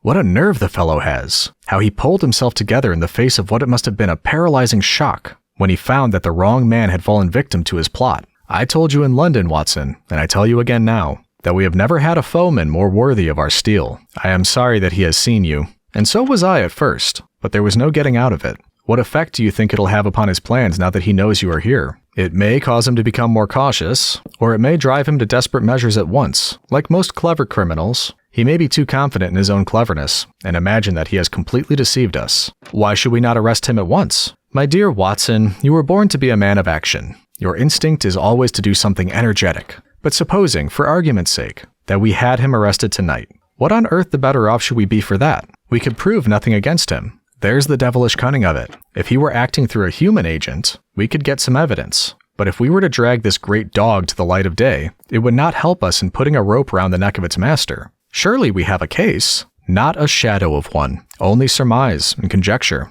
We should be laughed out of court if we came with such a story and such evidence. There is Sir Charles's death, found dead without a mark upon him. You and I know that he died of sheer fright, and we know also what frightened him. But how are we to get 12 stolid jurymen to know it? What signs are there of a hound? Where are the marks of its fangs? Of course we know that a hound does not bite a dead body, and that Sir Charles was dead before ever the brute overtook him. But we have to prove all of this, and we are not in a position to do it. Well, then tonight? We are not much better off tonight. Again, there was no direct connection between the hound and the man's death. We never saw the hound. We heard it, but we cannot prove that it was running upon this man's trail. There is a complete absence of motive. No, my dear fellow, we must reconcile ourselves to the fact that we have no case at present, and that it is worth our while to run any risk in order to establish one. And how do you propose to do so? I have great hopes of what Mrs. Laura Lyons may do for us, when the position of affairs is made clear to her. And I have my own plan as well. Sufficient for tomorrow is the evil thereof. But I hope before the day is past to have the upper hand at last. I could draw nothing further from him, and he walked, lost in thought,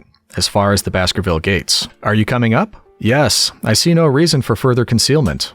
But one last word, Watson. Say nothing of the hound to Sir Henry.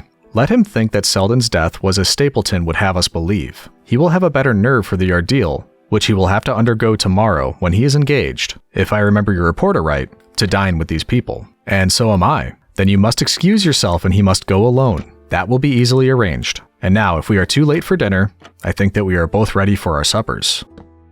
Chapter 13. Fixing the Nets.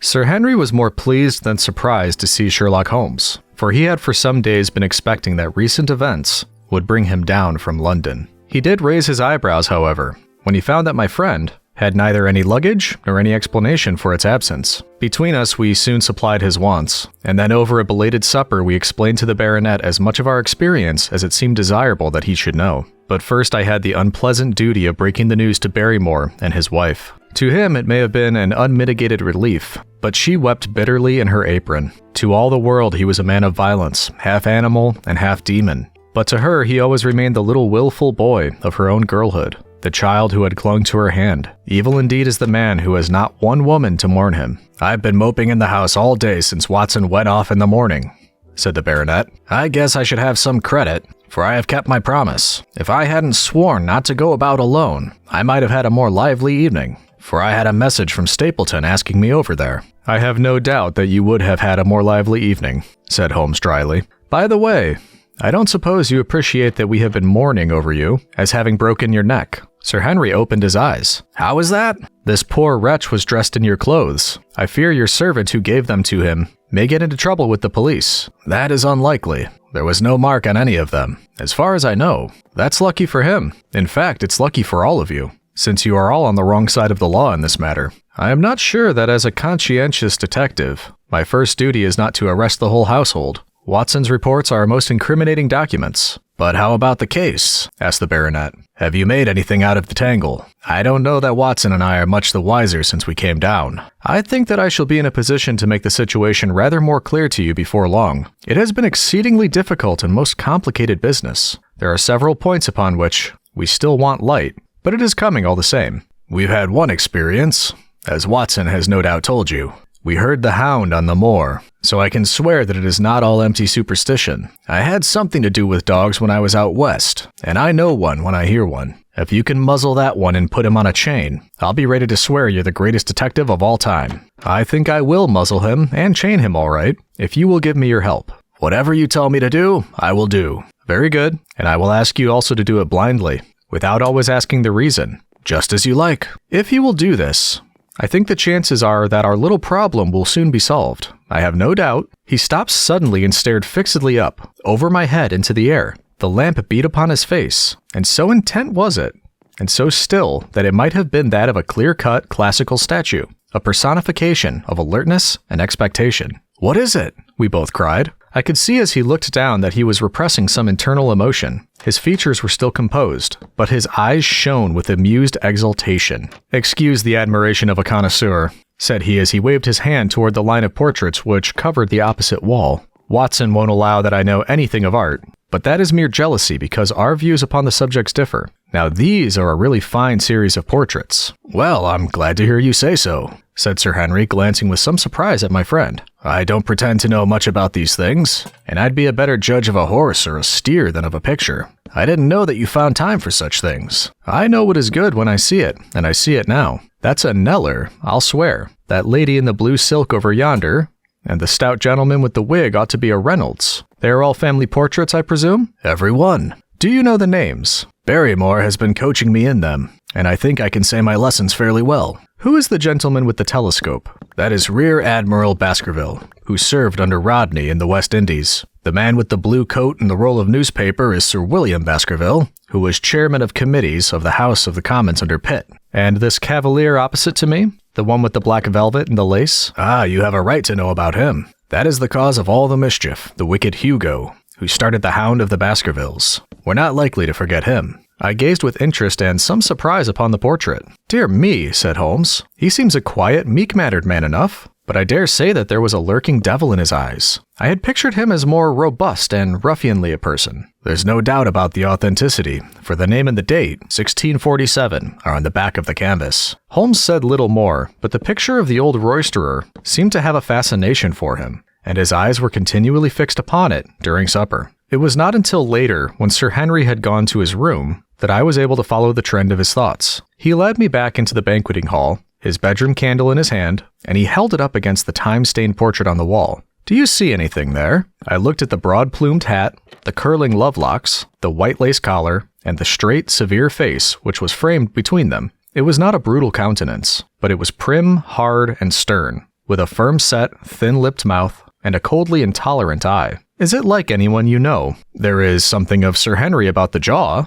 Just a suggestion, perhaps. But wait an instant. He stood upon a chair, and holding up the light in his left hand, he curved his right arm over the broad hat and round the long ringlets. Good heavens! I cried in amazement. The face of Stapleton had sprung out of the canvas. Ha! You see it now. My eyes have been trained to examine faces and not their trimmings. It is the first quality of a criminal investigator, that he should see through a disguise. But this is marvelous! It might be his portrait. Yes, it is an interesting instance of a throwback, which appears to be both physical and spiritual. A study of family portraits is enough to convert a man to the doctrine of reincarnation. The fellow is a Baskerville, that is evident, with designs upon the succession. Exactly. This chance of the picture has supplied us with one of our most obvious missing links. We have him, Watson, we have him. And I dare swear that before tomorrow night he will be fluttering in our net, as helplessly as one of his own butterflies. A pin, a cork, and a card, and we add him to the Baker Street collection. He burst into one of his rare fits of laughter as he turned away from the picture. I have not heard him laugh often, and it has always boded ill to somebody. I was up betimes in the morning, but Holmes was afoot earlier still, for I saw him as I dressed, coming up the drive. "Yes, we should have a full day today," he remarked, and he rubbed his hands with the joy of action. "The nets are all in place, and the drag is about to begin. We'll know before the day is out whether we have caught our big, lean-jawed pike, or whether he has got through the meshes. Have you been on the moor already? I have sent a report from Grimpen to Princetown. As to the death of Selden, I think I can promise that none of you will be troubled in the matter, and I have also communicated with my faithful Cartwright, who would certainly have pined away at the door of my hut, as a dog does at his master's grave, if I had not set his mind at rest about my safety. What is the next move? To see Sir Henry. Ah, here he is. Good morning, Holmes," said the baronet. "You look like a general who is planning a battle with his chief of staff." "That is the exact situation. Watson was asking for orders, and so do I." "Very good. You are engaged, as I understand, to dine with our friends the Stapletons tonight." "I hope that you will come also. They are a very hospitable people, and I am sure that they would be very glad to see you. I fear that Watson and I must go to London." "To London?" "Yes, I think that we should be more useful there at the present juncture." The baronet's face perceptibly lengthened. "I hoped that you were going to see me through this business. The hall and the moor are not very pleasant places when one is alone." "My dear fellow, you must trust me implicitly, and do exactly what I tell you. You can tell your friends that we should have been happy to have come with you, but that urgent business required us to be in town. We hope very soon to return to Devonshire. Will you remember to give them that message?" "If you insist upon it. There is no alternative, I assure you." I saw by the baronet's clouded brow that he was deeply hurt by what he regarded as our desertion. "When do you desire to go?"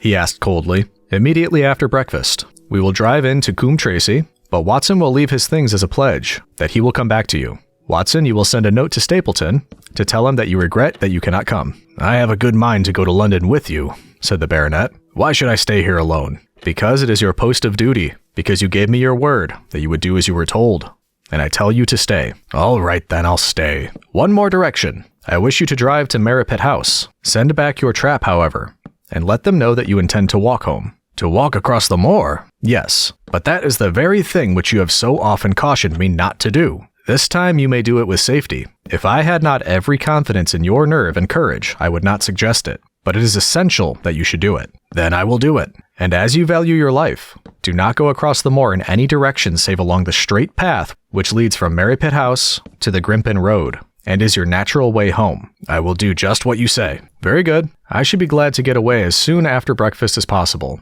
so as to reach London in the afternoon." I was much astounded by this program, though I remembered that Holmes had said to Stapleton on the night before that his visit would terminate the next day. It had not crossed my mind, however, that he would wish me to go with him, nor could I understand how we could both be absent at a moment which he himself declared to be critical. There was nothing for it, however, but implicit obedience. So we bade goodbye to our rueful friend, and a couple of hours afterwards we were at the station of Coombe Tracy, and had dispatched the trap upon its return journey. A small boy was waiting upon the platform. "Any orders, sir?" "You will take this train to town, Cartwright. The moment you arrive, you will send a wire to Sir Henry Baskerville, in my name, to say that if he finds the pocketbook which I have dropped, he is to send it by register post to Baker Street." "Yes, sir." "And ask at the station office if there is a message for me." The boy returned with a telegram, which Holmes handed to me. It ran, "Wire received.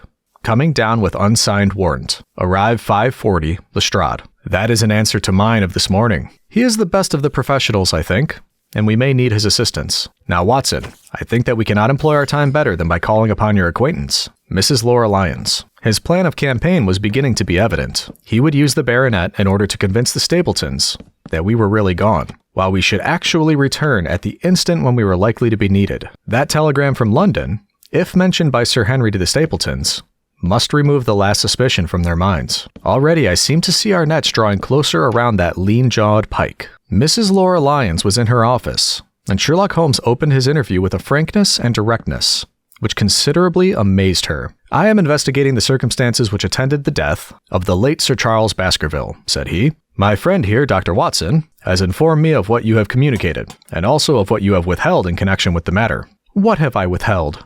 she asked defiantly. "You have confessed that you asked Sir Charles to be at the gate at 10 o'clock. We know that that was the place and hour of his death. You have withheld what the connection is between these events." "There is no connection." "In that case, the coincidence must indeed be an extraordinary one. But I think that we shall succeed in establishing a connection after all. I wish to be perfectly frank with you, Mrs. Lyons. We regard this case as one of murder, and the evidence may implicate not only your friend, Mr. Stapleton, but his wife as well. The lady sprung from her chair. "His wife!" she cried. The fact is no longer a secret. The person who has passed for his sister is really his wife. Mrs. Lyons had resumed her seat. Her hands were grasping the arms of her chair, and I saw that the pink nails had turned white with the pressure of her grip. "His wife," she said again. "His wife. He is not a married man." Sherlock Holmes shrugged his shoulders. "Prove it to me. Prove it to me, and if you can do so." The fierce flash of her eyes said more than any words. "I have come prepared to do so," said Holmes, drawing several papers from his pocket. "Here is a photograph of the couple taken in York 4 years ago. It is endorsed, Mr. and Mrs. Vandeleur, but you will have no difficulty in recognizing him, and her also, if you know her by sight. Here are 3 written descriptions by trustworthy witnesses of Mr. and Mrs. Vandeleur, who at the time kept St. Oliver's private school. Read them and see if you can doubt the identity of these people." She glanced at them, and then looked up at us, with the set, rigid face of a desperate woman. "Mr. Holmes," she said, "this man had offered me marriage on condition that I could get a divorce from my husband. He has lied to me, the villain, in every conceivable way. Not one word of truth has he ever told me. And why? Why? I imagined that all was for my own sake. But now I see that I was never anything but a tool in his hands. Why should I preserve faith with him, who never kept any with me? Why should I try to shield him from the consequences of his own wicked acts? Ask me what you like, and there is nothing which I shall hold back. One thing I swear to you, and that is that when I wrote the letter, I never dreamed of any harm to the old gentleman, who had been my kindest friend." "I entirely believe you, madam," said Sherlock Holmes. "The recital of these events must be very painful to you, and perhaps it will make it easier if I tell you what occurred, and you can check me if I make any material mistake. The sending of this letter was suggested to you by Stapleton. He dictated it. I presume that the reason he gave was that you would receive help from Sir Charles for the legal expenses connected with your divorce." "Exactly. And then after you had sent the letter, he dissuaded you from keeping the appointment? He told me it would hurt his self-respect, that any other man should find the money for such an object, and that though he was a poor man himself, he would devote his last penny to removing the obstacles which divided us. He appears to be a very consistent character. And then you heard nothing until you read the reports of the death in the paper?" "No. And he made you swear to say nothing about your appointment with Sir Charles?" "He did. He said that the death was a very mysterious one, and that I should certainly be suspected if the facts came out. He frightened me into remaining silent." "Quite so. But you had your suspicions." She hesitated and looked down. "I knew him," she said, "but if he had kept faith with me, I should have always done so with him." "I think that on the whole you have had a fortunate escape," said Sherlock Holmes. "You have had him in your power and he knew it. And yet you are alive. You have been walking for some months very near to the edge of a precipice. We must wish you good morning now, Mrs. Lyons, and it is probable that you will very shortly hear from us again. Our case becomes rounded off, and difficulty after difficulty thins away in front of us," said Holmes as we stood waiting for the arrival of the express from town. "I shall soon be in the position of being able to put into a single connected narrative one of the most singular and sensational crimes of modern times. Students of criminology will remember the analogous incident in Gondo, in Little Russia in the year of 66, and of course there are the Anderson murders in North Carolina, but this case possesses some features which are entirely its own. Even now we have no clear case against this very wily man, but I shall be very much surprised if it is not clear enough before we go to bed this night." The London Express came roaring into the station, and a small, wiry bulldog of a man had sprung from a first-class carriage. We all 3 shook hands, and I saw at once from the reverential way in which Lestrade gazed at my companion that he had learned a good deal since the days when they had first worked together. I could well remember the scorn which the theories of the reasoner used then to excite in the practical man. "Anything good?" he asked. "The biggest thing for years," said Holmes. "We have 2 hours before we need to think of starting. I think we might employ it in getting some dinner, and then, Lestrade, we will take the London fog out of your throat by giving you a breath of the pure night air of Dartmoor. Never been there? Ah, well, I don't suppose you will forget your first visit." Chapter 14. The Hound of the Baskervilles.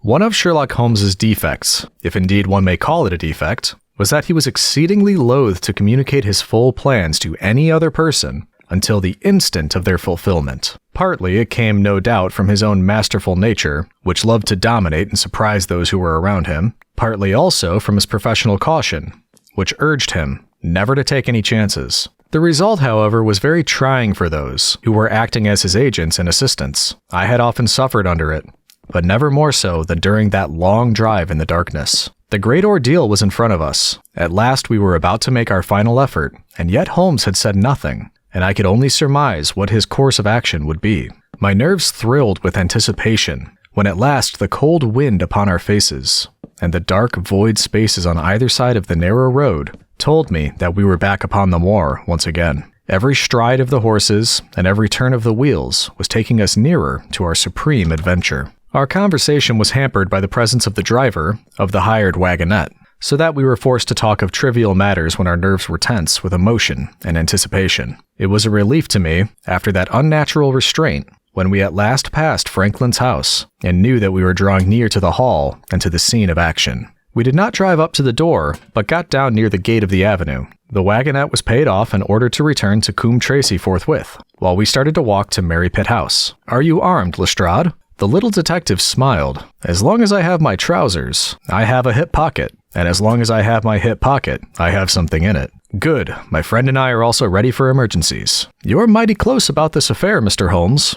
What's the game now?" "A waiting game." "My word, it does not seem a very cheerful place," said the detective with a shiver, glancing around him at the gloomy slopes of the hill and at the huge lake of fog which lay over the Grimpen Mire. "I see the lights of a house ahead of us. That is Mary Pitt House, and the end of our journey. I must request that you walk on tiptoe, and not to talk above a whisper." We moved cautiously along the track, as if we were bound for the house, but Holmes halted us when we were about 200 yards from it. "This will do," said he. "These rocks upon the right make an admirable screen. We are to wait here." "Yes, we shall make our little ambush here. Get into this hollow, Lestrade. You have been inside the house, have you not, Watson? Can you tell the position of the rooms? What are those latticed windows at the end?" "I think they are the kitchen windows." "And the one beyond, which shines so brightly?" "That is certainly the dining room. The blinds are up. You know the lie of the land best. Creep forward quietly and see what they are doing.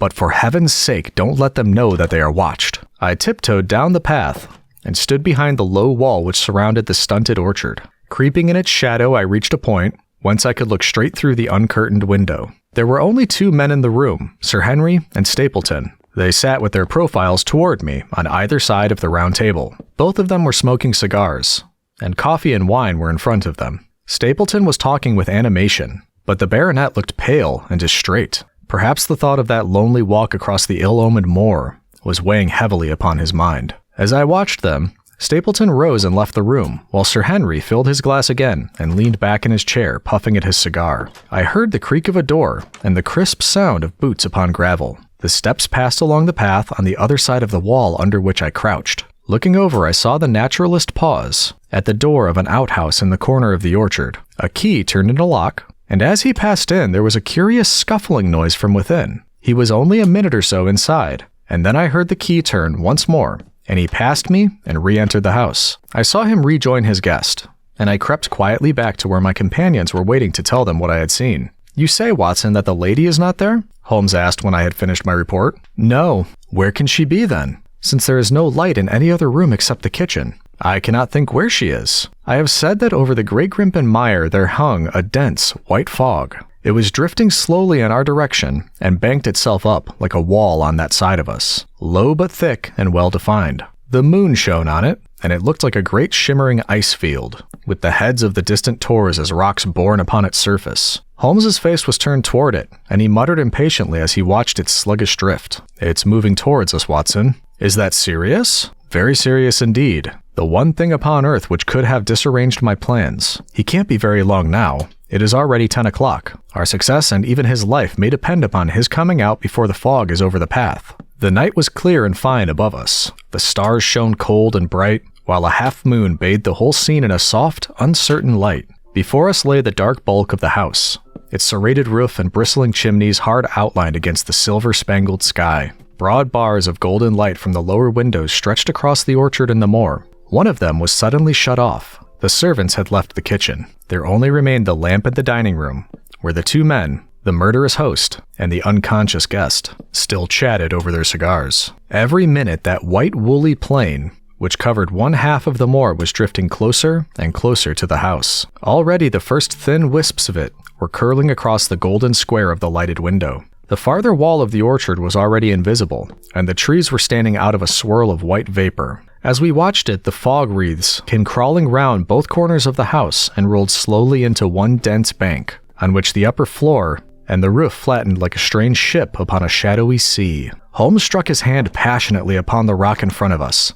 and stamped his feet in his impatience. "If he isn't out in a quarter of an hour, the path will be covered. In half an hour, we won't be able to see our hands in front of us. Shall we move farther back upon higher ground?" Yes, I think it would be as well. So as the fog bank flowed onward, we fell back before it, until we were half a mile from the house, and still that dense white sea, with the moon silvering its upper edge, swept slowly and inexorably on. "We are going too far," said Holmes. "We dare not take the chance of his being overtaken before he can reach us. At all costs, we must hold our ground where we are." He dropped on his knees and clapped his ear to the ground. "Thank God, I think that I hear him coming." A sound of quick steps broke the silence of the moor. Crouching among the stones, we stared intently at the silver-tipped bank in front of us. The steps grew louder, and through the fog, as through a curtain, there stepped the man whom we were awaiting. He looked round him in surprise as he emerged into the clear, starlit night. Then he came swiftly along the path, passed close to where we lay, and went on up the long slope behind us.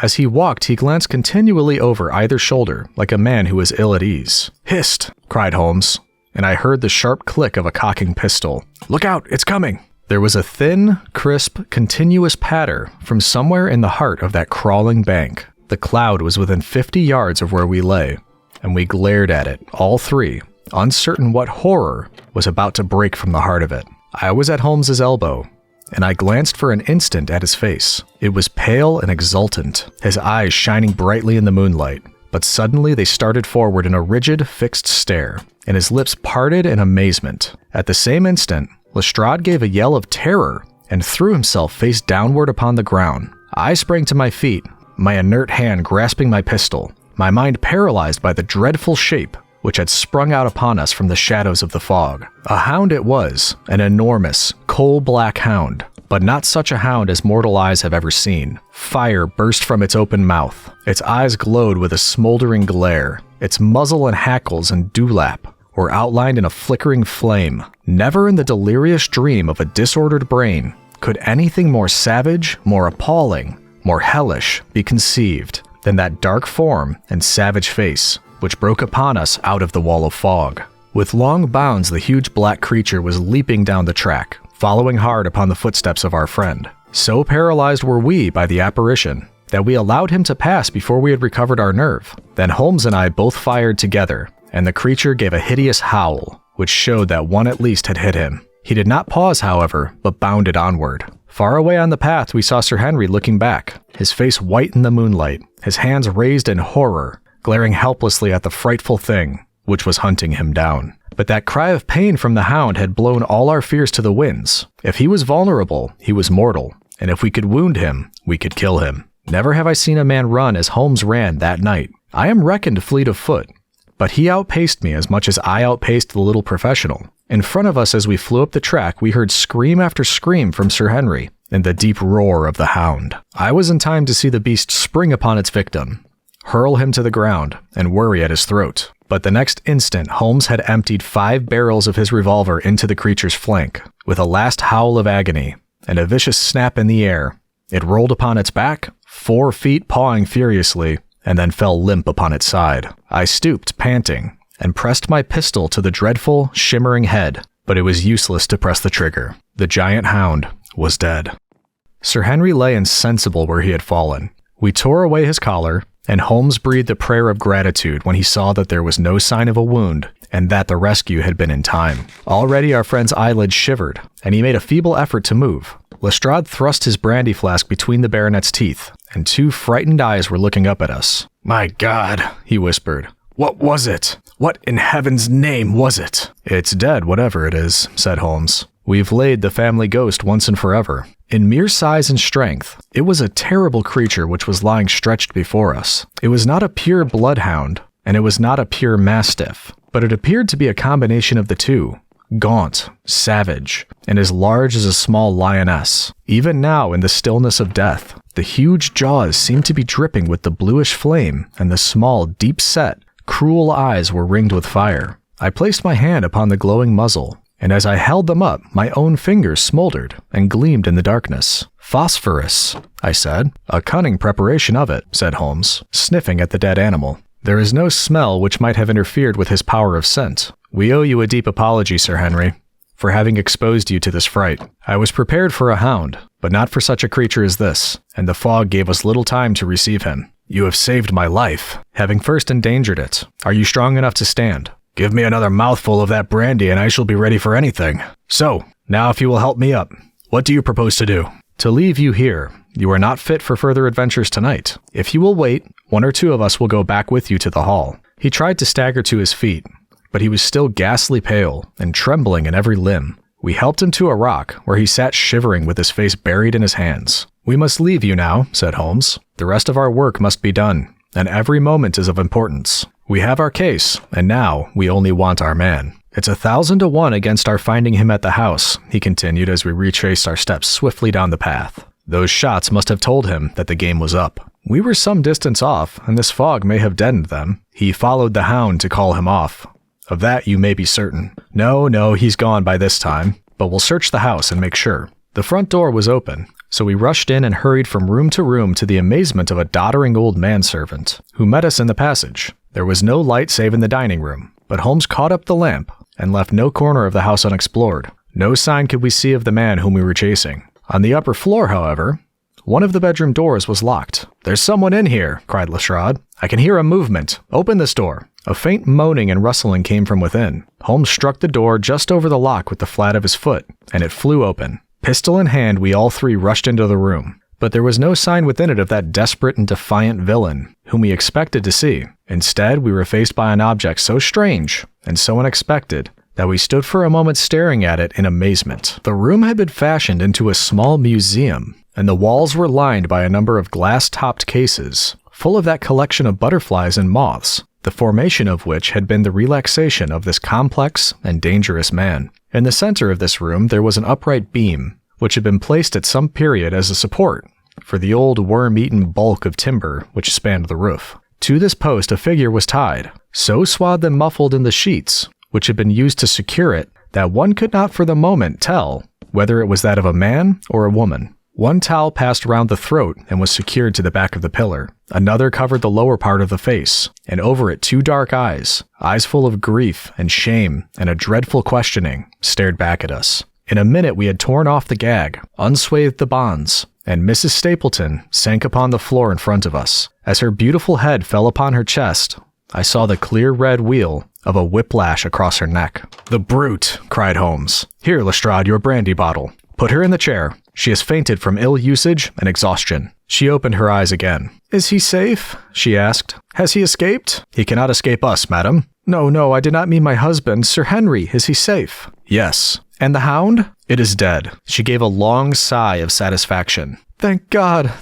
Oh, this villain. See how he has treated me. She shot her arms out from her sleeves, and we saw with horror that they were all mottled with bruises. But this is nothing.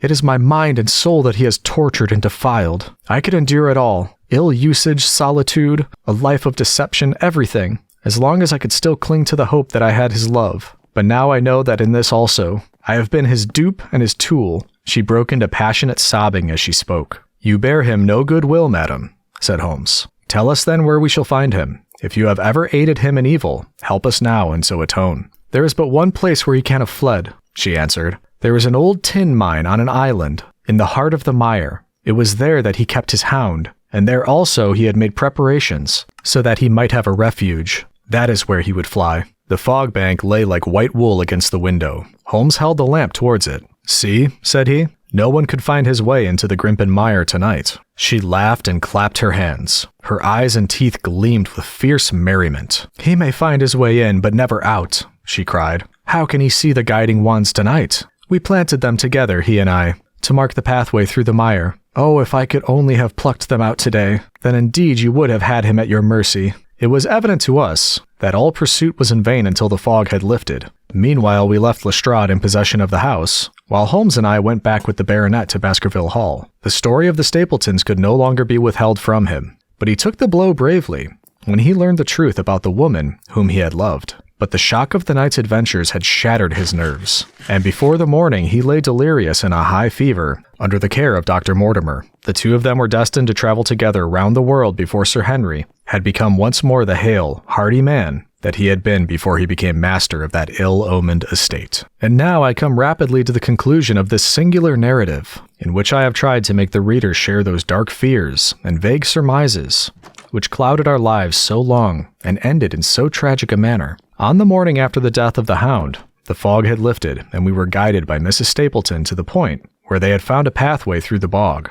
It helped us to realize the horror of this woman's life when we saw the eagerness and joy with which she led us on her husband's track. We left her standing upon the thin peninsula of firm, peaty soil, which tapered out into the widespread bog. From the end of it, a small wand planted here and there showed where the path zigzagged, from tuft to tuft of rushes, among these green-scummed pits and foul quagmires, which barred the way to the stranger. Rank reeds and lush, slimy water plants sent an odor of decay and a heavy miasmic vapor onto our faces, while a false step plunged us more than once, thigh-deep into the dark, quivering mire, which shook for yards in soft undulation around our feet. Its tenacious grip plucked at our heels as we walked, and when we sank into it, it was as if some malignant hand was tugging us down into those obscene depths. So grim and purposeful was the clutch in which it held us. Once only we saw a trace that someone had passed that perilous way before us. From amid a tuft of cotton grass, which bore it up out of the slime, some dark thing was projecting. Holmes sank to his waist as he stepped from the path to seize it, and had we not been there to drag him out, he could never have set foot upon the firm land again. He held an old black boot in the air. Myers Toronto was printed on the leather inside. "It is worth a mud bath," said he. "It is our friend Sir Henry's missing boot, thrown there by Stapleton in his flight." "Exactly. He retained it in his hand after using it to set the Hound upon the track. He fled when he knew the game was up, still clutching it, and he hurled it away at this point of his flight. We know at least that he had come so far in safety. But more than that we were never destined to know, though there was much which we might surmise. There was no chance of finding footsteps in the mire, for the rising mud oozed swiftly in upon them. But as we at last reached firmer ground beyond the morass, we all looked eagerly for them, but no slightest sign of them ever met our eyes. If the earth told a true story, then Stapleton never reached that island of refuge towards which he struggled through the fog upon that last night. Somewhere in the heart of the Great Grimpen Mire, down in the foul slime of that huge morass, which had sucked him in, this cold and cruel-hearted man is forever buried. Many traces we found of him in the bog-girt island, where he had hid his savage ally. A huge driving wheel and a shaft half filled with rubbish showed the position of an abandoned mine. Beside it were the crumbling remains of the cottage of the miners, driven away no doubt by the foul reek of the surrounding swamp. In one of these, a staple and a chain, with a quantity of gnawed bones, showed where the animal had been confined. A skeleton with a tangle of brown hair adhering to it lay among the debris. "A dog," said Holmes. "By Jove, a curly-haired spaniel. Poor Mortimer will never see his pet again. Well, I do not know that this place contains any secret which we have not already fathomed. He could hide his hound, but he could not hush its voice, and hence came those cries, which even in daylight were not pleasant to hear. On an emergency, he could keep the Hound in the outhouse at Merripit, but it was always a risk, and it was only on the supreme day, which he regarded as the end of all his efforts, that he dared to do it. This paste in the tin is no doubt the luminous mixture with which the creature was daubed.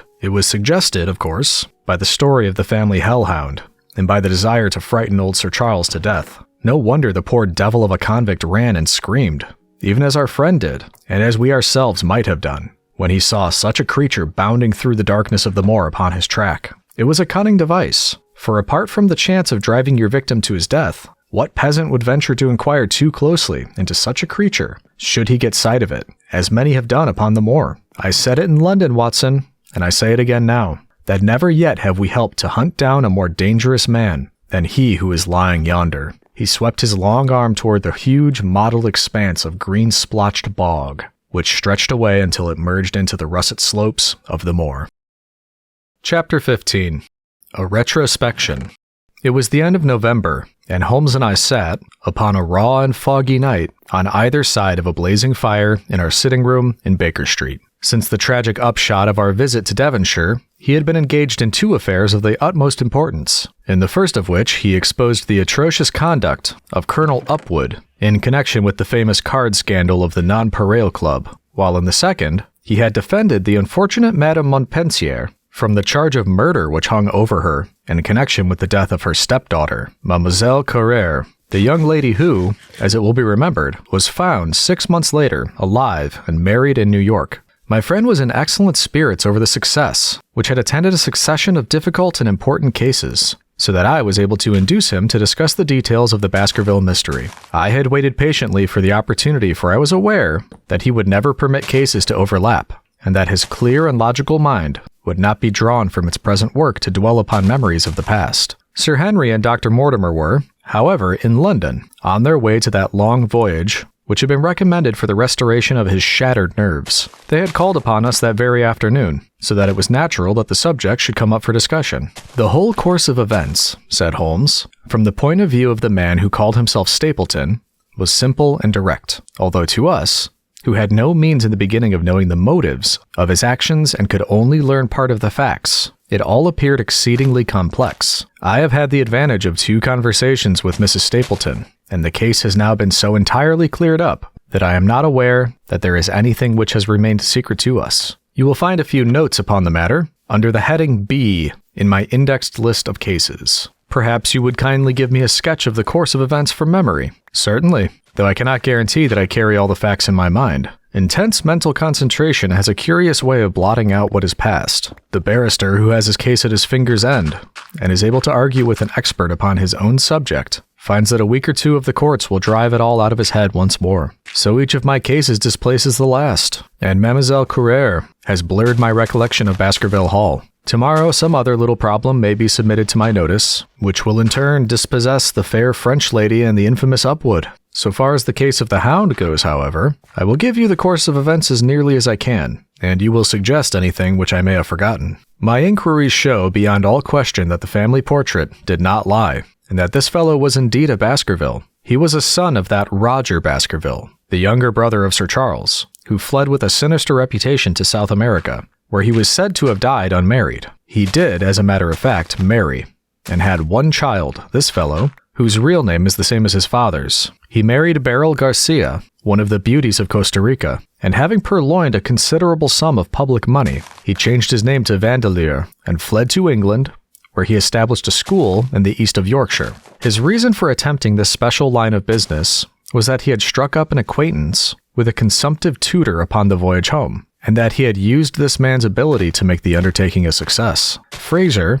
the tutor, died, however, and the school which had begun well sank from disrepute into infamy. The Vandeleurs found it convenient to change their name to Stapleton, and he brought the remains of his fortune, his schemes for the future, and his taste for entomology to the south of England. I learned at the British Museum that he was a recognized authority upon the subject, and that the name of Vandeleur has been permanently attached to a certain moth, which he had, in his Yorkshire days, been the first to describe. We now come to that portion of his life which has proved to be of such intense interest to us. The fellow had evidently made inquiry and found that only 2 lives intervened between him and a valuable estate. When he went to Devonshire, his plans were, I believe, exceedingly hazy, but that he meant mischief from the first is evident from the way in which he took his wife with him, in the character of his sister. The idea of using her as a decoy was clearly already in his mind, though he may not have been certain how the details of his plot were to be arranged. He meant in the end to have the estate, and he was ready to use any tool or run any risk for that end. His first act was to establish himself as near to his ancestral home as he could, and his second was to cultivate a friendship with Sir Charles Baskerville and with the neighbors. The baronet himself told him about the family hound,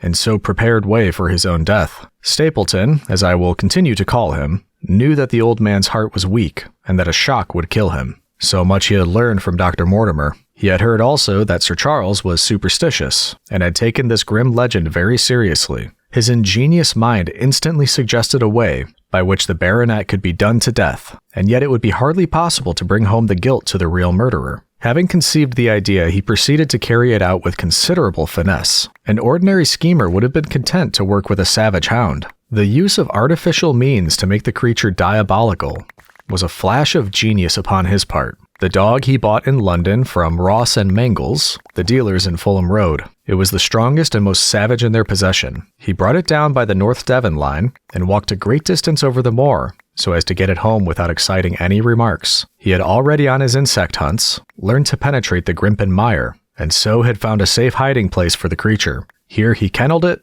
and waited his chance. But it was some time coming. The old gentleman could not be decoyed outside of his grounds at night. Several times Stapleton lurked about with his hound, but without avail. It was during these fruitless quests that he, or rather his ally, was seen by peasants, and that the legend of the demon dog received a new confirmation. He had hoped that his wife might lure Sir Charles to his ruin, but here she proved unexpectedly independent. She would not endeavor to entangle the old gentleman in a sentimental attachment, which might deliver him over to his enemy. Threats and even, I am sorry to say, blows, refused to move her. She would have nothing to do with it, and for a time Stapleton was at a deadlock. He found a way out of his difficulties through the chance that Sir Charles, who had conceived a friendship for him, made him the minister of his charity in the case of this unfortunate woman, Mrs. Laura Lyons. By representing himself as a single man, he acquired complete influence over her, and he gave her to understand that in the event of her obtaining a divorce from her husband, he would marry her. His plans were suddenly brought to a head by his knowledge that Sir Charles was about to leave the hall on the advice of Dr. Mortimer, with whose opinion he himself pretended to coincide. He must act at once, or his victim might get beyond his power. He therefore put pressure upon Mrs. Lyons to write this letter, imploring the old man to give her an interview on the evening before his departure for London. He then, by a specious argument, prevented her from going, and so had the chance for which he had waited. Driving back in the evening from Coombe Tracy, he was in time to get his hound, to treat it with his infernal paint, and to bring the beast round to the gate, at which he had reason to expect that he would find the old gentleman waiting. The dog, incited by its master, sprang over the wicket gate and pursued the unfortunate baronet, who fled screaming down the yew alley. In that gloomy tunnel, it must indeed have been a dreadful sight to see that huge black creature, with its flaming jaws and blazing eyes, bounding after its victim. He fell dead at the end of the alley from heart disease and terror. The hound had kept upon the grassy border, while the baronet had run down the path, so that no track but the man's was visible. On seeing him lying still, the creature had probably approached to sniff at him, but finding him dead had turned away again. It was then that it left the print, which was actually observed by Dr. Mortimer. The hound was called off and hurried away to its lair in the Grimpen Mire, and a mystery was left which puzzled the authorities, alarmed the countryside, and finally brought the case within the scope of our observation. So much for the death of Sir Charles Baskerville. You perceive the devilish cunning of it, for really it would be almost impossible to make a case against the real murderer. His only accomplice was one who could never give him away, and the grotesque, inconceivable nature of the device only served to make it more effective. Both of the women concerned in the case, Mrs. Stapleton and Mrs. Laura Lyons, were left with a strong suspicion against Stapleton. Mrs. Stapleton knew that he had designs upon the old man, and also of the existence of the hound. Mrs. Lyons knew neither of these things, but had been impressed by the death occurring at the time of an uncancelled appointment which was only known to him. However, both of them were under his influence, and he had nothing to fear from them. The first half of his task was successfully accomplished, but the more difficult still remained. It is possible that Stapleton did not know of the existence of an heir in Canada. In any case, he would very soon learn it from his friend Dr. Mortimer, and he was told by the latter all details about the arrival of Henry Baskerville. Stapleton's first idea was that this young stranger from Canada might possibly be done to death in London, without coming down to Devonshire at all. He distrusted his wife ever since she had refused to help him in laying a trap for the old man, and he dared not leave her long out of his sight for fear he should lose his influence over her. It was for this reason that he took her to London with him.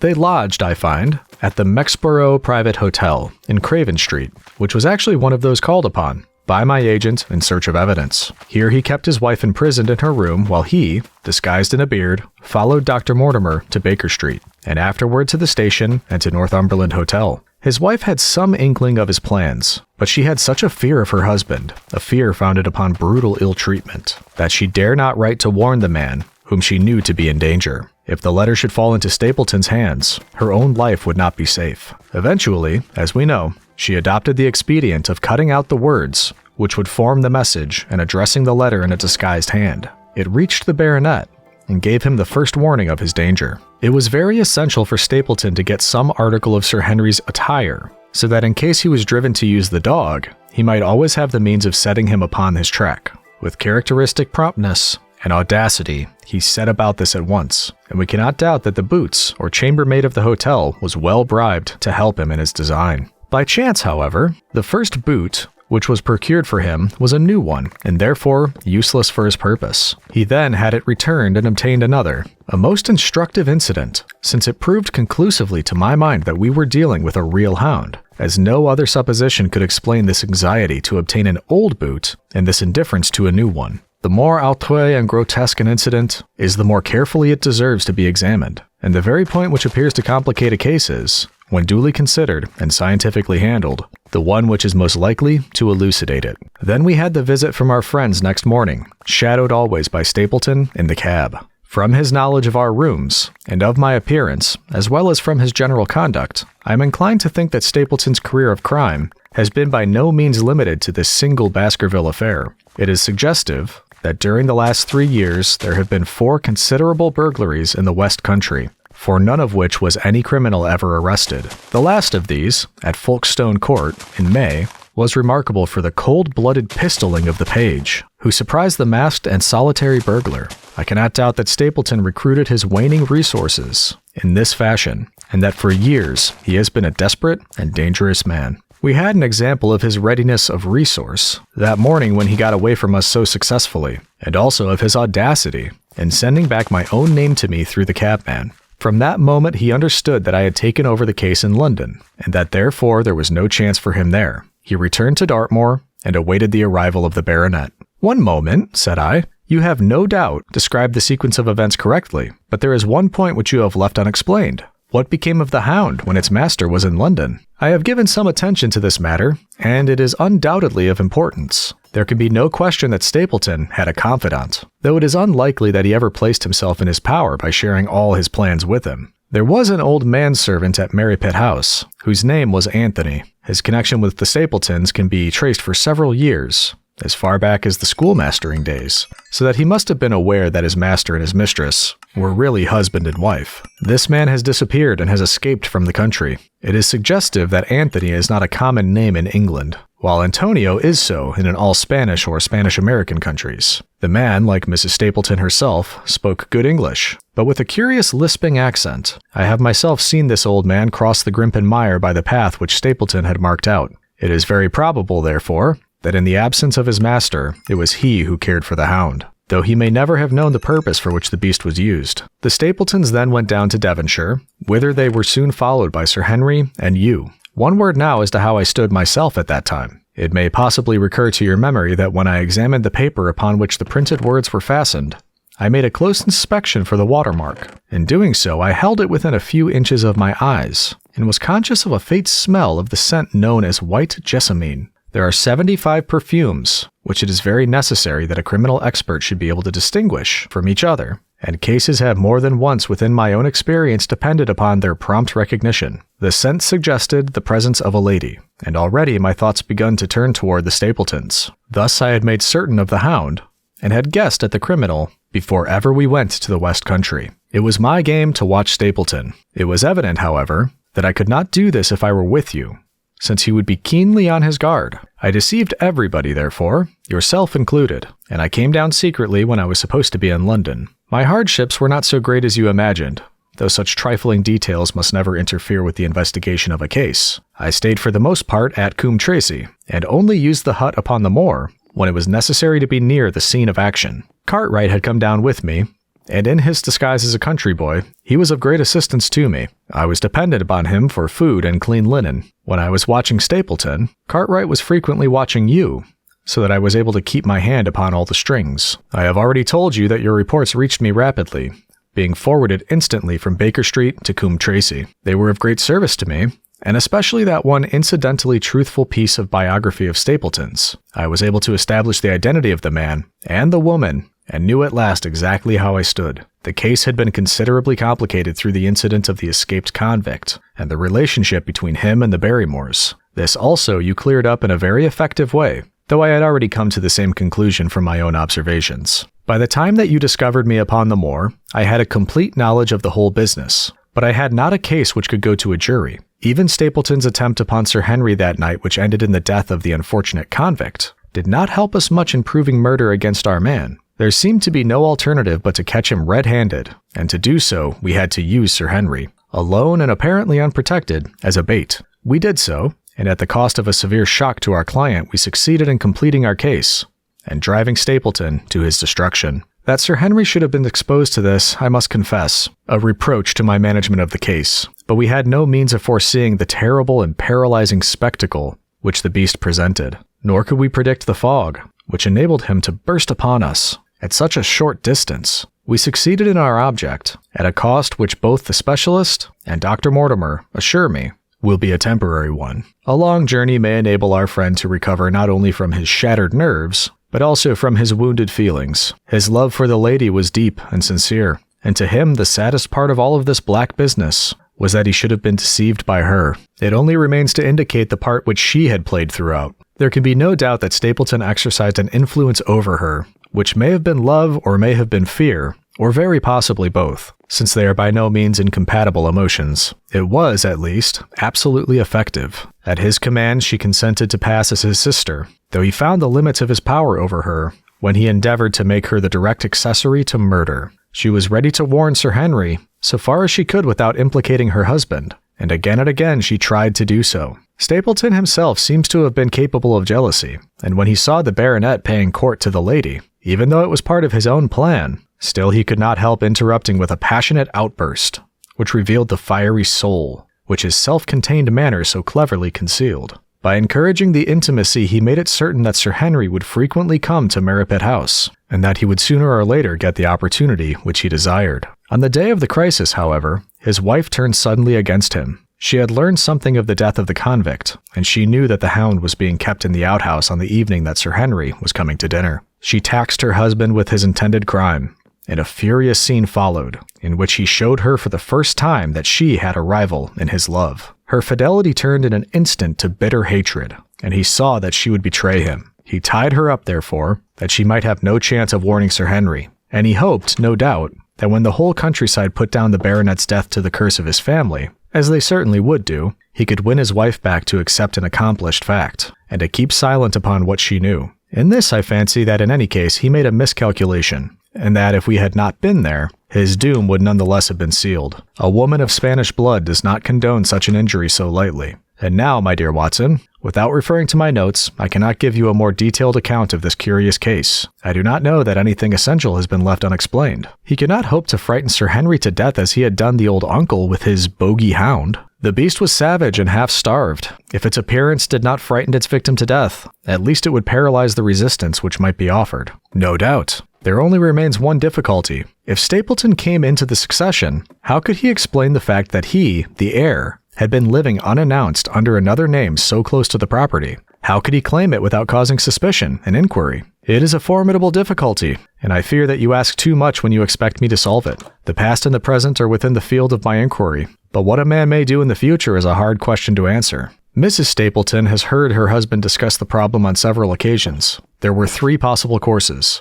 He might claim the property from South America, establish his identity before the British authorities there, and so obtain the fortune without ever coming to England at all. Or he might adopt an elaborate disguise during the short time that he need be in London. Or again, he might furnish an accomplice with the proofs and papers, putting him in as heir, and retaining a claim upon some proportion of his income. We cannot doubt from what we know of him that he would have found some way out of the difficulty. And now, my dear Watson, we have had some weeks of severe work, and for one evening, I think, we may turn our thoughts into more pleasant channels. I have a box for Les Huguenots. Have you heard of the Duretsk? Might I trouble you then to be ready in half an hour? And we can stop at Marcini's for a little dinner on the way.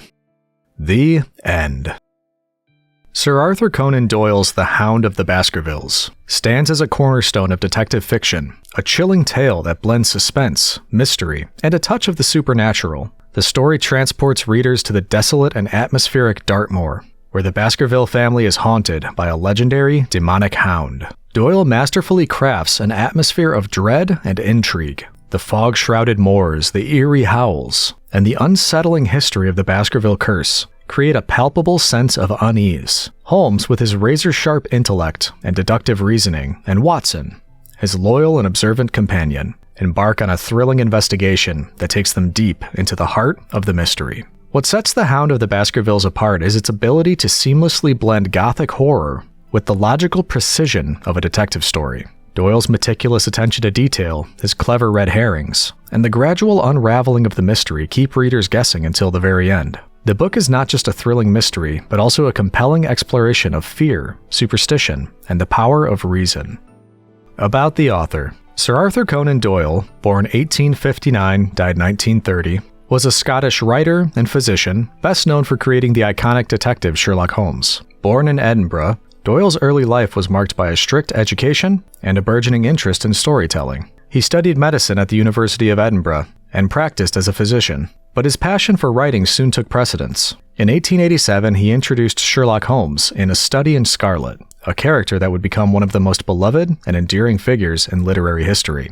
Beyond his literary achievements, Doyle was a staunch advocate for social justice. He was knighted in 1902 for his services during the Boer War. Sir Arthur Conan Doyle's enduring characters have left an indelible mark on popular culture, solidifying his place as one of the most influential and celebrated authors of his era.